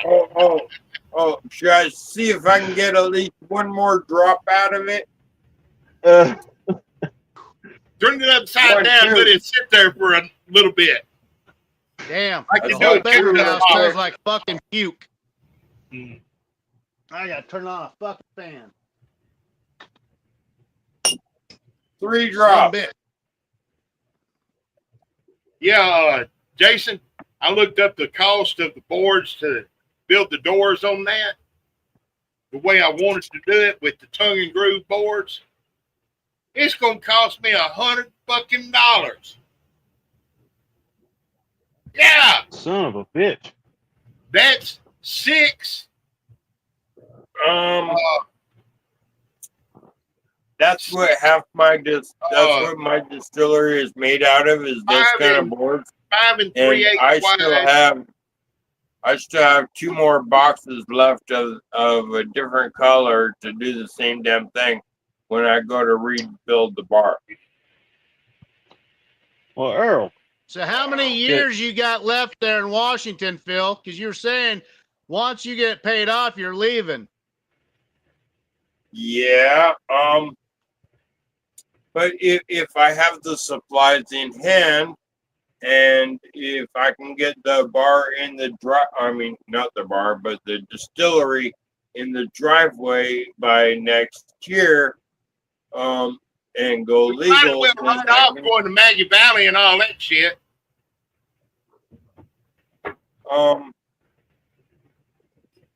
Actually, no. Because I'm getting the lumber for free, and it's going to be like pennies on the dollar for me to get a legal distillery compared to you guys. Actually, Phil, I found out. I talked to one of the guys here. Legal distillery here in Nebraska, $500 fucking dollars. No shit. Yeah, I'm looking at about 100 and something, 130, I think. Yeah, but see, you gotta fucking go buy corn. Nebraska has trillions of bushels of corn. Now what Phil's going to do is go buy corn all the time. Roy, you just hit a hot poker with me because I went to the grain barn today to get more corn. Guess what? Normally I get white cracked corn, and today all they had was a white whole corn, not cracked, and they sure as fuck didn't have anything other than this one corn. And I would swear by God damn it, if you're a decent feed barn, you should have at least more than one flavor corn. Like, come on. I want a feed barn that has a bloody butcher, a corn. I want a feed barn that has the blue. People order shit. That's a feed and it comes store, flying off the not shelf. a distillery or granary for cooking, doing mashes. Oh. They don't carry all them specialized corns. Hey, Phil, you like that toasted corn bourbon? Yeah, it's good. Nice and smooth. That's fucking deer corn. Thank you. And you know what? That probably came from either Iowa, Kansas, or Nebraska then. No, actually, that's grown in Mississippi. Okay. Because a lot of the corn that's here in the Midwest is sent to a specific 2 places where it gets ground up for deer corn. Yeah, anyway, today I went to the feed barn and I asked the lady for yellow dent number 6, and she looked at me like, what the fuck? And I tried to explain to her, I want yellow dent number 6. And she says, well, we only have a white whole kernel corn. And I said, well, what? Last time I at least got it cracked. So, and now it's only white whole kernel corn. So, but at least it was for the same price. So, but Hey, Phil, took, you need to get a fucking goddamn grinder. Get a hand grinder. Yeah. You got Brandon. He can run a hand grinder perfectly fine. yeah, Roy, You could put a drill on a hand grinder. You just brought up the second hot poker for today. The second hot poker for this story is that my regular grain mill would not take a whole kernel corn like it would the cracked corn before. You gotta No, adjust the gap. I tried that and it still wouldn't work. The You got a only roller thing mill? that I have a fucking little never mind. Either way, even at the widest gap on this grain mill, I still could not take out a whole kernel corn. It Quit just being a stayed pussy. there. Either You way. go to a feed store or Okay. an antique store. Okay, now hold the phone. The only way I am was holding the able to goddamn get phone. my corn, the only way I was able to get my corn and my oats ground down fine enough for tonight's mash. Well, I was planning on mashing in tonight, but it was too fucking hot. I will do it tomorrow morning live. Mm-hmm. Right here, Roy. Phil. Roy, take the same thing, pull that handle off, Can you see and this? put you a bolt and put a drill. Roy, can you see this? Hey, I can't see that. You know why? Because there's two of them right here. Either way, yes, I know. I admit full-heartedly. I admit I need a new fucking grinder.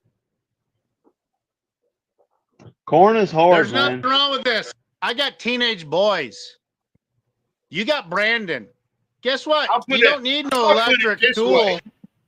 Hold on. Let me interject here. I got that antique ass motherfucker that I got that's half ass wore out. I got two bad shoulders, and I run grain through that motherfucker, cranking it. Yep. Hey, Phil, Yeah, you know how I need grind one my of those corn? kind of grinders. I grind my corn with a paper shredder.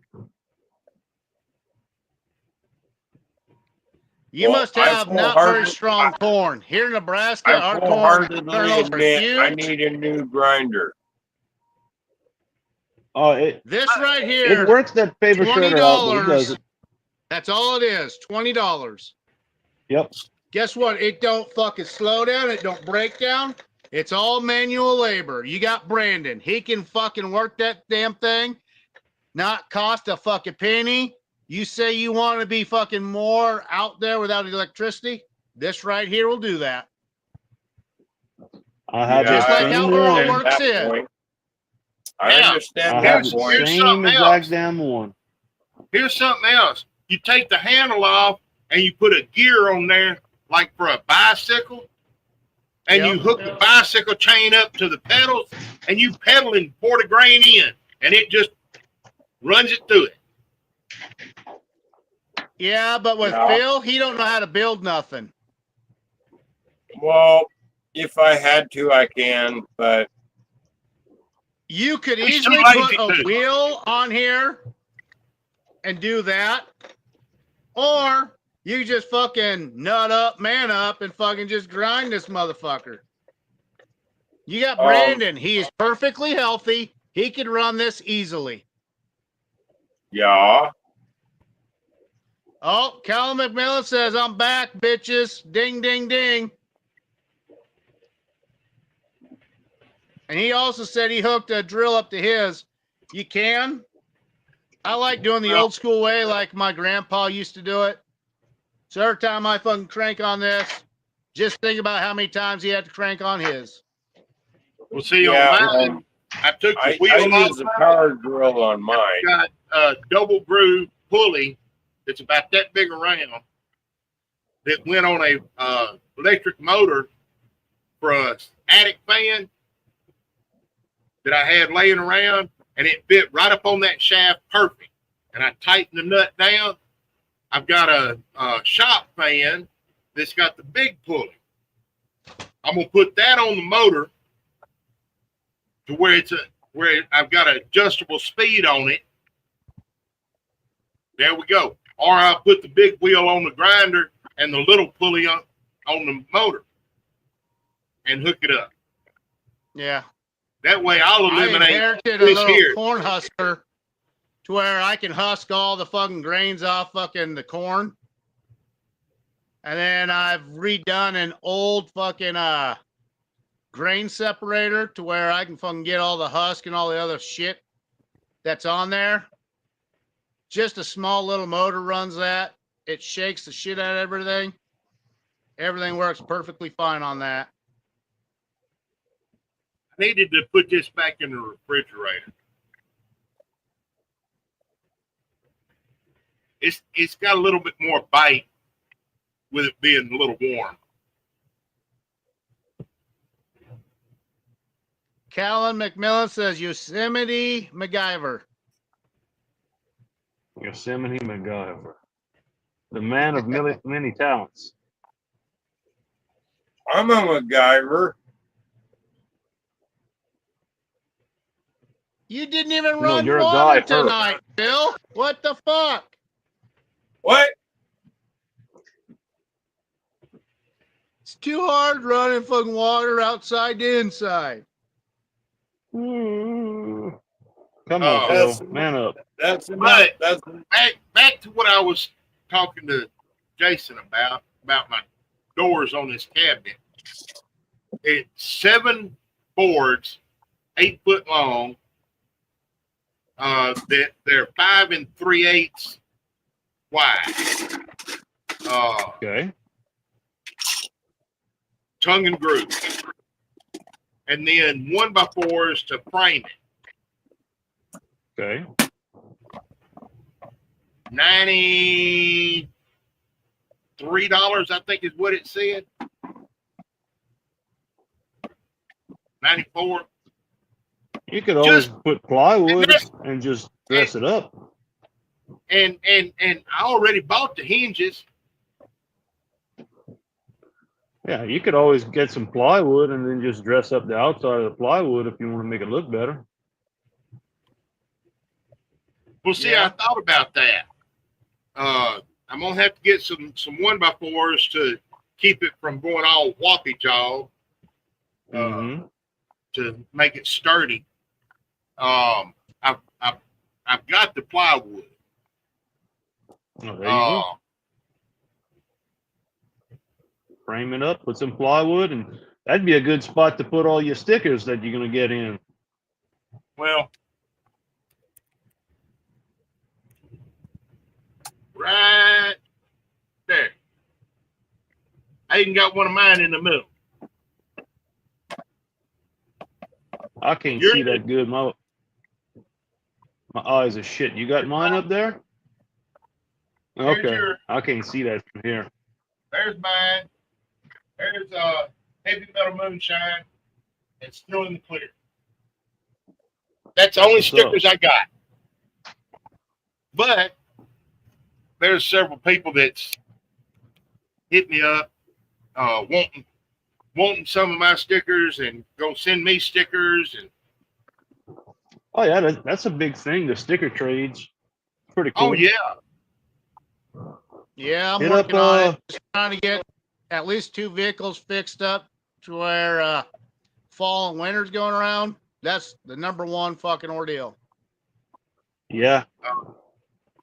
You know what I'm talking about, Jason. If anybody does, I hear you, bro. Earl, hit up Yeah. Jill Parks. She got a sticker, pretty sweet. Who? Janet. Oh, Janet Parker. Well, she sent me the still in the clear sticker. Yeah, but that's just what comes with the grain. She has her own. Oh, okay. But tonight Scully wants to swap. I gotta send Charlene one. Apparently I've got to put it in her box. Mark is sending me some. I'm still waiting on Fred to send me one of his. Hopefully next month I'll actually have stickers coming out. There's gonna be 3 different types of stickers coming out. I'm gonna be making one for the collective, which Knott's already gonna have one that's gonna be a collective also. And then there's gonna be one that my neighbor drew up of me, but then I'm gonna have another one that's a different buddy of mine's gonna make. And he's a big fan of my liquor. As for my stickers, now I'm drawing the blank. I don't want no naked ass man sitting in a martini glass stuck on my damn refrigerator. No, the guy in the martini glass holding the Hey, jar. Hold on, Earl. Actually He's the from first one. The original sticker that I'm trying to get what's his name to do, but I was thinking about having Lisa draw up my other one. Okay, the first one is for Mark Fogel's Bar and Brewing, and I was thinking about asking Lisa if she can do one for Mark Fogel's Moonshine. Have a separate sticker, 2 stickers. No, you gotta have a third one. You gotta have fucking Nutsack too. Yep. Nutsack ain't got nothing to do with anything. Hey, April gave you that fucking nickname. It's gonna stick to you forever. No, it is like only a sweaty because of one nutsack. particular night. It was only because of one night that I was in my hammock. Hey. Yeah, Doesn't and matter. I've seen that comment pop up on here many times tonight. Nutsack, Nutsack, Nutsack. Nutsack. You know how it goes? You ain't living that one down, Phil. Bum Baran. It's gonna be Nutsack, Nutsack, Nutsack. Not. Not. I'm gonna have him make you a fucking song, and it's gonna be Nutsack, Nutsack. Not. And then we're gonna post that all over fucking the collective, fucking Not. Mark Moonshine. He was just a walking down. Not. Yep, there we go. Nutsack. There it goes. Nutsack. Do your nuts Rolling hang low? his Left, right, left, left, right, left. Your balls are swinging left or right. Nutsack. Can you tie him in a knot? Can you tie him in a bow? Left, right, left. Your balls are right. Your balls are swinging left or right. Swing low. Phil's gonna fall over in his nut sack. Not tonight. He's gonna get wrapped up in his nut sack. Hey, Phil, you need a drink. Ding ding, motherfucker. Ding ding. Drink some more of that sweet tea.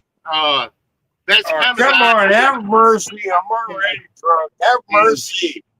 Is doing like an X pattern on the doors.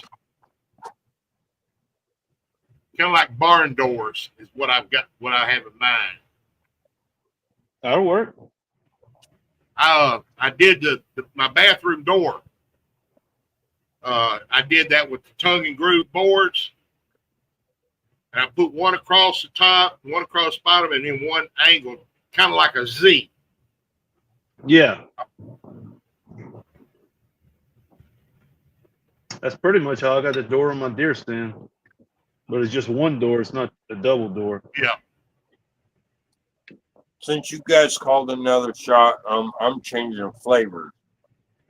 This is my Milky Way candy bar. Milky Way. Hey, Your Roy. deal away. Roy. Yeah. Next shot we coming up for Phil is going to be called the nutsack. I've already had that written down over here. Not. The After sweaty Cal nutsack. McMillan, Tim Spencer, and a lot of people kept saying nutsack is like, yep, Tuesday we're making a fucking nutsack fucking drink. Not. Oh, yeah. Hey, Phil, you have to decide right now. Even Earl is 100% on that one. Are you going to drink the nutsack or the yeast infection? You have to pick one. I remember when I was in the Navy, they come up with a shot out there called the brain hemorrhage. I will do the brain hemorrhage. And it had a little clump of one of the liqueurs or whatever floating in it. And it was like a busted yolk. Yes, Earl, I can make a brain hemorrhage. Yes, Earl. I'm sure you get fucking drunken up and fall on the floor. An egg. They separated the clear from the yolk, and that's what the fucking brain hemorrhage is part of. No, I'm a pass on that one. No, there's a different brain hemorrhage, no egg involved.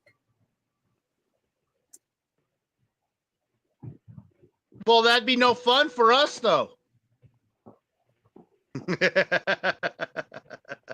Shit, the bar I worked at out there in Alameda, once we closed, we'd all get up there at the bar after everything was cleaned up. Earl, and come up with different drinks.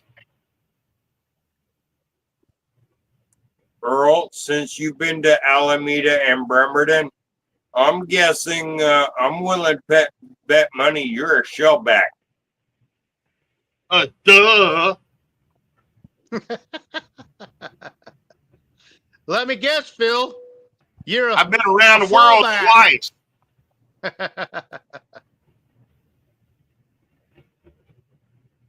Not me.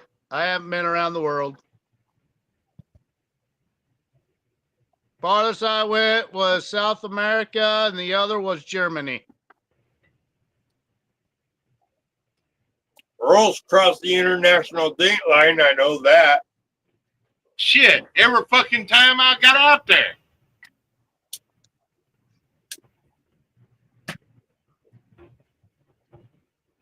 Yeah, I think my Uncle Greg, I think he's done it like a dozen times, but he was a submariner, a nuclear submariner, so those guys were always going somewhere. I've set records when I was in the Navy, or our ship did.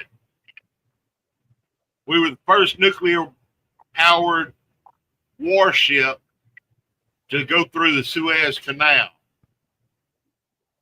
No shit. Yeah, with submarines, you learn to run silent, run deep. Who's talking Yeah, about he actually submarines?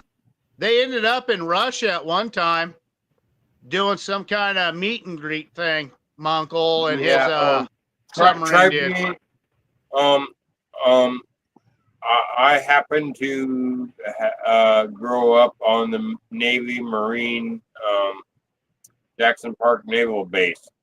And some of the guys I said yes sir, no sir to, they were submariners that were high rank and popped up through the Arctic ice just to, for photo cameras to tell Russia, fuck you. Submarines. Well, they did that 64 too, men but they go also, down, 32 couples come up. They were the first submarine. I'm glad you Germany, said it, Earl, because I was trying to hold just as the back. wall was going down there in Germany.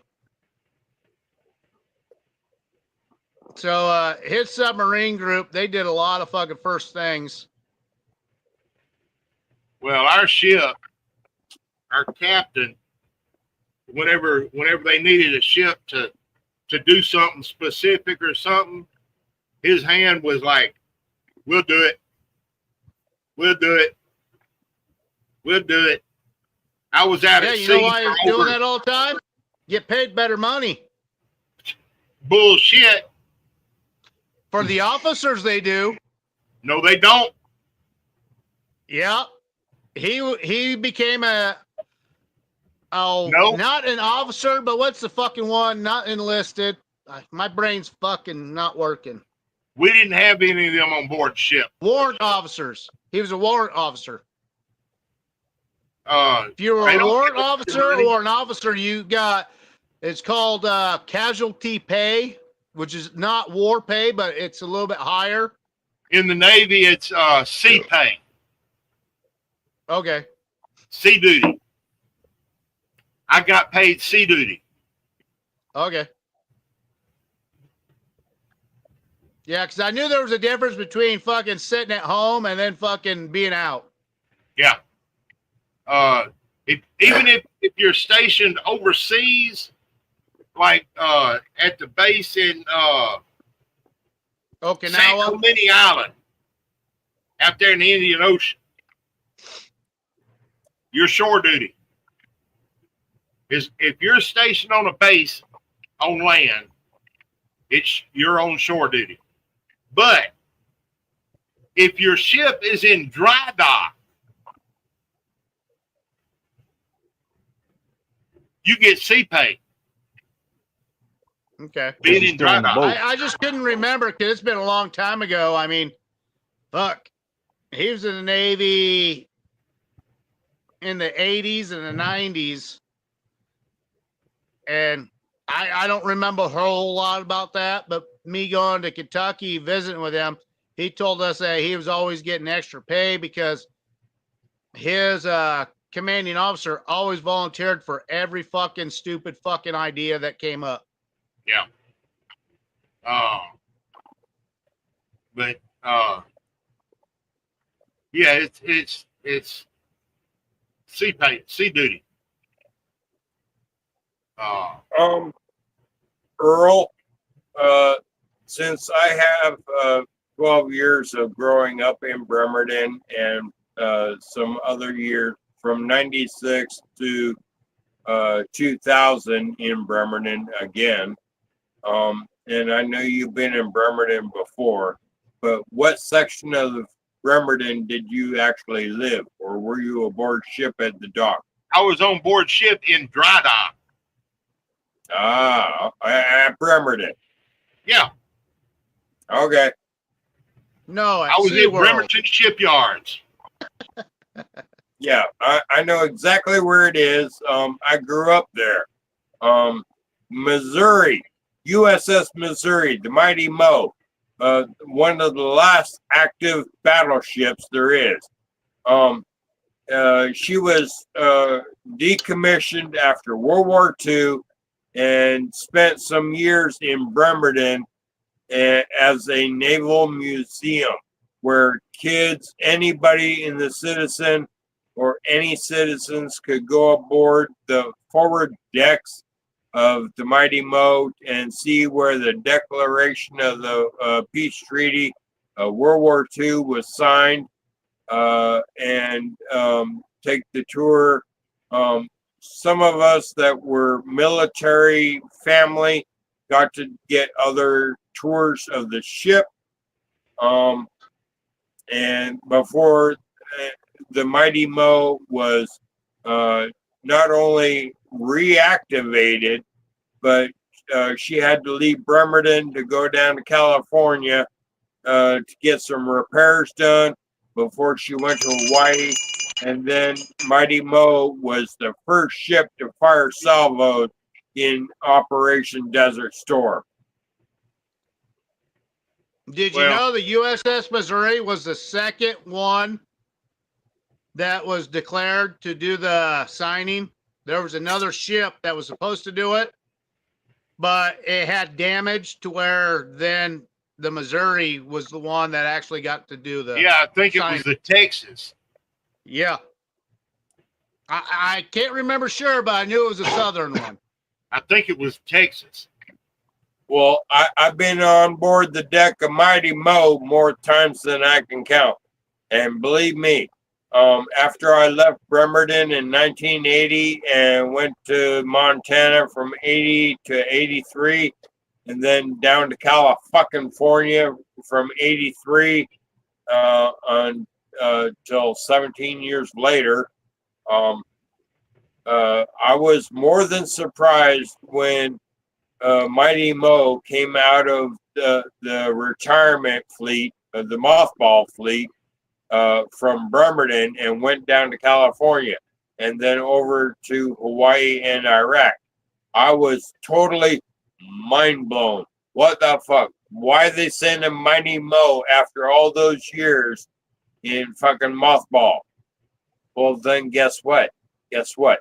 If the world was ever to really need an old fleet that is not digitalized, anything that is EMP proof, like old World War II shit that where nukes or EMPs are not going to affect, guess what? Down in California, we have Sassoon Bay. Sassoon Bay is full of an entire fleet of different kinds of shit that can resupply anything that we have out there. Sassoon Bay is our military secret. Well, yeah, that's why there's 7,000 Marines there and 30,000 Navy guys there. They've had dumbasses trying to get on the ships before, and they've had to fucking light their asses up to give them a warning. Damn. And then the first person that gets the call is fucking goddamn the warthogs to go fucking play games with the motherfuckers.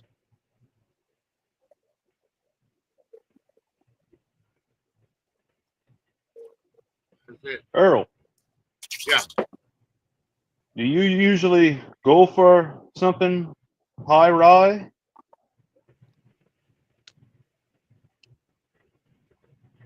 What on the liquor? Yeah. I'm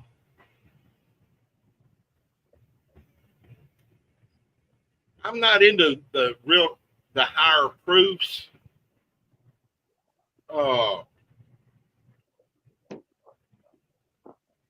I like them and everything, but No, but I'm talking about the actual a rye grain.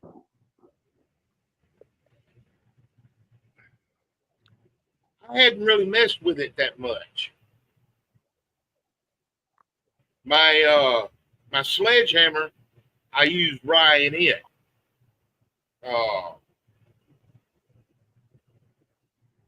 That's about the only thing I've used rye in.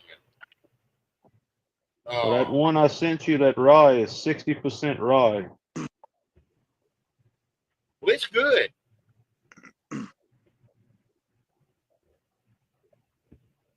Yeah. Rye whiskey, rye whiskey. I'll drink it till I die. Rye I'm whiskey, trying to figure rye something I whiskey. can pair If I were the a duck, Danico rye I'd with. swim to the bottom and never come That up. Ray's here.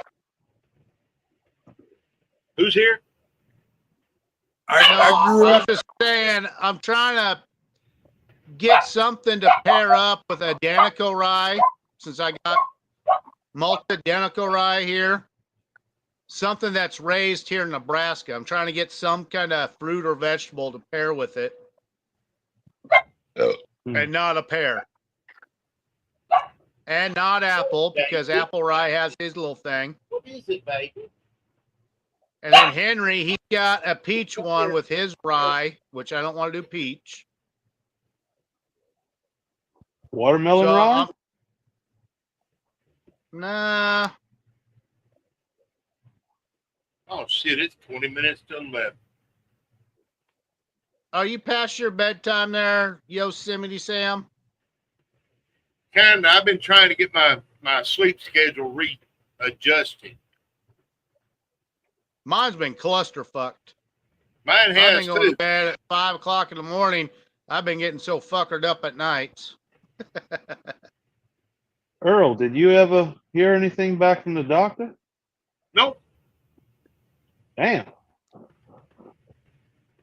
It can't be too bad Well, because yeah, they would have yeah. fucking got If hold he of you hasn't in a heard from the heartbeat. doctor by now, it's a good thing. Yeah. Which I do have an appointment on the 2nd, which is a week from Tuesday, with my doctor. And I'm sure if anything is to be known, she may know it. I don't know. I ain't heard nothing back from nobody. Yeah, well, If it was if it something was major, they would serious, have they told would you have by called now. you by now. Yeah, if there was something going on, they would have called me back in, set an appointment for me to come back in.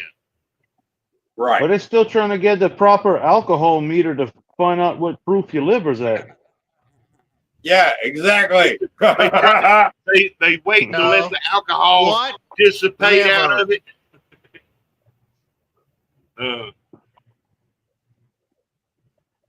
The more they add water to it, the higher it gets. Damn.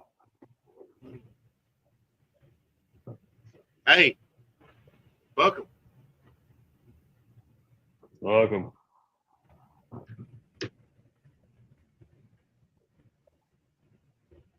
Anyways, sounds like Earl's doing good on the doctor scene. Questionable. We'll say questionable. How about that? Okay, questionable. Till there's an answer. I would say I'm on the it's shelf. No, yeah. I think I'm on the I shelf. think I think if it was serious like Earl's on a clock, they would have called him by now.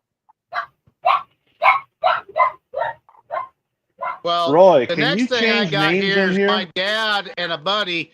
They have a lot of fucking over aged fucking yellow squash. So that's what I'm gonna be fucking doing next is peeling the outside skin. I'm gonna bake them.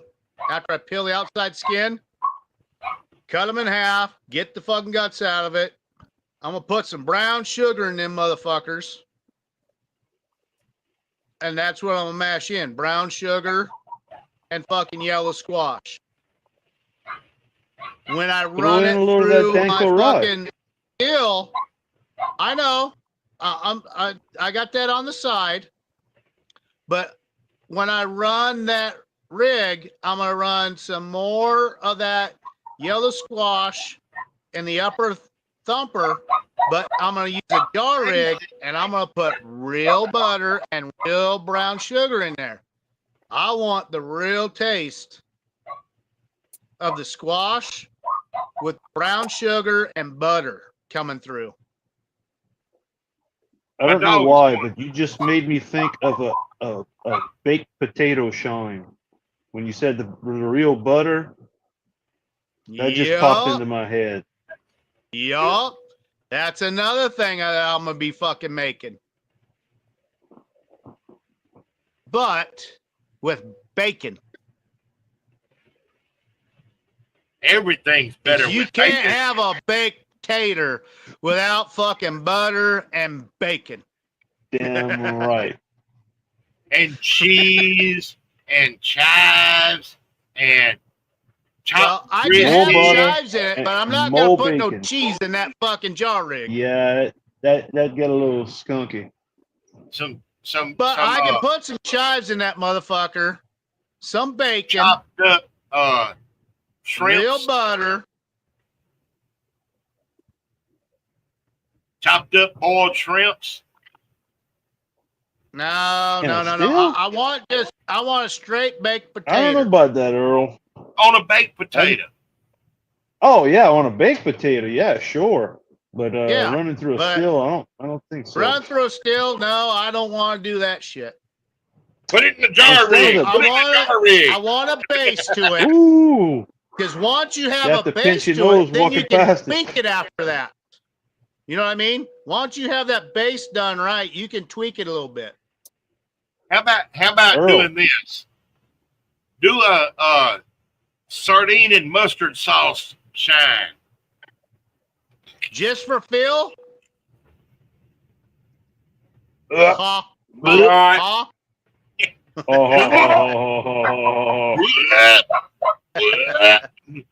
Not.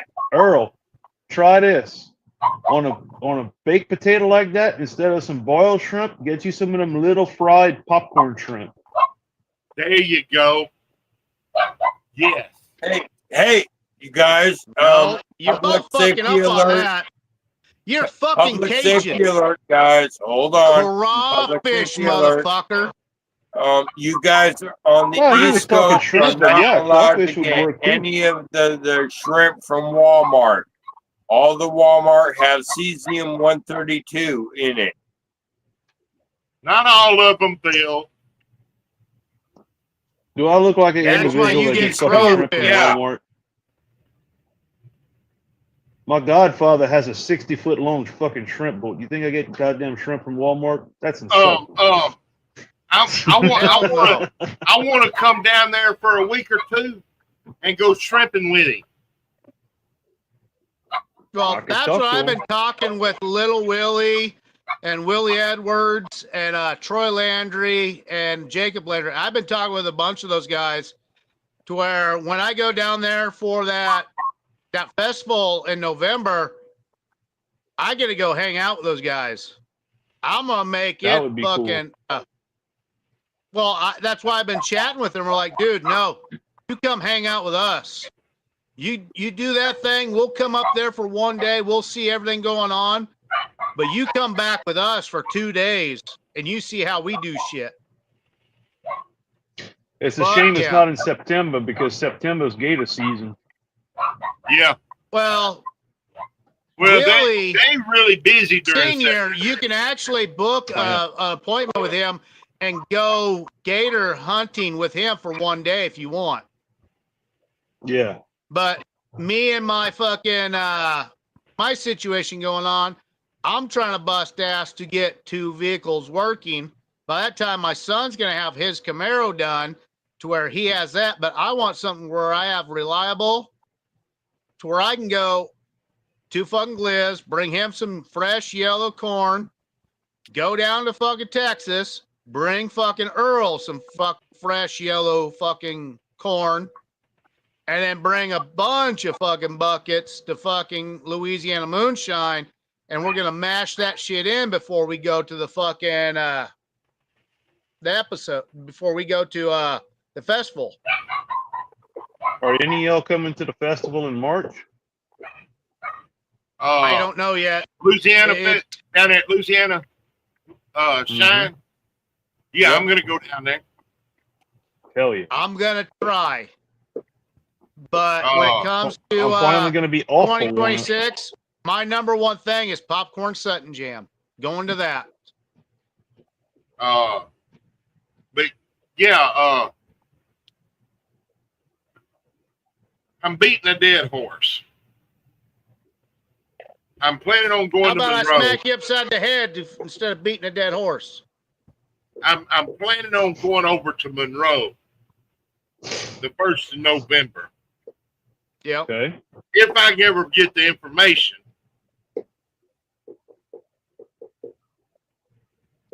I know. He just messaged me again tonight. He said if it wasn't him being there at 5 o'clock in the morning mashing in, he said he would fucking stay up. But he's like, it's hot here. I was in the fucking building. We mashed in fucking shit ton of grains. It's like, I'm going to bed early. Fuck this. Now, are you talking about whoever it is in Monroe? Or down at Leesville? I'm talking about Louisiana Moonshiner. Me and him have been chatting last 2 days. Okay, is he going to Monroe? Yes. Okay. I didn't know if he was going or not. But I'm letting you handle all that on getting the dates for me and everything.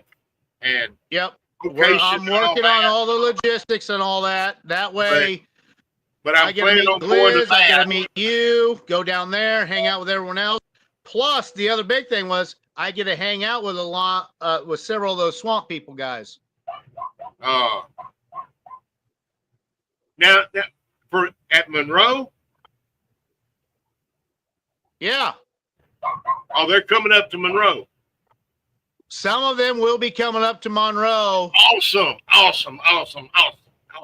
Like I said, I'm working all these different deals, all these different things, trying to get them to come up to meet some of us guys.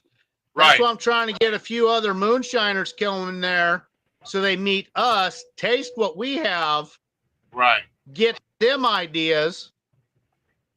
But the thing is, after that fucking festival, I'm going to be going to 2 locations, one day and one another, and I get to stay at their personal house. Yeah. Well, see, when I leave Monroe, I'm coming back here to get loaded up and everything to go to Biloxi. That's if that deal is on the very first weekend of November. If it's on the second weekend, thank you.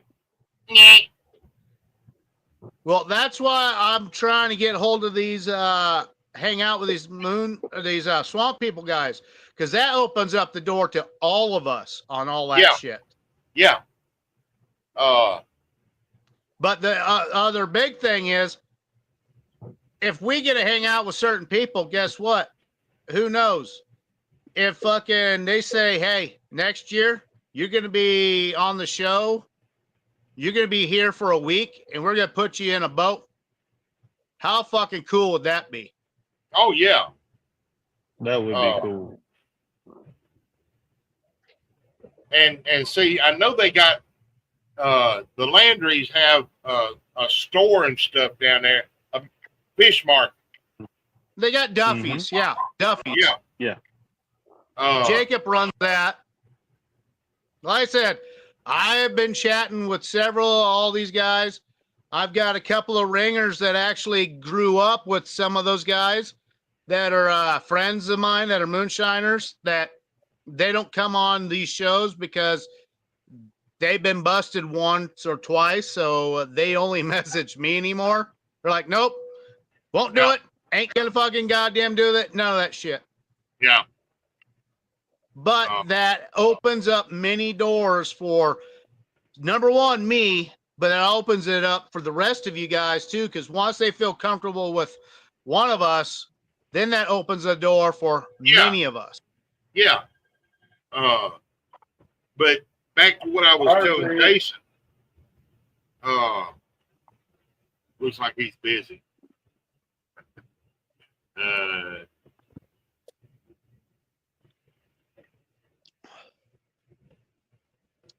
Oh, he's seen you do that. He was paying attention that time. He felt the pressure of my finger pushing down on his head.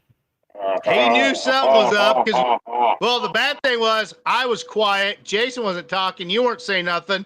That triggered him to open up his eyes. Hey, you know, on that part, ding, ding, motherfuckers. Hell, Hey guys, I gotta handle some business. I'm gonna let y'all go. All right, Jason, you have a good one. Take care, brother. Y'all have a good one. Good one. Yep, I'll chat with you later. I do.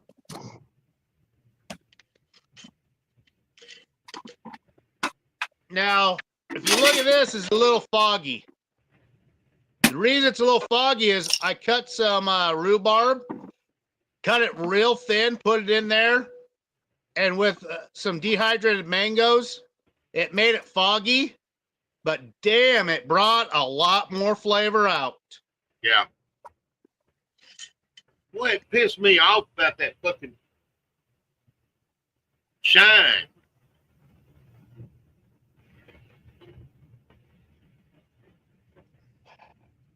That's all right. I got to go get me a bag of rolled corn.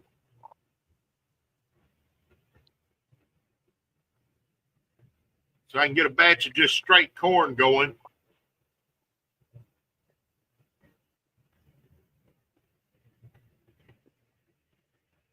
But I can't do none of that till I get my check. So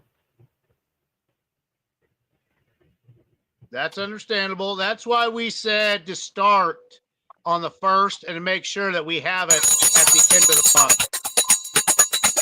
I've already took my drink, Phil. You're behind. you've been over there sleeping. Down Looks it, like down Earl's the one sleeping. No, Earl ain't been sleeping.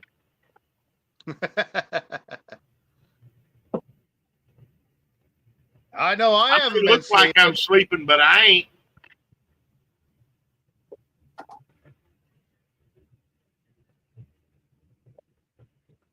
No, but I still, in the back of my head, I got something with that Danica rye I need to pair with something that grows around here. So that's Well, I don't going to know just what set grows back. around there.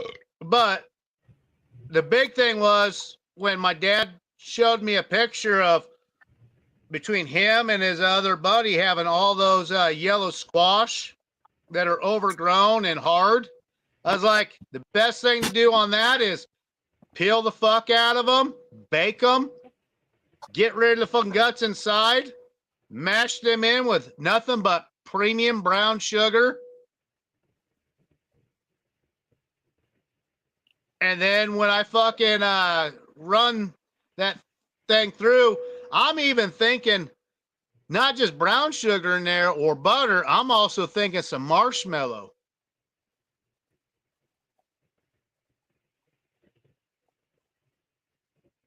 You know what I mean?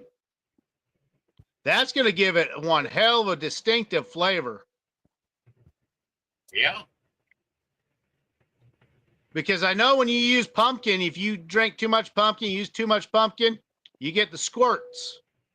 Now, yellow squash has half. Now, yellow squash has half the enzymes that the pumpkins have, so that'd be less the squirts, more the flavor. Again, science project. It don't hurt to fucking try something when I'm getting almost everything free. Yep. I've got 100 pounds of fucking premium brown sugar already sitting over there, so it cost me nothing. Yeah. All I do is fucking the butter. I got a person I get fucking my butter from that's pure Nebraska butter. The only thing is go to Walmart and fucking get fucking a couple bags of those fucking jumbo fucking marshmallows. Every jar that comes out, switch that jar out with a fresh jar. That way you got all that brown sugar, all that buttery flavor, all the marshmallow in there.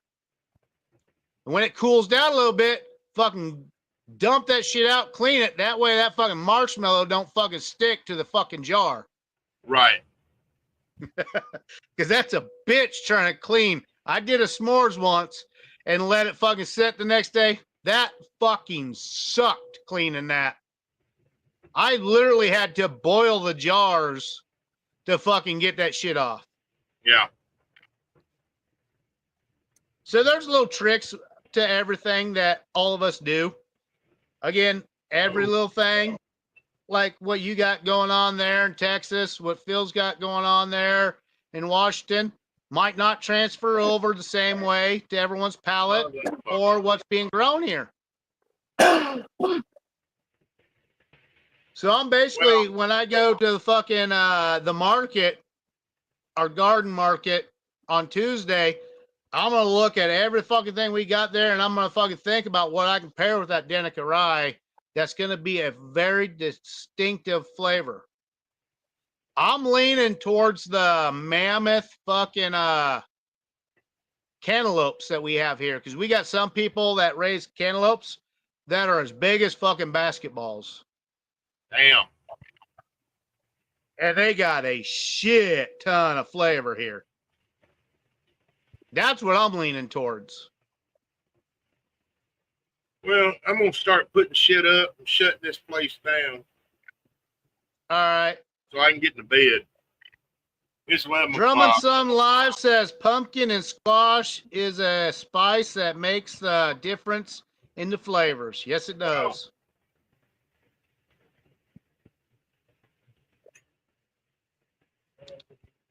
Are you still drinking over there, Phil?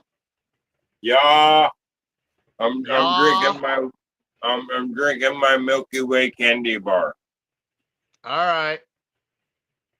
Make sure you milk it your way to the bedroom tonight. Um, yeah, I'm not far from 4-wheel drive, so I know. That's why I was asking if Brandon was going to be there because I was going to push your buttons a little bit more. no, But I Brenda's guess not we'll wait here. till Tuesday. Since it's already 21:06, Brandon's not here. I expect Brandon will be here within just under 24 hours. Um, so yeah, it's just me and Panda tonight, and Panda's outside because it's so fucking hot. Well, just to let you know, Tuesday we're going to be making another drink, and it's going to be called the Nut Sack. Me and a couple of buddies are going to. No, we're going to try to make this one really good. We're not going to add no Okay. yeast infection shit to it. Okay, I'm let's make thinking something with butterscotch in there. I'll be right back. well, I can do my butterscotch schnapps, but as for the nut part, I have either store-bought amaretto or my amaretto or a frangelico. Amaretto is based on almonds, whereas frangelico is based on hazel. So there's a couple of different nuts right You there. don't have no peanut butter flavor type stuff? I did once upon a time, but Bird Dog peanut butter whiskey was so fucking good. I ran out of that bottle. I got to restock that bottle. Well, I love that's that Bird another Dog. one of my recipes that I'm going to be working on is a peanut one. Yeah, I love that peanut butter whiskey from Bird Dog. At least it was like a Labrador on the label. But I believe it's a Bird Dog. But either way, peanut butter whiskey from Bird Dog. God, I had to fight myself to keep from drinking it. I had to fight myself to make it last as long as it did. Well, I have a recipe for good. that, Phil. It's a sugar wash, but you got to run a jar rig through it. And the peanut flavor that comes out of it is so fucking goddamn amazing. That was my issue. Once I took a sip of it, or if I fucking opened the jar and smelled it, it's like, motherfucker, I gotta drink a bunch of this tonight. Yeah. I had to fight myself to make it last on the shelf as long as it did. Well, you know what fucking really sucked is when I did a post flavor. I used that, and I used some banana pudding with it. Oh my god, that banana fucking peanut butter fucking flavor. I have not tasted anyone that comes close to that one. Roy, Even Big Mo's fucking banana peanut butter one didn't come half as close to what mine was. Roy, don't be giving me ideas because last year my #1 bestseller was banana cream pie. If I was to throw peanut on top of the banana cream pie, oh my god. All No right, y'all. shit, that's what I did. All right, Earl, you have a good one. Take care, brother. Good Have a night, good Earl. night. Good night, Earl. All right, I'm gonna go take a piss and I'm gonna send a few links out. Okay. What do you mean links out? I'm gonna fucking see if there's anyone else out there besides us. Oh, yeah, okay. Well, go take care of Call of Duty.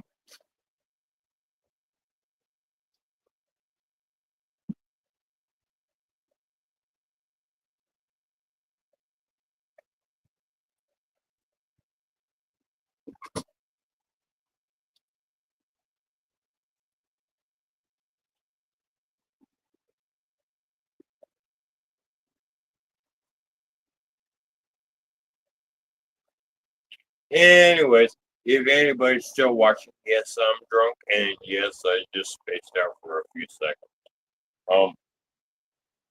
I had 5 beers, about 3 or 4 shots, or glasses of moonshine.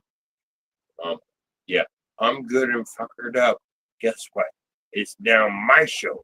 Now I'm taking over just for comedic value. Hello, welcome to the fucking Shineology when you're drunk. If you're still watching after this long a time, you're either drunk or seriously obsessed. Oh man, I feel so much better. Yeah, Holy I shit. bet so. I bet so. I bet you didn't even hear me talking to the audience. No, I didn't. But you know what? Glad you were talking to the audience because I was having a piss of a lifetime. But yeah, I was talking to the audience while you were gone. Lisa Day's still on. Mark Morgan's still on. Santa's on.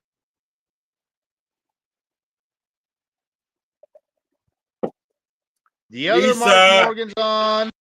Austin Hello, Law's Lisa and on. Santa. Sean Rigsby's on. A couple of my cousins are on. Roy, quit rattling off names. Give me numbers. I don't have no numbers. I'm just saying these are the people that are still active right now, supposedly. Oh, okay. Well, for those still active, welcome to the bar. Yes, I'm drunk.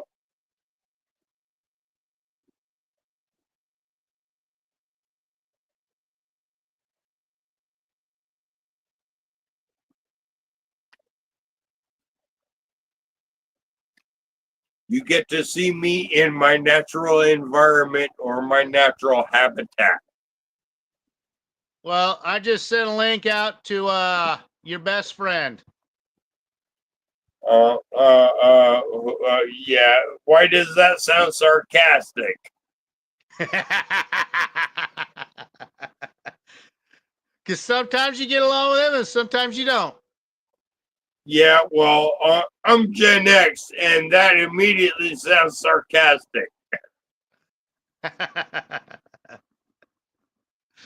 Yeah? You know what also sounds sarcastic? Ding ding, motherfucker. Yeah, well, hold on. I'm rolling a cigarette. I gotta roll a cigarette first. And since my glass is completely empty, I need ice and then another shot. And I've been changing flavors every time you ring the damn bell. Hey, I've been doing the same fucking thing, so don't bitch about me. This time it's going to be the mango rhubarb again. Yeah. Yeah, well, this time, Yeah. Slight bit of chocolate left in that one, but fresh ice in my glass.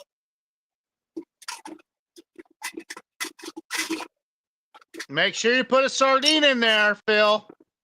Fuck you.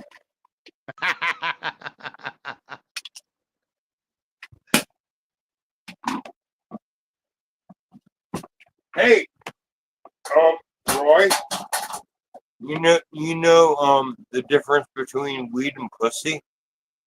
If it smells good from across the room, okay. But if it smells bad up close, fuck that.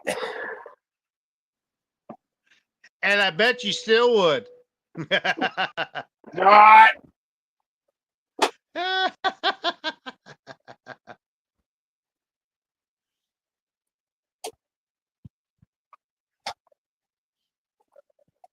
Phil takes forever. No, I had There to we go go. and I had to actually All go right. and pour it out of my fucking thing. But this All is right. the blueberry apple smash. All right. Cheers. Prost.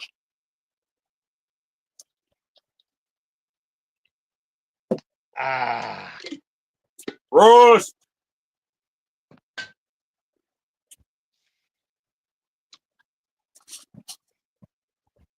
So what other ideas you got going on there, Phil? Well, I'm Especially after I thinking, mentioned the peanut butter one. yeah, well, that's on my to-do list somewhere after Freight builds me a jar rig to match yours.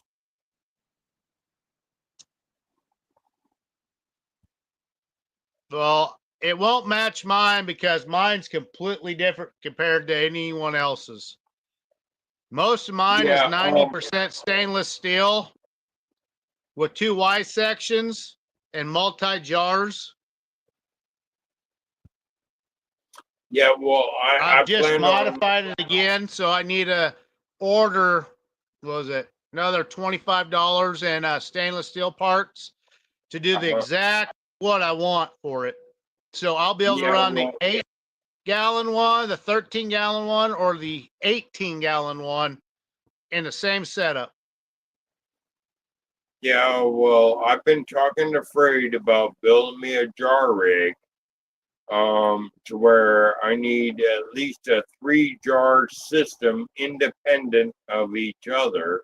So No, I that's can too. bypass You don't have a good each enough place. setup for that, Phil. You don't have a good enough setup for that. You want a 2-jar on each side where you can shut one off and turn on the other side.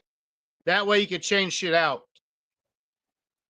Oh, well, yeah, but I want it on like each jar assembly rig is independent of each other, so that I can have a valve on each one. Now, you have to have a valve on one side or the other. You don't want to shut down a whole valve. You'll create so much pressure, you'll blow yourself up. You want it to where you have one side, like the left side, you have 2 jars on that. Then you have a right side where you have 2 jars on that. To where when you want to switch out something, you shut off one valve, open up the other, run that. Then you could take the other down, change out stuff, and do that. Roy, stop sign. Um, I cannot go left and right. No, I can only go a left turn from my pot. I can only go left, from the pot to the condenser to the worm. No, I'm Any saying right, your right side to your left side. So you'll have like either a south or a north. You know what I mean? Goes the same okay, direction, but they're on north, different north sides. okay, north and south. North and south. I understand. That would help. Yes. How's Chris doing tonight? Doing good. Just got home, well, a little while ago from a glamping trip with the mother and father-in-law. Well, how'd that turn out? Good or bad? Well, it was always good. Well, you never know when you say in-laws.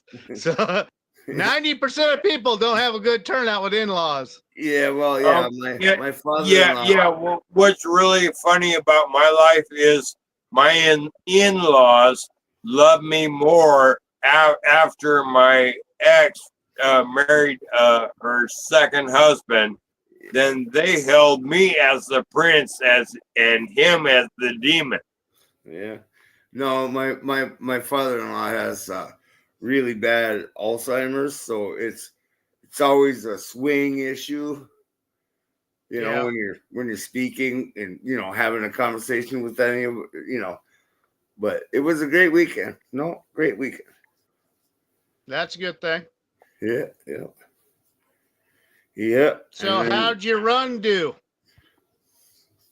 I haven't done it yet. Okay. Why not? Because I kind of had to go up and do this little thing this weekend, and then next weekend I'm waiting for my 28-gallon drum to get here. And I'm Well, gonna Phil, put it you all. don't have much to say. You didn't even want to fucking run tonight. You didn't want to fucking warm up water to make a mash. So you ought to be Yeah, quiet over in that corner. Yeah, well, guess what, motherfucker? When my outside temperatures start cooling down for the winter and into next spring, I'm gonna be more busy than you. I'm gonna put Well, out I more hope gallons so, because than you. I still I'm have a gonna put fucking out more job. flavors than you. I'm gonna put No. out more than anyone else in the militia. That's where you're fucking wrong. All right. I'm at If 50 you go degrees. head to head with me, you're Okay. gonna lose every time, Phil. I'm at 50 degrees right now. We're at 67 right now. Hold We're on, getting let me cold. turn on my We're getting thermometer cold and here see in what Minnesota. temperature it is. We're getting cold in Minnesota. Well, Phil, once he gets his house all paid off and shit, he wants to move to the Dakotas. Or Nebraska because of you.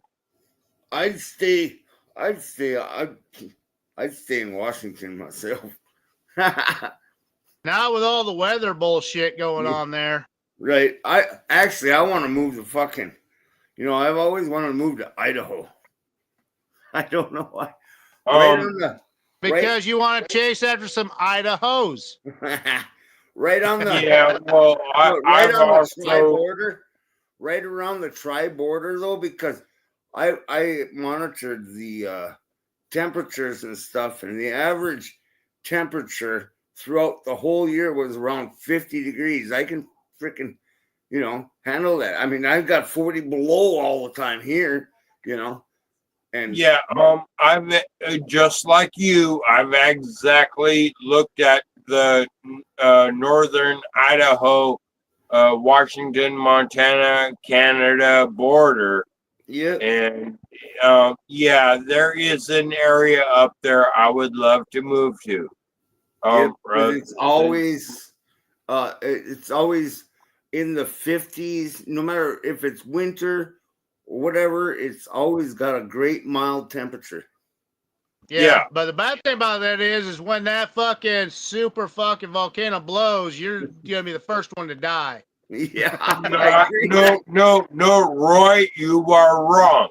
Because of airflows, jet streams, and air patterns, it will be. We would the specific area me and him are talking about will be the last to endure the bad air, because the airflow, airstream, jet stream, it goes east. And we get our fresh air off the west coast. But we're gonna there's flooding, and I followed the flood map. Say if California sunk in a little bit, and the waters were supposed to rise up or whatever. Yeah, the new Navy map. Yes, the new Navy map. I registered that also. That's another reason why I prefer South Dakota or upper east side of the Colorado Rockies. Idaho. Well, that's why Nebraska is so good, because you have the biggest water oasis in the world right underneath us. So our water flow ain't going to matter. We ain't going to have no polluted water. That's the good thing about that shit. Yeah. No, but the problem,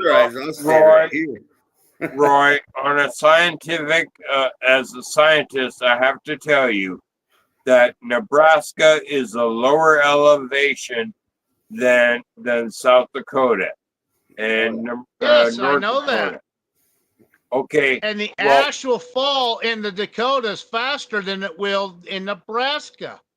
No, it won't. Because of the higher elevation. No. Yeah. Yeah. Well, Roy, Roy, take Closer 5 to it, minutes so out of your life tomorrow and look up the new Navy map. The new Navy have. map. Nebraska is beautiful, baby. so is Minnesota, really. Where The I'm at, Dakotas are Minnesota. fucked because they don't have no water oasis. If you have no water, you can't survive. Right.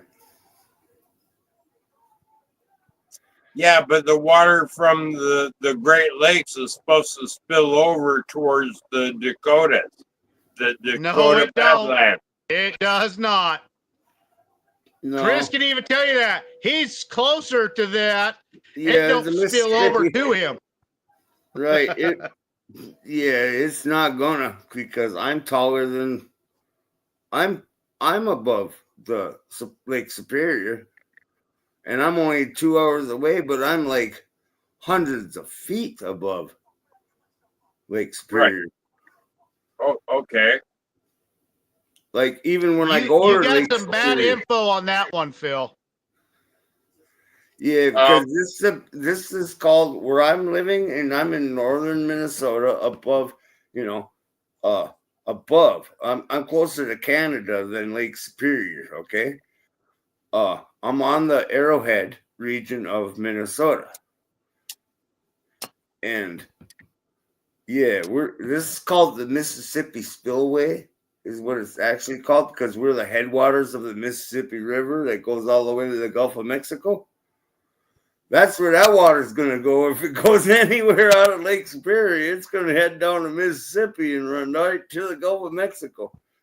Yep. That's it. That's where it's That's going. why those bunker guys, all those huge preppers, they said Nebraska and Kansas, the northern Kansas, is the best place to be because of the water. If you don't have water, you can't survive. Right. That's why I'm thinking about the underground bunkers is from South Dakota, Kansas, Nebraska. Plus all the grain that we have here in Nebraska, you won't run out of food to eat. You can grind that shit up. You make tortillas. You can make anything you fucking want anytime you want. Porridge. Yep. Mm-hmm. And if you're the only distiller with any alcohol within 100 miles after the disaster, and everybody starts coming out their bunkers looking for alcohol, guess what?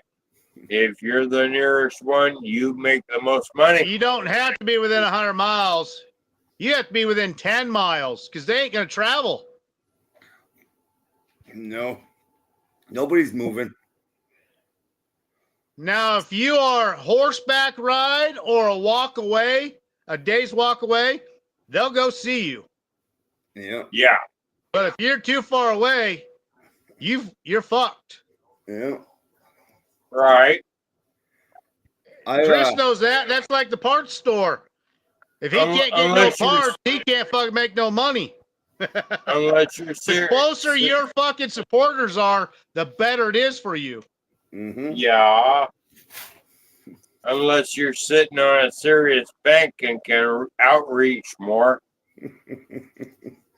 Yeah, but do you have $10 million, Phil?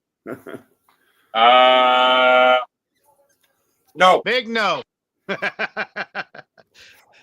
So you want to be known just enough, but not far enough away from anyone else. Because a lot of towns around here are still based on when people moved from the east to the west. So we have a lot of towns that are 8 to 10 miles away. You go 8 miles one direction, 8 miles another, you're going to run into a town, and that's what you want. That's what we have here. Is like I'm 11 minutes by driving on a highway to Hibbing. I'm 22 minutes to Virginia, but then there's a couple other towns in between.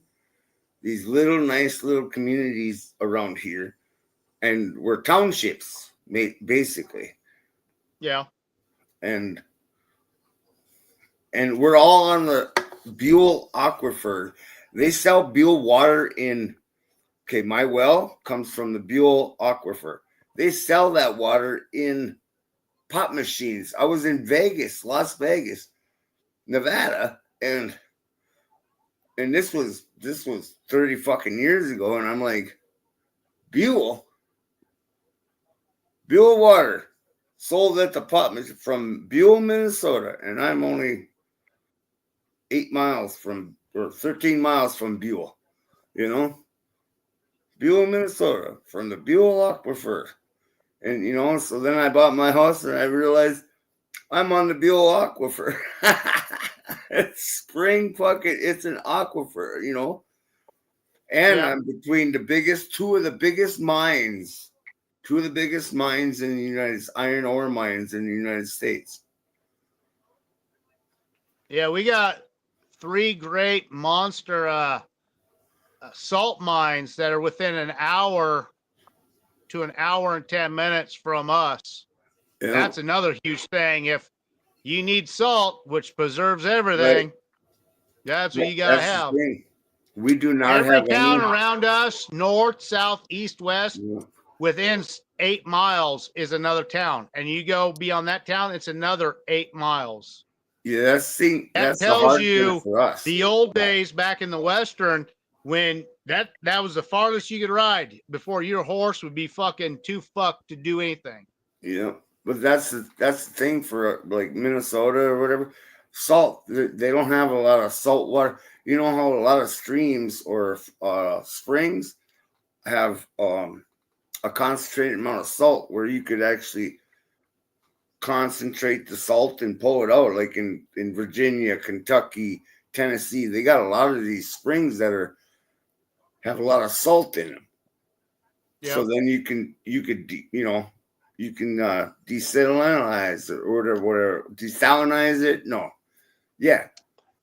You could dry it out and get the salt from it like you can salt water, like from the ocean, Guys, my personal lifetime, from 80 to 83, I was in Northeast Montana on the Fort Peck Indian Reservation between I started in Wolf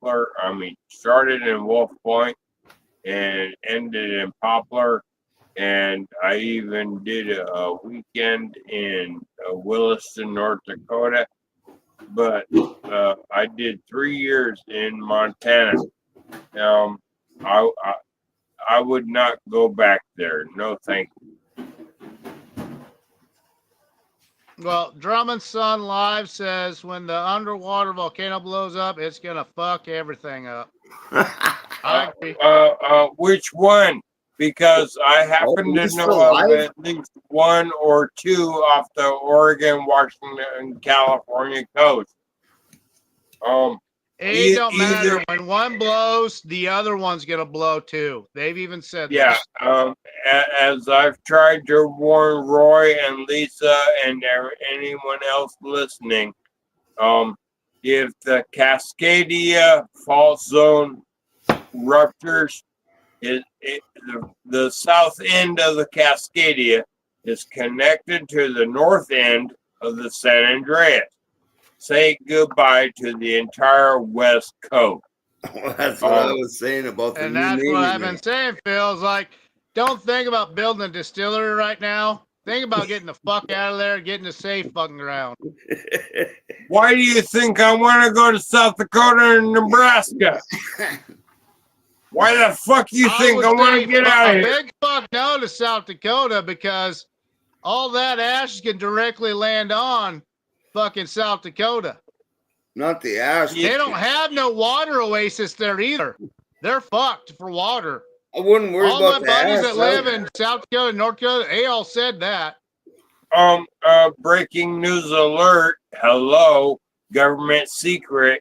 FEMA is already willing to take in people walking off the West Coast inland to the east states, in 3 major states.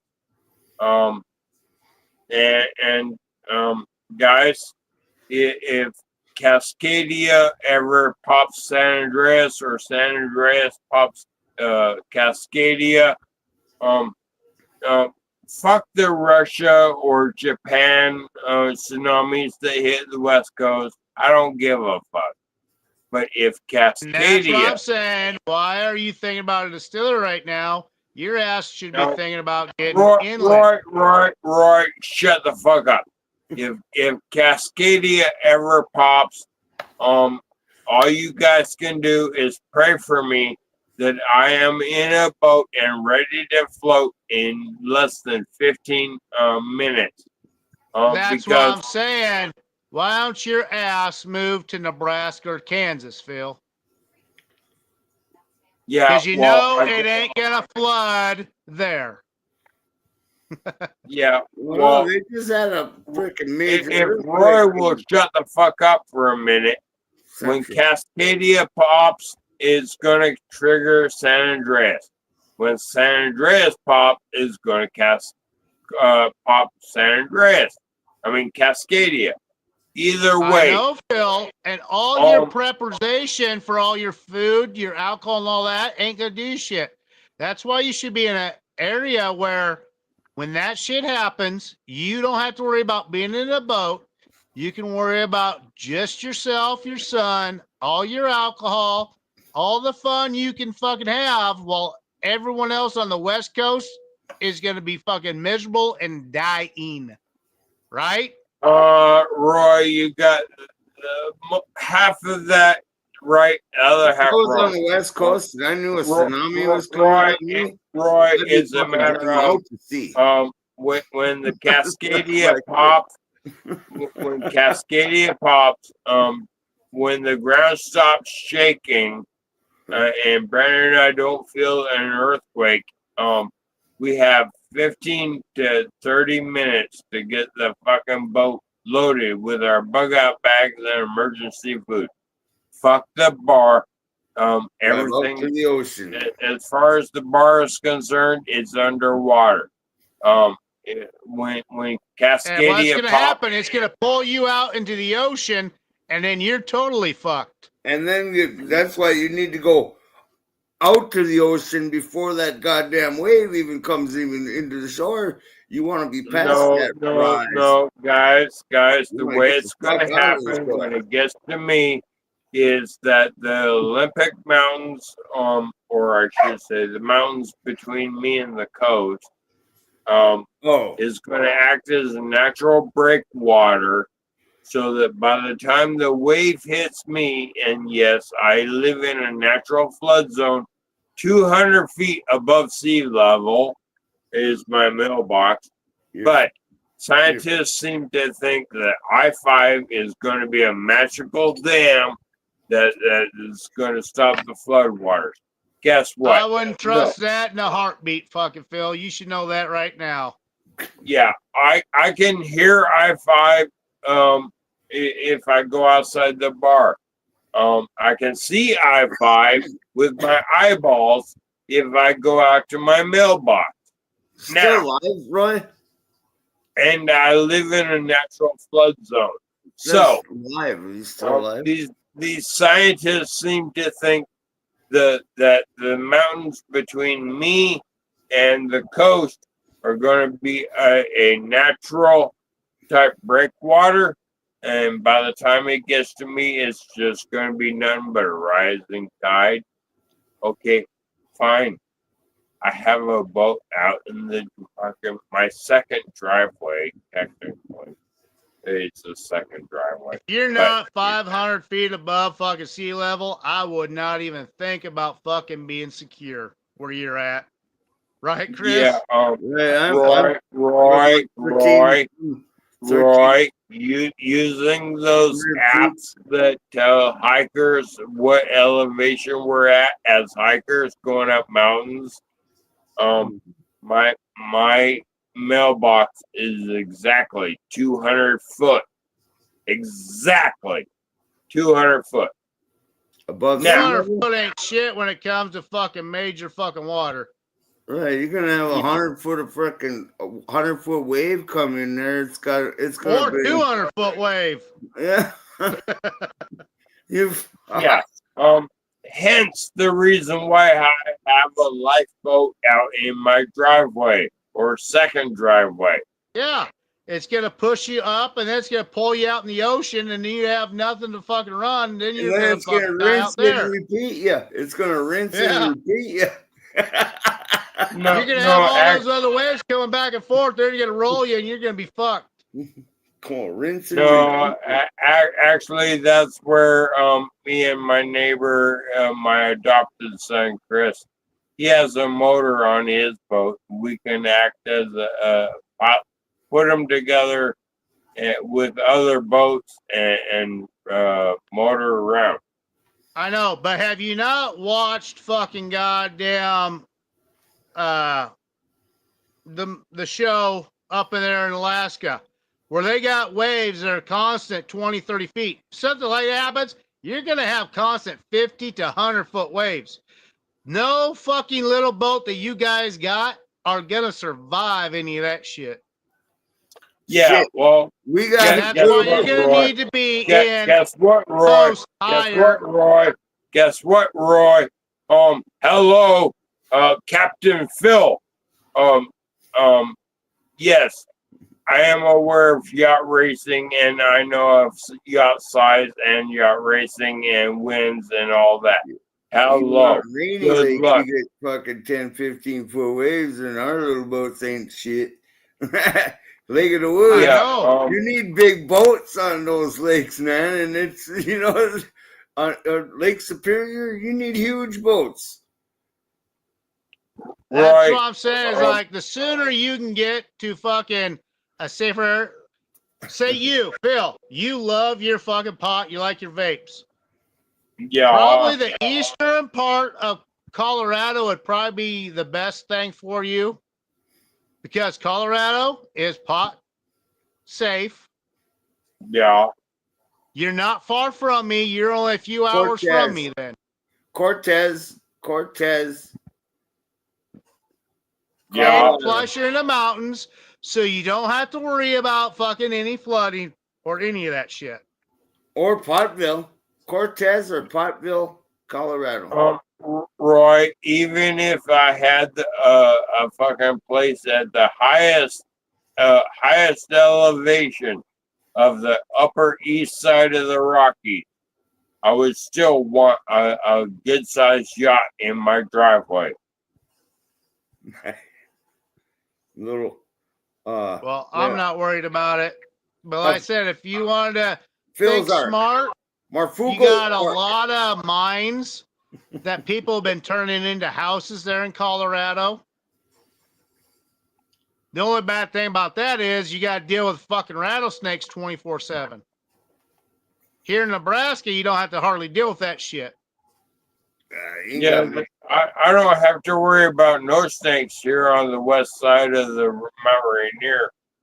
I know, but when you want to move and you want to be safer, you got to deal with other fucking ordeals, dude. Yeah, here up in Minnesota, we have the occasional timber rattler. It's called the timber rattler. It's a rattlesnake, but it's a timber rattler. They call.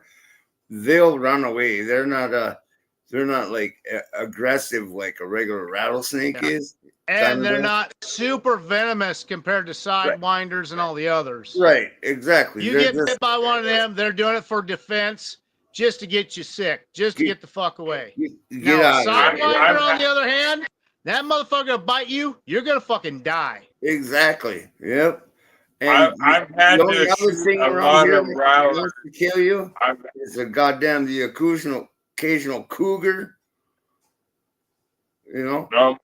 I've had to shoot a lot of rattlers, snakes down in California, up here in Washington on the east side of the mountain, or I choose Scorpions, on the west side of the mountain. I don't have to worry about any venomous snakes on the west side of the mountain of Washington. Yeah. I gotta go get me a beer. I'm out. I gotta get me another beer. Yeah, and I'm drunk as well, so what the hell? Enjoy it.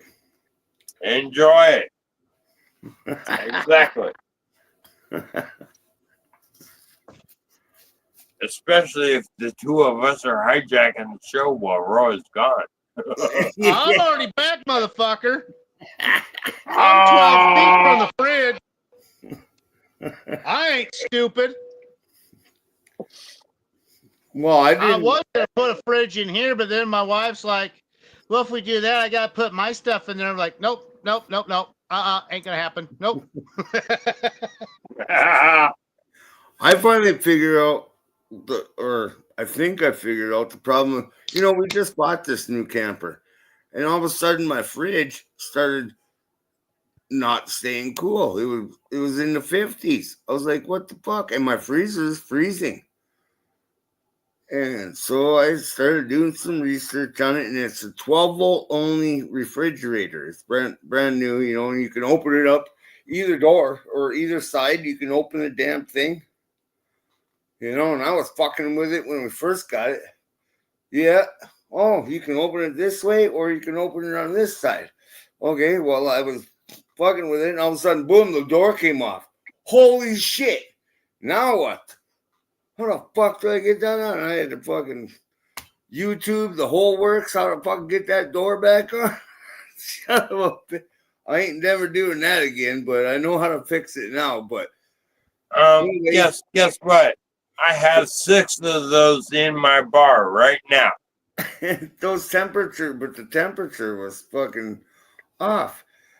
And so I did some research. They said to put the freezer one up on 3 and this one down on 3, and it wasn't working. So Yeah, if you balance the freezer one higher, it fucks with the other one. I have a buddy. That's all he does. Now, He's in order retired. to Yep. That's all he does is he does fucking repair jobs on fucking campers and in order to fix it, this is what I had to do. I had to put the top one, the freezer knob, on one, get more air pushing down into the fridge. Yep. You know, and I had to put the freaking fridge on max, 19 volt,